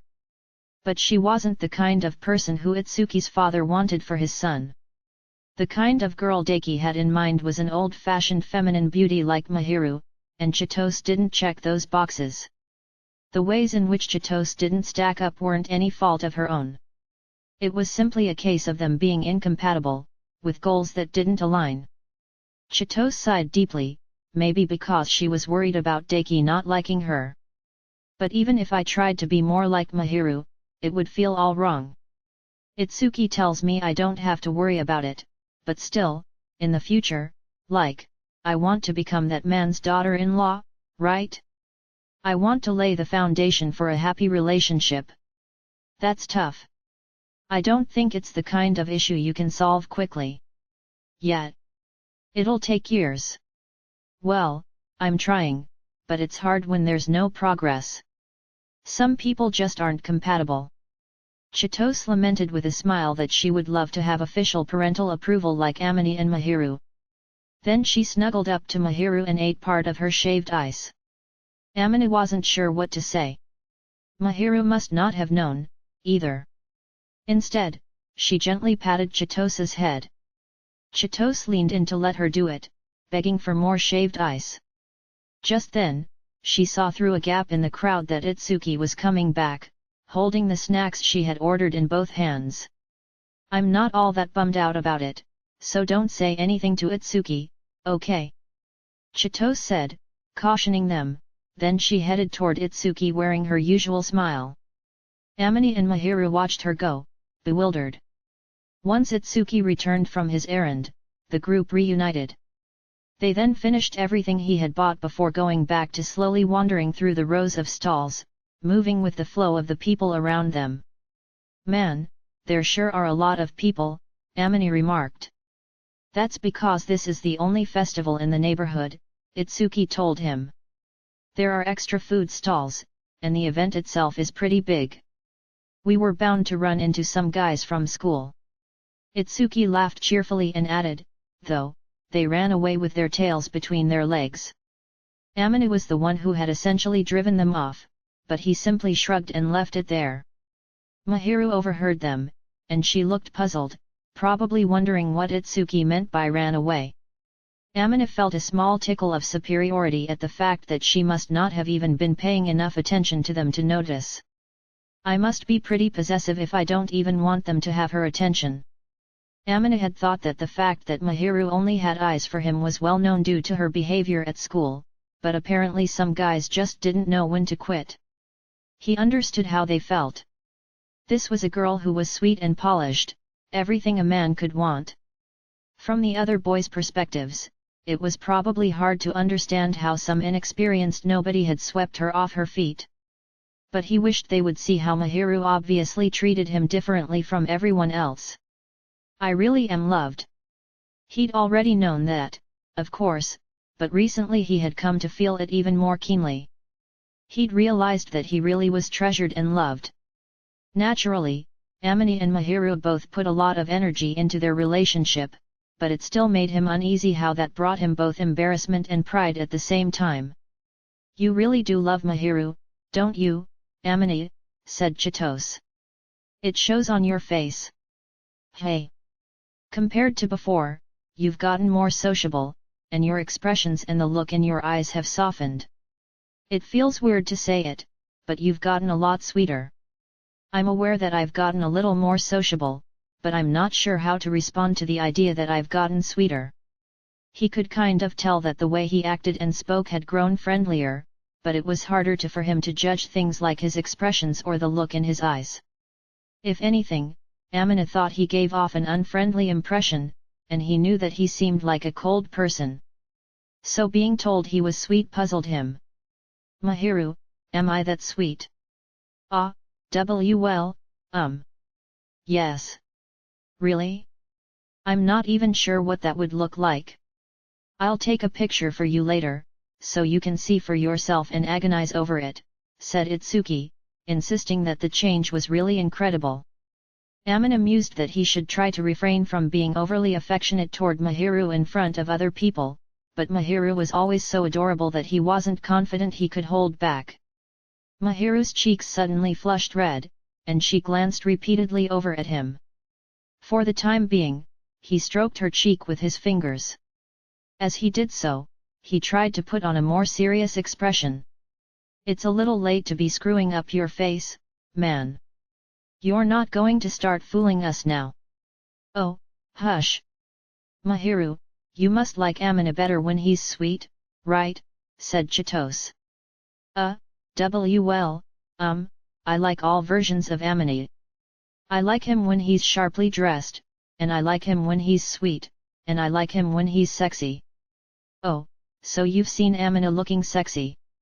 Chitose shot him a sly grin, but Amina had absolutely nothing to feel guilty about, so while he grimaced back at her, he didn't get flustered. Amina and Mahiru had been dating for over 2 months, and though they had finally gotten around to kissing, they hadn't gone any further than that. For the time being, they intended to take it slow. Making those kinds of moves so soon after they started dating seemed wrong, like he was only interested in Mahiru for sex. Plus, Mahiru was the one who would have to deal with any consequences if they did do it, so it wasn't something he could casually set into motion. It wasn't out of the question, if that was what Mahiru wanted. But at the moment, there was no indication that she did, so he saw no point in talking about it. We really don't do the sort of things you guys are imagining, Amini insisted. When you say that so confidently, it makes you sound a little repressed or like your love is platonic or something. But you've kissed, right? Chitose needled. That's none of your business. Amina lightly squeezed Mahiru's hand in his, as if to say you told her something, didn't you? Mahiru turned bright red and mumbled quietly, sorry. He couldn't complain, since he figured she must have mentioned it on an impulse during some girl talk, but he felt embarrassed having it pointed out like this. Chitose must have felt they were taking it a little too slow. You two sure are a couple of innocents, she said earnestly. Either that or Amina's a total wuss. Amina frowned. What's wrong with that, he replied. We're moving at our own pace. That's fine and all, but you know, if you make her wait too long, even a girl will get impatient. So you should probably get a move on. Chitose. And you, Mahiru, it's best to tell it to him straight, okay? Rather than asking me for advice because Amina won't kiss you. Stop it. You can't just say things like that. As Mahiru tried to cover up Chitose's mouth, Amina's eyes went wide. Chitose, meanwhile, deftly avoided her friend's grasp, then gazed lovingly at the other girl. However good Mahiru's reflexes were, Chitose's were better, and on top of that, unlike Mahiru, Chitose was wearing Western clothes, including pants, so it didn't seem like Mahiru had any hope of catching her. Heh, you may be embarrassed, Mahiru, but I thought it was quite cute of you. Chitose teased. Though, it's true that I was a little exasperated with Amina for taking his sweet time. If you say anything else, I won't help you with the last parts of your homework that you haven't finished. Mahiru threatened. Can't have that. All right. My lips are sealed. Chitose's face softened into an even wider smile at Mahiru's adorable threat. She drew her fingers across her lips, miming zipping them shut. Mahiru was so embarrassed that she was trembling. Amina looked her in the eye, and when she noticed his gaze, her face went red again, and she seemed like she might run away. Amina grabbed her in a hurry. He held her in place and patted her back to try to calm her down. You know that if we lose sight of each other, it'll be hard to meet back up, and someone will definitely hit on you, so stop trying to run away. Ugh. I promise not to look at you, okay? He might not be looking, but he could feel her trembling in his arms. If he pointed that out, though, she might run away for real, so he kept it to himself as he reasoned with her. Mahiru obediently settled into Amina's arms, still shaking. The way she trusted him and did as he asked was cute, too. As he thought this, he could see Itsuki and Chitose looking at them with exasperation in their eyes. There it is, Amina's sweet face. He doesn't even realize he's doing it. How irritating. Amina's cheek twitched as the two of them pretended to whisper to each other but deliberately spoke loudly enough for him to hear. With Mahiru wrapped in his arms, however, he couldn't give them a piece of his mind. Instead, Amina switched out his sweet face for a new expression, making his dissatisfaction plain for all to see. Wee, I sure did eat. Where did you put all that? The group had finished making the rounds, and Chitose was grinning with satisfaction as she rubbed her stomach. Her belly looked a little more swollen than when they'd started, but she was still thin, and Amina wasn't sure whether he should be impressed or disturbed by how much she had managed to put away. Yup, the food at festivals like this is something special. Well, as long as you're satisfied, that's great, but be careful not to eat too much. I hardly ever eat this much, and I'll make sure to work it all off. Chitose had long managed to maintain a slender physique, so he would have to take her word for it, though Amina couldn't help thinking she was overeating. But Chitose obviously knew what she was doing, and it wasn't his place to say anything. Actually, Amina, have you had enough? It feels like you've barely eaten anything. I was kind of planning to eat at home. Mahiru's got some dashi broth chilling, so I was thinking of making cold chajik soup with that and some microwave rice. What? That sounds delicious. I can't believe you still feel like eating. Festival food was good, but Amina liked to finish off the day with Mahiru's cooking, so he hadn't eaten much. He was looking forward to using the dashi stock that Mahiru had left steeping to make his chajik.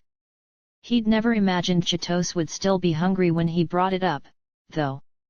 Faced with her friend's prodigious appetite, Mahiru forced a smile and chided her, "You can eat it some other time."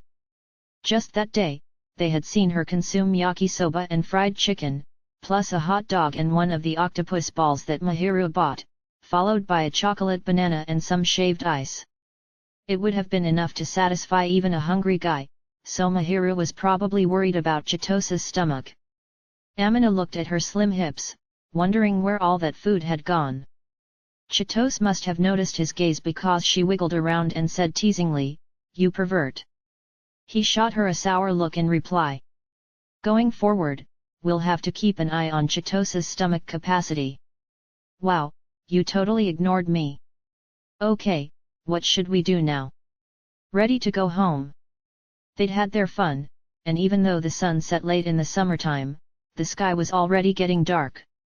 It was going on 8:30, so considering the transit time for Amina and Mahiru, whose apartments were far away, it was probably about time to wind things down. And while Chitose had Itsuki with her, it wasn't ideal for her to be out walking around too late, either. Sure, we can head back, but I'm staying at Mahiru's place, okay? Chitose answered. Hey! I already left my bags there, and I got permission from your better half before we came out. Right.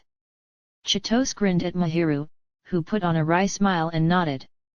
Mahiru didn't look put out, so Amina wasn't worried. But if possible, he would have preferred that she say something earlier. Amina was the one who did the grocery shopping, so if there were going to be 3 of them, he needed to provide 3 people's worth of food. I wish I had asked Amina about staying over, too, Itsuki said to his grinning girlfriend. He sounded disappointed. It was kind of pitiful to think about him returning home alone, but he had no change of clothes, so there was nothing he could do. Well, if Mahiru says it's okay, then I guess it's okay. Oh no, Amina, are you cranky because I'm stealing Mahiru away? Why would I be jealous of a girl? I know that Mahiru's mine, so it's fine by me. More than being upset about Chitose hanging all over Mahiru, Amina was jealous of how, as another girl, she could be so carefree about going in and out of Mahiru's apartment. Mahiru had already promised to let him come over, but he still needed time to mentally prepare, and so he envied Chitose, who could do it effortlessly. So Amina shrugged and insisted that it was much too late to feel jealous of Chitose. But Mahiru flushed red and quickly retreated over to Chitose, whispering in her friend's ear. This is what I was talking about. Recently, Amina has started acting like this. Oh my, I can see how that would make things tough for you, Chitose replied. What's with that look? Amina demanded. Nothing. Chitose smiled impishly, this time a little different from when she'd asked for Mahiru's permission earlier. Right, Mahiru. Mahiru bobbed her head in a silent nod and leaned in close to Chitose, looking bashfully in Amina's direction. Amini, let's play a game. Why are you calling right before bed? Chitose ended up spending the night at Mahiru's place, so after the festival, Amina had spent the rest of the evening on his own. But just before bed, a video call had come in from Chitose, causing him to frown. It wasn't that he hated getting calls, but a video call just as he was lying down and sleepily settling into bed was a bit annoying. On the screen was a close-up of Chitose's grinning face, which was already an irritating intrusion, Amina thought somewhat rudely. He moved his phone away and set it next to his pillow. Listen, Chitose, he said, I was about to go to sleep. Yeah, I know. I can tell from how you're dressed and the fact that you're lying down. If you've understood, then can I hang up? No way. At least wait until Mahiru gets back.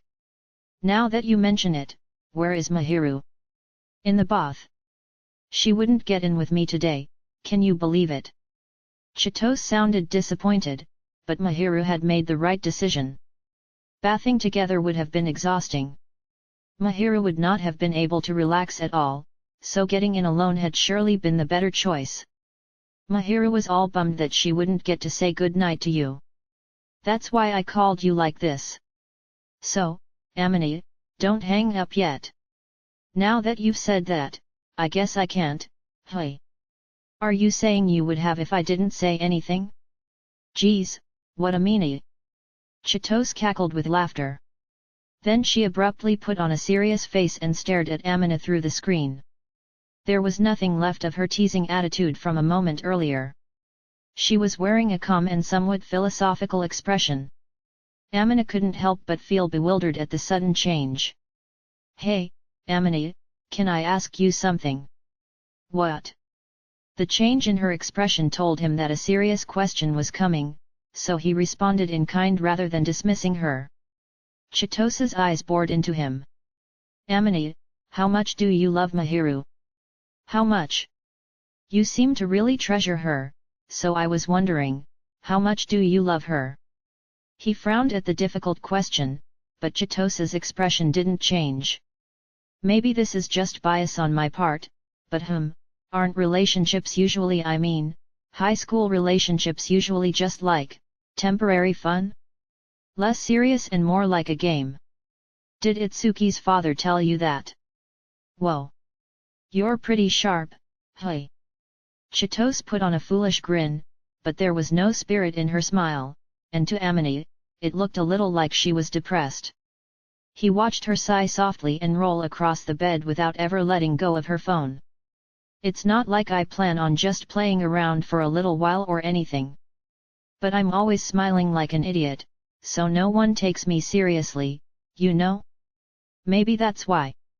I'm curious to know if there are other people who are looking way ahead into the future.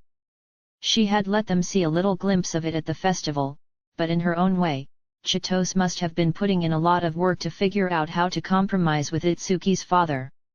Itsuki's mother seemed indifferent to that aspect of her son's life, so his father was the one Chitose had to overcome. Amina took his time before answering Chitose's question. But in the end, his answer didn't require much thought. It's difficult for me to say how much I love her, but my intention is to keep her by my side and make sure she's always smiling. It was hard to describe how much he loved Mahiru. He wasn't sure what he could liken his feelings to. The only thing he was certain of was that he wanted to make her happy, to treasure her and make her smile, and to be by her side for the rest of his life. Those sentiments filled his heart. Gotcha. Do you not feel that way, Chitose? That's not what I mean, Chitose answered. She sounded a little annoyed. I want to make Itsuki laugh his head off for the rest of his life, of course I do. I think that's good enough, Amini answered with a smile. If you say so, then that's how it is, and nothing's gonna change because of what somebody else says. On the other side of the screen, Chitose winced. You're, like, way too good of a guy. It's irritating. I'm dating a great girl, shouldn't I want to be a great guy? Ugh, and listen to that confidence.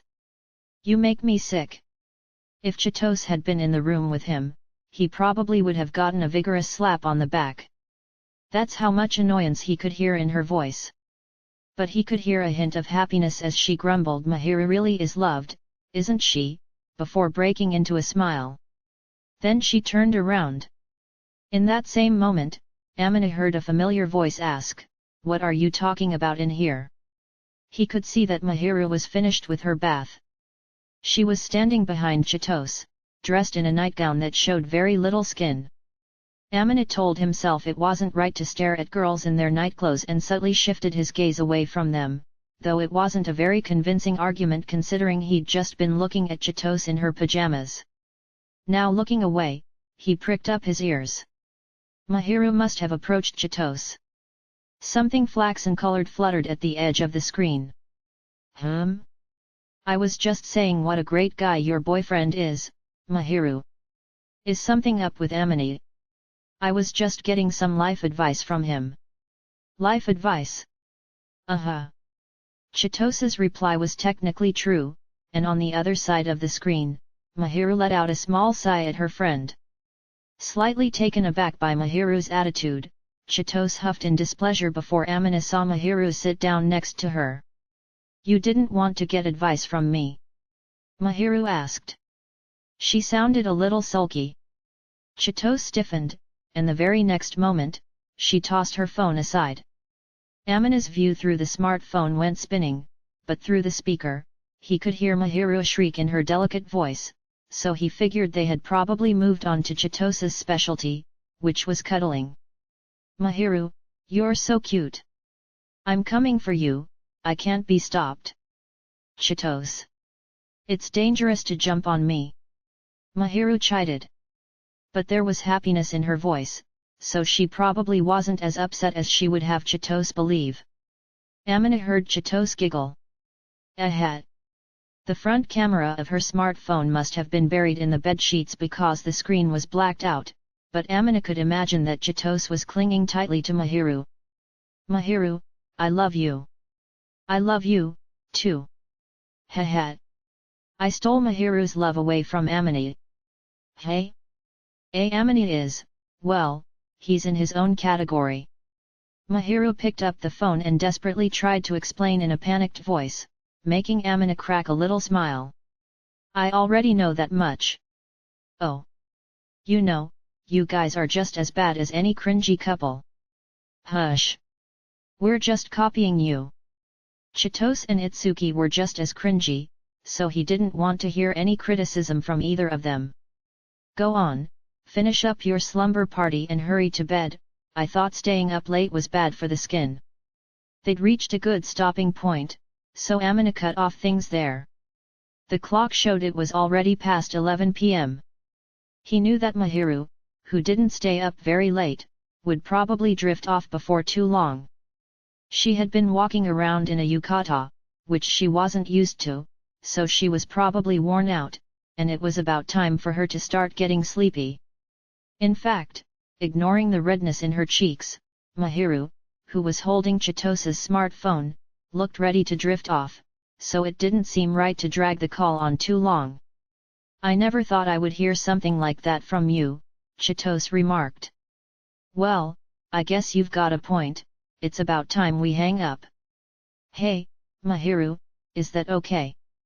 At Chitose's urging, Mahiru, who seemed to have realized why Chitose had called her boyfriend, opened her eyes in surprise. Then she looked at Amina and smiled gently. "Oh, sure. Good night, Amina. See you tomorrow." "Yeah, sleep well.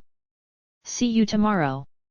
Amina thought about how, if she were beside him, he would have liked to stroke her head, but he wanted Chitose and Mahiru to enjoy themselves that evening, so he didn't let his feelings show on his face.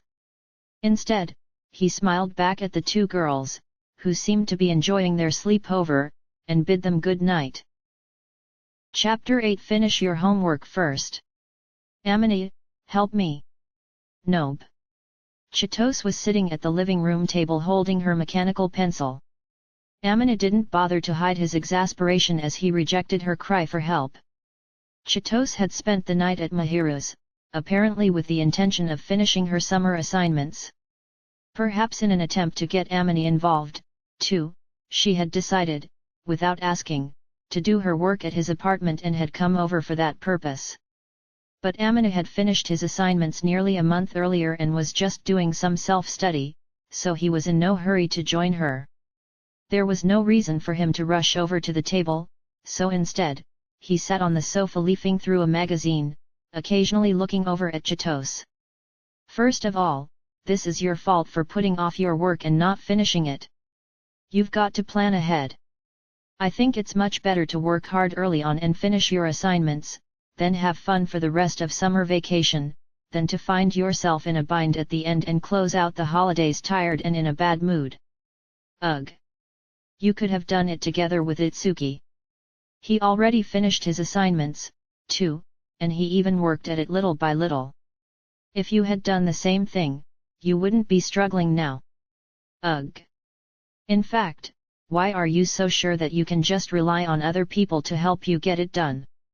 You're the one who has to solve the problems.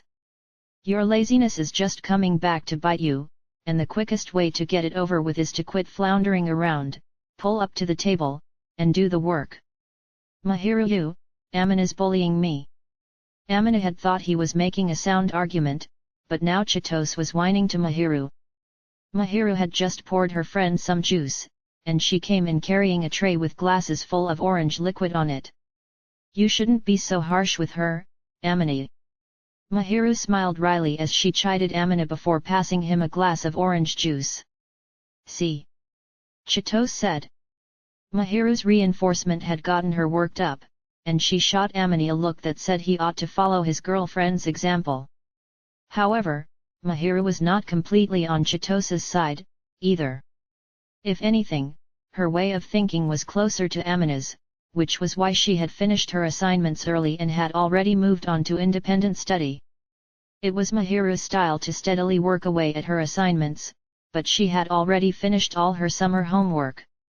No matter the task, it wasn't much fun to be hounded by deadlines, so she got done what she needed to do and then reviewed so as not to forget the material. Amina was relieved that her line of thinking was basically the same as his own.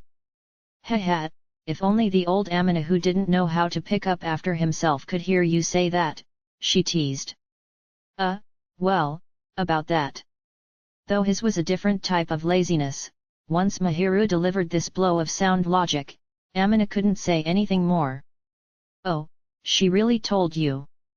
Chitose cackled when she saw that Mahiru had shut him up. Mahiru had just set a glass of orange juice down on the table. She smiled gently at the amused Chitose, then slowly placed her hand on her friend's shoulder. Putting all that aside, Chitose, you'd better get to work, okay? Not you, too, Mahiru. Weren't you on my side? I am on your side. But that doesn't mean you don't have work to do. I asked you at the beginning of summer vacation if you wanted to do the assignments together, but you decided to slack off. Ugh! This is nothing but the consequences of your own actions. Chitose had chosen to play around, despite Mahiru's invitation, which didn't exactly invite sympathy. Chitose, you may have a lot of homework left, but I'm here with you, so you'll be fine. Mahiru. Right now, if you work at the table until dinner, you can get about halfway through it. Right. No. Mahiru sent Chitose spiraling into despair by snipping, with natural ease, the spider's thread of hope that the other girl was reaching for. Amina looked over at Chitose and commented poor thing with an air of indifference, before taking a sip of the orange juice he had been given. He was tentatively prepared to swap in for Mahiru if Chitose was really stumped, or more likely if Mahiru got tired of coaching her, but Chitose would never learn if they babied her too much, so they were trying to be firm with her. Chitose whined and moaned, but still she reluctantly prepared to do her work. Amina looked on from the side, as he considered going out to buy her something sweet later. I'm so tired. Chitose had been frantically working away at her assignments, taking short breaks along the way, but as one might have expected, it eventually wore her out. She flopped down and rolled around on the carpet like she was throwing a tantrum. It was fine because she was wearing shorts that day, but she was moving in a way that would have revealed her underwear had she been wearing a skirt. Amina watched her with unconcealed dismay. "What are you gonna do if you spill juice or something with all that flailing around?" he asked. "If that happens, I'll just have to throw myself on your mercy. Rather than throw away your pride, you should try harder not to spill things in the first place. Besides, it would suck if the carpet and your clothes got dirty, right?" Mahira was considerately holding their 2 cups, which had been sitting on the table, so there was nothing to worry about, but if she had let them be, an accident might have occurred. Amina wouldn't have been angry about juice spilling on the carpet, but considering the time and effort it would take to remove the stain, he still didn't want Chitos to spill any. "You should try to act more like an adult," Mahiru chimed in. Mahiru's smile was a little strained, but she didn't seem inclined to put a stop to Chitos's behavior. She probably knew that if she didn't let her friend relax a little, she would get worn out. Well, since there's nowhere for me to lie down, I'm moving to Mahiru's lap." "Hold up, that's my special reserved seat." "So stingy." "Mahiru, can I?" If Amina says no, then the answer is no. Mahiru cast her eyes down and slowly shook her head a little awkwardly. At this, Chitos didn't show the slightest bit of dissatisfaction at being rejected and put on a broad grin instead. "I may not get to use your lap as a pillow, but as long as you look happy, that's good enough for me." Mahiru looked more embarrassed than happy, but her cheeks, though flushed, had curved into a smile, so maybe Chitos was right. Maybe the words special reserved seat had made Mahiru happy. "All right then. You better hurry up and enjoy your spot in my place, Amina. It'll inspire me to do my work." "Not a chance. You'd definitely tease me for it. I know it's mine, so I'll enjoy it when you're not around." "I bet you will." "I'm allowed, it's my special privilege. Anyway, I'm gonna go buy you something sweet, so get to it and do your work." "Really?" Chitos jumped to her feet, her eyes sparkling with excitement. Her reaction drove home the fact that she was easily bribed. It was clear from her smile that she'd been waiting for those words. Both Amina and Mahiru broke out in wry grins. "It's your reward," Amina said. "If you sit down and work seriously, I'll go buy something for you right now." I will. "That's just like you, Amina, so generous. Something from my regular shop would be great." "A cheesecake, okay? One of the souffle ones. I didn't expect you to put in an order." "Well, it's not that far away, so I guess it's fine, but..." Compared to the cake shop nearby, Chitos's favorite spot was a little farther away, and its prices were a little higher. It wasn't terribly expensive, though, and Mahiru also seemed to like the cakes there, so Amina had no objection about going. "And for you, Mahiru?" "Hey, for me. If you're going to buy for everyone, why doesn't Mahiru go with you?" "Because you'll slack off, so she can't leave. Besides, it would be wrong to make her walk in the blazing Sunday. It's incredible how little faith you have in me. But you're a gentleman, Amina, so I'll be generous and swallow my feelings this time. If you keep this up, I'm not going to get you anything. Won't that defeat the purpose of going?" "Well then, hush. And get to work on those assignments." Chitos looked at him like she couldn't believe what she was hearing, but he ignored it and asked Mahiru what she wanted. He got his answer, gato chocolate, and stood up to leave. He expected that demand for cakes was lower during the summer season, but it wasn't impossible that they would be sold out. It would probably be best to go early. "All right, I'm off." Amina left the living room with his wallet in hand and Mahiru trailing gracefully behind him. Apparently, she planned to walk him out. As Amina sat on the entryway ledge and put on his sneakers, Mahiru crouched down on her knees beside him. "What's up?" he asked. "Nothing, I just feel bad sending you out in the heat." "It's fine, I'm the one who suggested it." You have the more important job of watching over Chitose. Heh. Chitose is a little childish at times, but when she puts her mind to it, she can be very serious, you know. Yeah, but still. Be clever about taking breaks and get her to work hard, okay? Roger that. Mahiru let a giggle slip out as she nodded in agreement, and Amina smiled back at her as he stood up. Well then, be back soon. Hang on, Amina, can you wait a minute? She called out to stop him, and when he turned around, Mahiru suddenly leaned against his chest. When he stiffened at the sudden movement, Mahiru stirred restlessly and put her arms around his back, pulling her body tight against his. He almost let out a groan at the sweet scent that gently drifted up from her and the soft feeling of her body. Somehow enduring the sensation, he stroked Mahiru's head for lack of anything better to do, and she looked up at him, her eyes narrowed as if his touch tickled.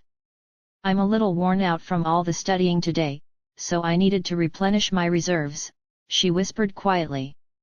Unable to bear it any longer, Amina embraced Mahiru back. He saw a shy look in her eyes, but at the same time, she was smiling happily.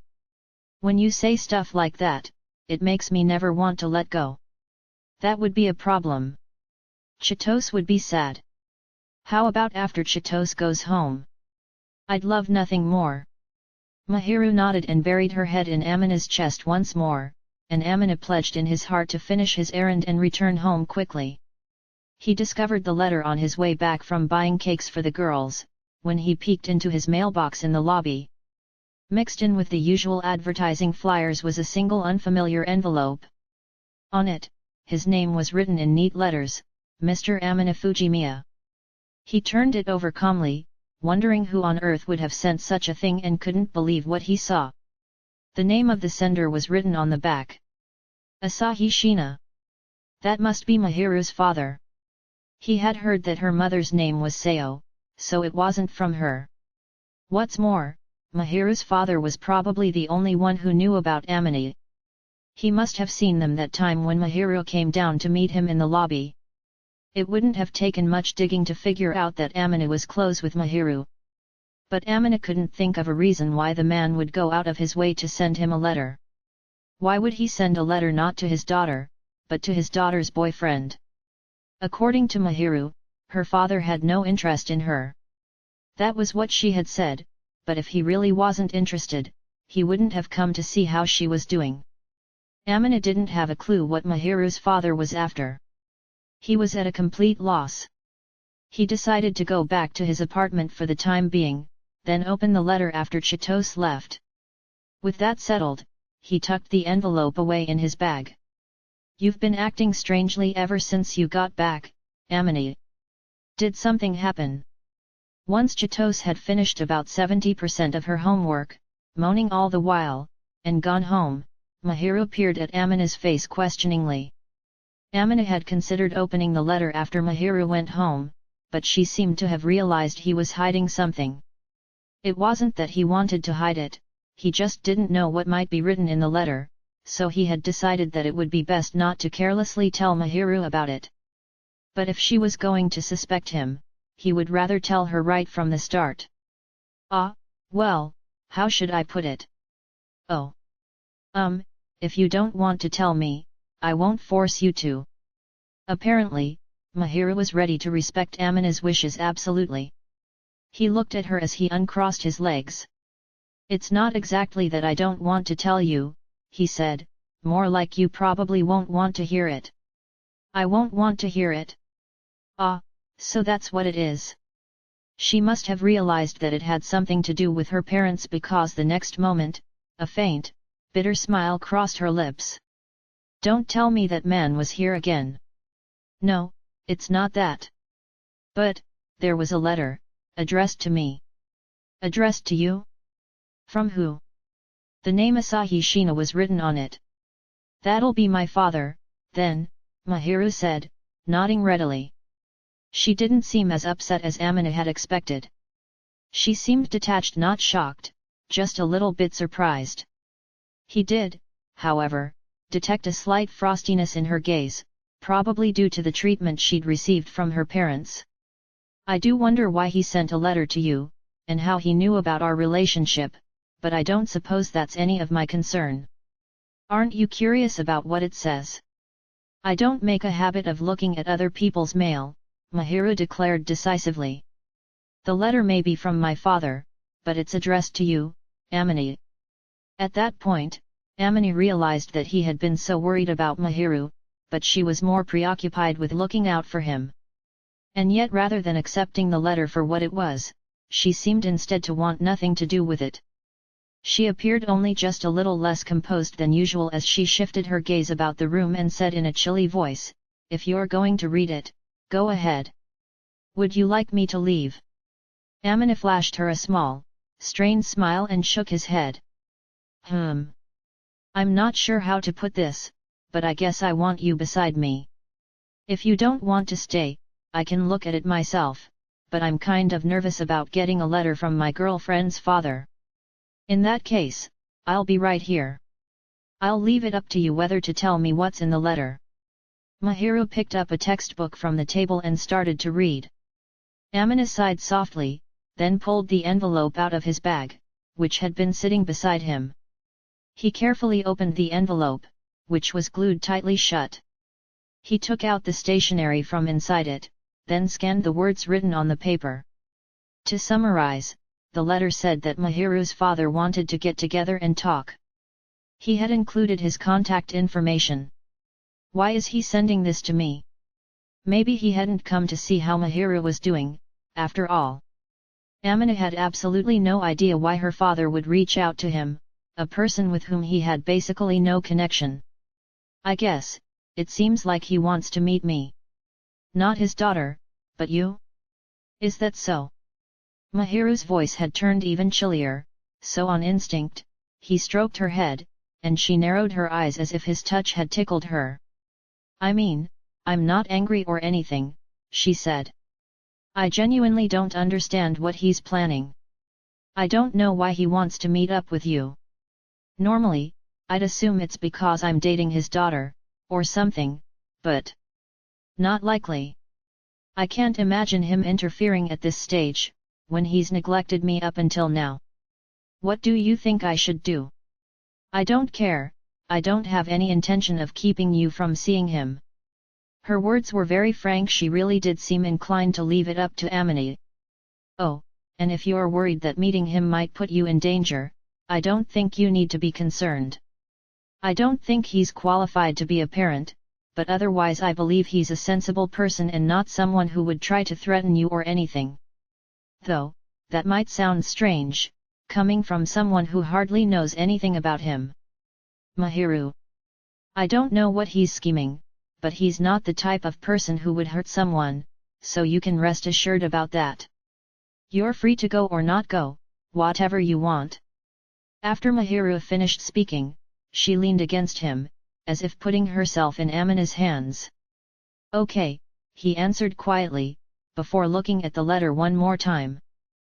Chapter 9a Once Desired, Now Undesired Meeting, and a Resolution. It was the last day of summer vacation. If it were any other year, Amina would have been resting at home, not going anywhere. That was even more true now that he had Mahiru. But on that day, Amina was headed out. He got himself ready, dressing up enough so he wouldn't offend the person he was meeting, then headed for the agreed-upon place. "I hope this doesn't take too long." He wasn't nervous about talking to someone he didn't know. He was worried that the longer the conversation dragged on, the more anxious Mahiru would get. Mahiru had feigned composure when he told her that he was going to meet her father, but he knew there was no way she felt good about it. It was obvious that she was worried about what her father might say and what Amina would think of him. Amina didn't want to leave Mahiru alone in that state for longer than he needed to, and so he was determined to ascertain the other man's real intentions as quickly as possible. Weighed down by a great deal of emotion, Amina plodded toward the meeting place.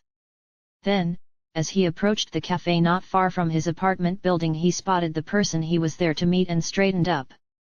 Standing before Amina was a gentle-looking, fair-skinned man with flaxen hair and caramel-colored eyes, just like the ones he was used to seeing every day. It was the same man he had crossed paths with once before and with whom he had made light conversation. They hadn't exchanged names, but Amina had heard his from Mahiru, and so he knew who he was. Mr. Asahi Shina. When Amina spoke the man's name, Asahi Shina turned to look at Amina, and a faint smile appeared on his face. "Nice to meet you," he said. "Well, it's not really our first meeting, but this is the first time we've had a conversation where we both know who the other is." "I suppose so. I've heard a little about you from Mahiru." The man didn't appear shaken by Amina casually calling Mahiru by her first name, so he had probably looked into their relationship. In response, Asahi's thin smile grew slightly strained. He gave the impression of being calm, not timid, and at first glance, he didn't seem like the kind of monster who would have neglected Mahiru as a child. Though, appearances could be deceiving, and this was still only a first impression. "In that case, we can get right to it," Asahi said. "Could I have a little bit of your time?" "That's why you asked me here, isn't it?" Amina replied. "Indeed. I'm very grateful you accepted my sudden request. Though I asked, I never expected you to agree. I was wondering why you went out of your way to contact me. Shouldn't you be meeting with Mahiru instead?" Amina wasn't sure about Asahi's intentions, and although he realized he ought to be acting friendly toward him, he just couldn't resist giving the man a small piece of his mind. Asahi seemed to understand what Amina was implying, and he frowned uncomfortably. "When you put it that way, you're right, but I'm sure that she doesn't want to see me," he said. With a wry smile, Asahi seemed filled with regret. Amina was angry with him on Mahiru's behalf. He didn't think he would be able to forgive him. But the man before him didn't seem like a heartless monster. If he was, surely he wouldn't have gone out of his way to, however indirectly, quietly make contact with his daughter. Amina's doubts were only growing. Why wasn't he meeting directly with Mahiru and instead beating around the bush by reaching out to someone close to her? Amina still didn't know what he was thinking or what he wanted out of this. Asahi must have noticed the quizzical look in Amina's eyes. He scratched his cheek and smiled awkwardly. "You must also have plenty of things you want to ask me, right? We can't have a long conversation out here, so how about we go into the cafe?" Indeed, there was no way they could have a deep conversation standing out on the street, so Amina agreed and walked into the cafe with him. "Order whatever you like. I'm the one who called you out here on the last day of your precious summer vacation, after all." The cafe, which Amina had visited from time to time, had private rooms that were available by reservation. Asahi must have reserved one in advance because they were shown through to one of them. As soon as they sat down across from each other, Asahi offered him a menu, a gentle smile on his face. Amina said he would take him up on his offer and informed him that he would have the daily special cake plate that came with coffee, as listed on the menu. Asahi ordered the same thing. Then Asahi sat with that same gentle expression on his face and didn't open his mouth until their orders were delivered. Amina figured he was probably keeping quiet because he didn't want the staff to overhear their conversation. But for Amina, sitting across from a man not all that different in age from his own father, the situation felt extremely awkward. In order to distract himself, he mentally organized the things he wanted to ask that day, and around the third time he repeated the exercise, their orders were finally placed in front of them. After making sure the waiter had left, Amina spoke up. "So what business do you have with me?" It was a bit rude to ask so suddenly, but Asahi only smiled. He did not seem offended. "Of course. It seems you are dating my daughter, so I wanted to ask you how she is getting along. I suppose that's the best way to put it." "She's doing all right. I can tell you're wary of me. Did you think I wouldn't be?" "Of course not, it would be strange if you weren't." Asahi nodded, and Amina pursed his lips. He was not sure how to respond. If, for example, Asahi had been as cruel to his daughter as Mahiru's mother was, Amina could have put on a strong front and dealt with the situation in any number of ways. But the sense Amina was getting from Asahi was that he was worried about his daughter. He really didn't seem like the type to abandon his child. Based only on this single conversation, he seemed to be a decent father. That made Amina wonder exactly why he had deserted Mahiru. It was certainly possible that he was putting on a friendly face and that he might change the moment he secured an opportunity to make contact with Mahiru. But Amina's intuition was telling him that wasn't the case. "I'd like to ask you something myself. Why is it that you're going out of your way at this point to try to get closer to Mahiru?" It was because Amina had seen how deeply Mahiru had been wounded by her father that he found it so disagreeable that the man would show up now, of all times. No matter how many years had passed, the thorn of hurt that had pierced his daughter's heart had never come out, and she had been suffering this whole time. Recently, that thorn had only just begun to work its way loose and the wound had started to heal, so the thought of letting her be hurt anew was intolerable. Amina, who intended to spend his life beside her, didn't want her to suffer any unnecessary hurt. He refused to let her experience any needless pain. As long as he and Mahiru were moving forward together, supporting one another, if it was possible to prevent such injury, he would do it, and if he could protect her from danger, he intended to do that, too. "You really do take good care of that girl, don't you?" Asahi simply seemed impressed. He looked at Amina with a pleased expression and without returning any of the hostility directed at him. "I'm not thinking of trying to take her back with me or anything. You seem to be worried, but I don't intend to do anything to threaten her life here." "Really?" "Of course. I have no right to interfere with the life she has now. I'm not even considering it. So then why are you really attempting to make contact with Mahiru?" "When you put it that way, it's hard to explain. I just came to see her face. Even though you're the one who abandoned her." Amina was fully aware that this was not something that a stranger, an outsider like him, should say. And yet the treatment Mahiru had suffered at the hands of her parents was unforgivable. Because of them, Mahiru had been continuously hurt, and in order to hide her pain, she had put on the mask of a charming, perfect girl. She had reached out for them, begging to be loved. So why was someone who had never once rewarded Mahiru for her attempts to reach him turning his eye on her now?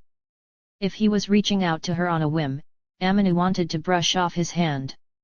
Though some might say Amina was acting out of selfish resentment, he intended to pull Mahiru away from anything that might cause her tears or pain. Surprisingly, Asahi was showing Amina respect. He did not look angry, and he simply met Amina's gaze with a calm expression. "You like to get right to the point, don't you?" Even if the older man had been angry at him, the only thing he showed Amina was that calm expression, which fueled the fire of Amina's fury. To keep from exploding, he was balling up his hands tightly underneath the table, channeling his impulses into his fists. "You're correct, of course. At this point, I don't have any right to act like a parent. It's questionable whether she even still considers me to be her father. I bet she probably thinks of me more like a stranger to whom she's related by blood. If you're aware of that, you must also understand what you did to her. I'll never be able to escape from what I did, for as long as I live. Sayo and I failed to live up to our roles as her parents. I'm sure that people would call the way we treated her neglect. It's only natural that she blames us."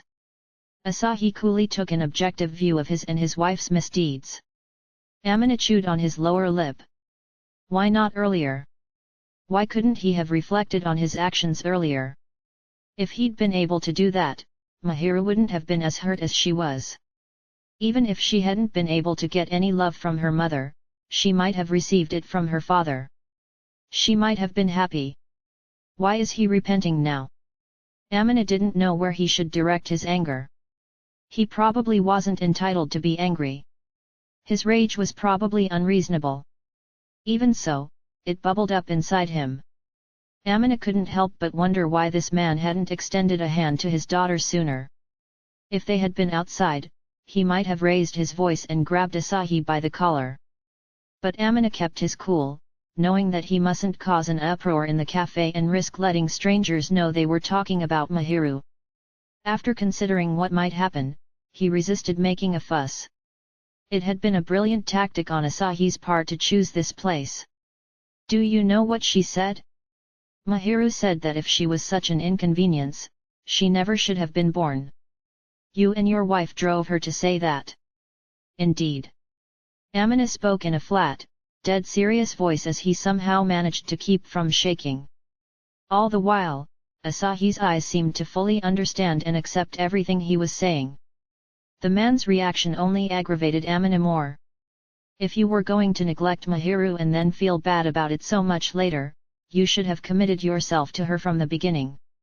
If you had done that, she wouldn't have been hurt so badly. There's nothing I can say to that. Of course, I'm fully aware that I've done the worst thing a parent can do. In that case, really, why now? Why are you trying to see her now? If meeting you will only hurt Mahiru, I don't want to let you see her. I know I'm only an outsider, but if it's just going to upset her, I don't want it to happen. There was no way he could interfere with a meeting between a father and daughter. But Mahiru didn't want to see the man, so Amina found himself speaking emphatically. Even if the man reproached him, Amina didn't intend to yield. Asahi accepted Amina's pointed look with a bitter, apologetic smile. Why do I want to see her? I suppose I'm not sure. Are you dodging the question? I don't mean to. It's just it's quite difficult to put into words, you know? I suppose, I thought I'd try to see her while I still can. Does that mean that you won't be able to see her in the future? Or maybe that you don't intend to? That's right. A bitter taste welled up in Amina's mouth at the confirmation. You're a selfish man. You're right, I am selfish. And I don't intend to change, nor do I think I could at this point. But I don't want to cause my daughter any more unhappiness, either. So it's probably for the best that she hates me. I don't understand what you mean. You will, sooner or later. From the meaningful look in Asahi's eyes, Amina could tell that he didn't intend to say any more on the matter, and so he gave up pressing him. Is there anything else you want to ask me? Asahi asked. No, I'm good.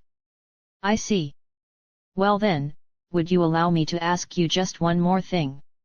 Amina didn't know what Asahi's question would be, so he was slightly on guard. Go ahead. The girl, is she happy now? Asahi asked his question with the same, unchanging gentle expression. His tone of voice and the look in his eyes were pleading for his daughter's happiness. Amina squeezed his hands into fists, then let out a slow sigh. There's no way to know without asking her yourself. But I'm trying to make her happy. I'm confident that I can, and I'm going to do my best. His words were full of aspiration, pride, and determination.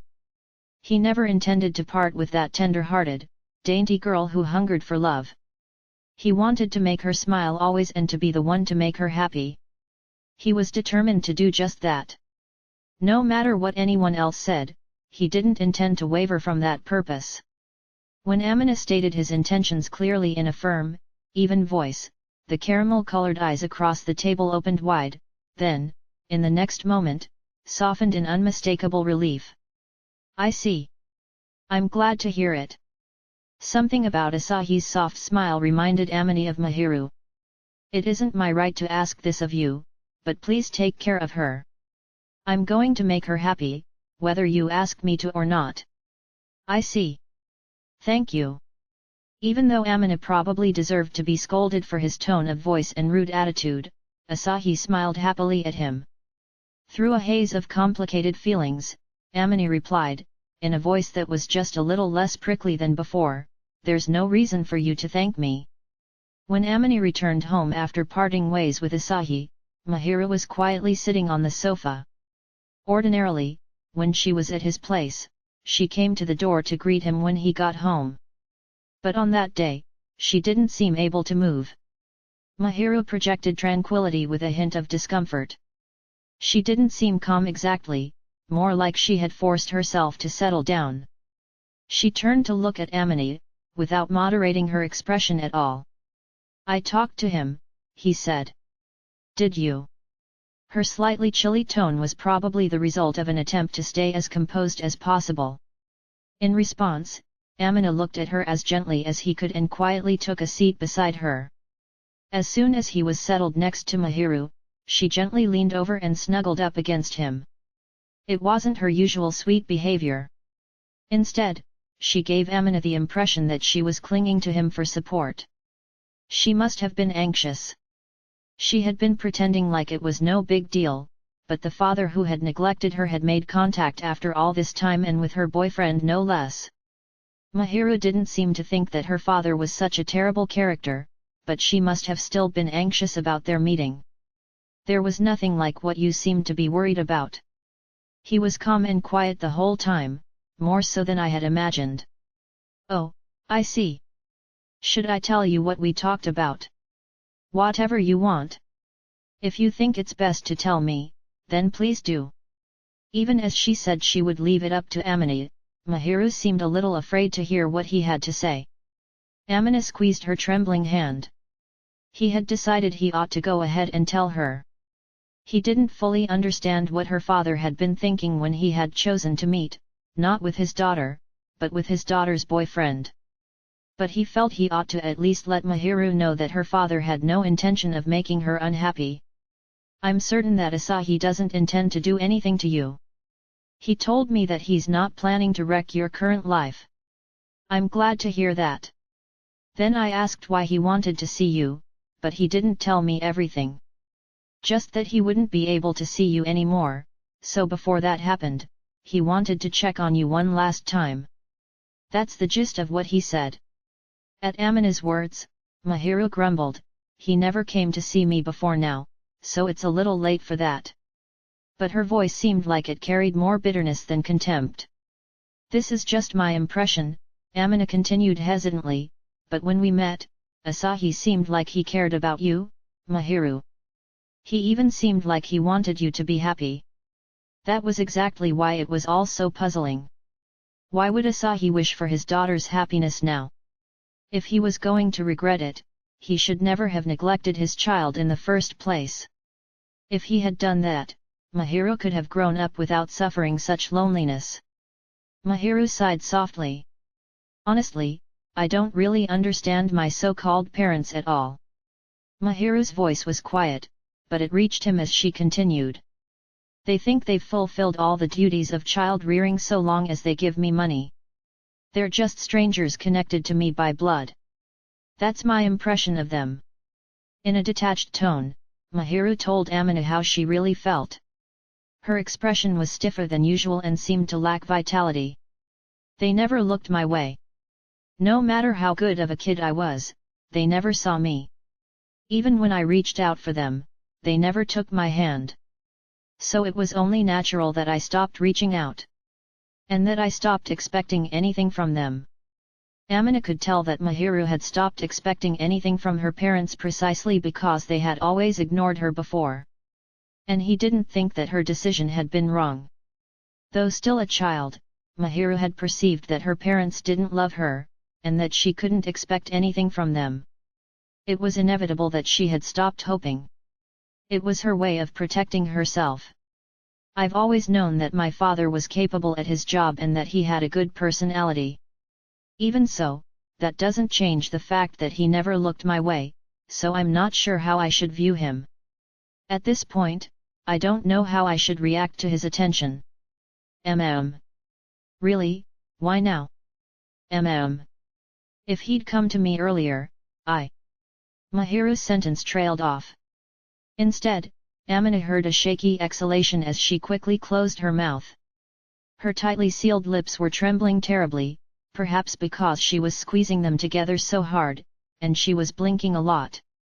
Her eyes were watering like she was about to cry, but no tears spilled over. She just looked like she was trying to quietly weather the storm raging inside her. Her ephemeral figure looked like it might dissolve and disappear. Amina embraced her and turned her face into his chest. As he had done before when she had encountered her mother, he covered her up with a blanket. Even though there wasn't much to hide this time, Amina wrapped her up entirely and held her close. Her delicate body trembled in his arms, but he didn't hear any sobbing. Still, she didn't seem ready to lift her head. She surrendered herself to Amina just like that and buried her face into his chest. When she looked up again, the area around her eyes wasn't red. Perhaps she had calmed down a little while Amina held her. Her eyes themselves were wavering a little bit, but she didn't seem hopelessly distressed. "Mahiru, what do you want to do?" Amina waited until after she had calmed down to ask the question. Mahiru cast her eyes downward. "I don't know," she replied. I like things the way they are now. Even though he finally showed up, I can't properly acknowledge that man as a parent." "Gotcha. I wonder if that's wrong for me to say, as his daughter." "The answer to that depends on your viewpoint, so I can't say for certain. But I don't think it's strange of you to think that way, and I won't deny your right to do so. If that's how you feel, I think that's fine. I accept your view and your choices." Okay. Whether she was wrong wasn't for Amina to determine. Personally, he didn't think it was strange that Mahiru didn't recognize her parents as parents anymore. They had never done anything parental and had never accepted her affection, so it was impossible for her to see them that way. "I'll be there for you, whatever you choose. I'm still an outsider, so I can't get too involved in your family affairs. But I respect your opinion, and I'll support you no matter what." "Sure. I'll always be by your side. If you ever feel anxious, you can lean on me." Amina had already made up his mind about that. He had no intention of ever letting Mahiru go. He was going to live the rest of his life cuddled up close to her. In the past, he had heard from his parents' friends that the people of the Fujimiya family were excessively affectionate. He knew he was no exception. Amina smiled a little. He was convinced he would absolutely never lose the feelings he had for Mahiru. That wasn't a prediction, it was a conviction. He had always had a tendency to like one thing and stick with it, and that wasn't likely to change now that the object of his affection was a person. His beloved girlfriend scrunched up her face at Amina's words, then she wrapped her arms around him, as if to say she wouldn't let him go. "You'll really stay by my side?" she asked. "Of course. So if I said I don't want to go home or be alone? If I said that, would you accept it and let me stay, Amina?" she said in a gloomy whisper. Amina answered without hesitation, "Do you even need to ask? If it's what you want," he continued, "I'll stay by your side forever. I'll never leave you. Do you want to try staying over, to test it out?" He asked the question in a deliberately teasing tone, and Mahiru, who seemed to understand the meaning behind his words, instantly went from looking like she might cry to blushing bright red. Amina knew exactly what he was saying, so he also felt embarrassed, but when he saw how Mahiru's eyes darted around and how she was frozen stiff with bashfulness, he felt more in control. "You don't have to worry, you'll never be alone again." He whispered the words softly, trying to calm the pounding of his heart. Mahiru's eyes filled with tears for a different reason than they had earlier, and she nodded.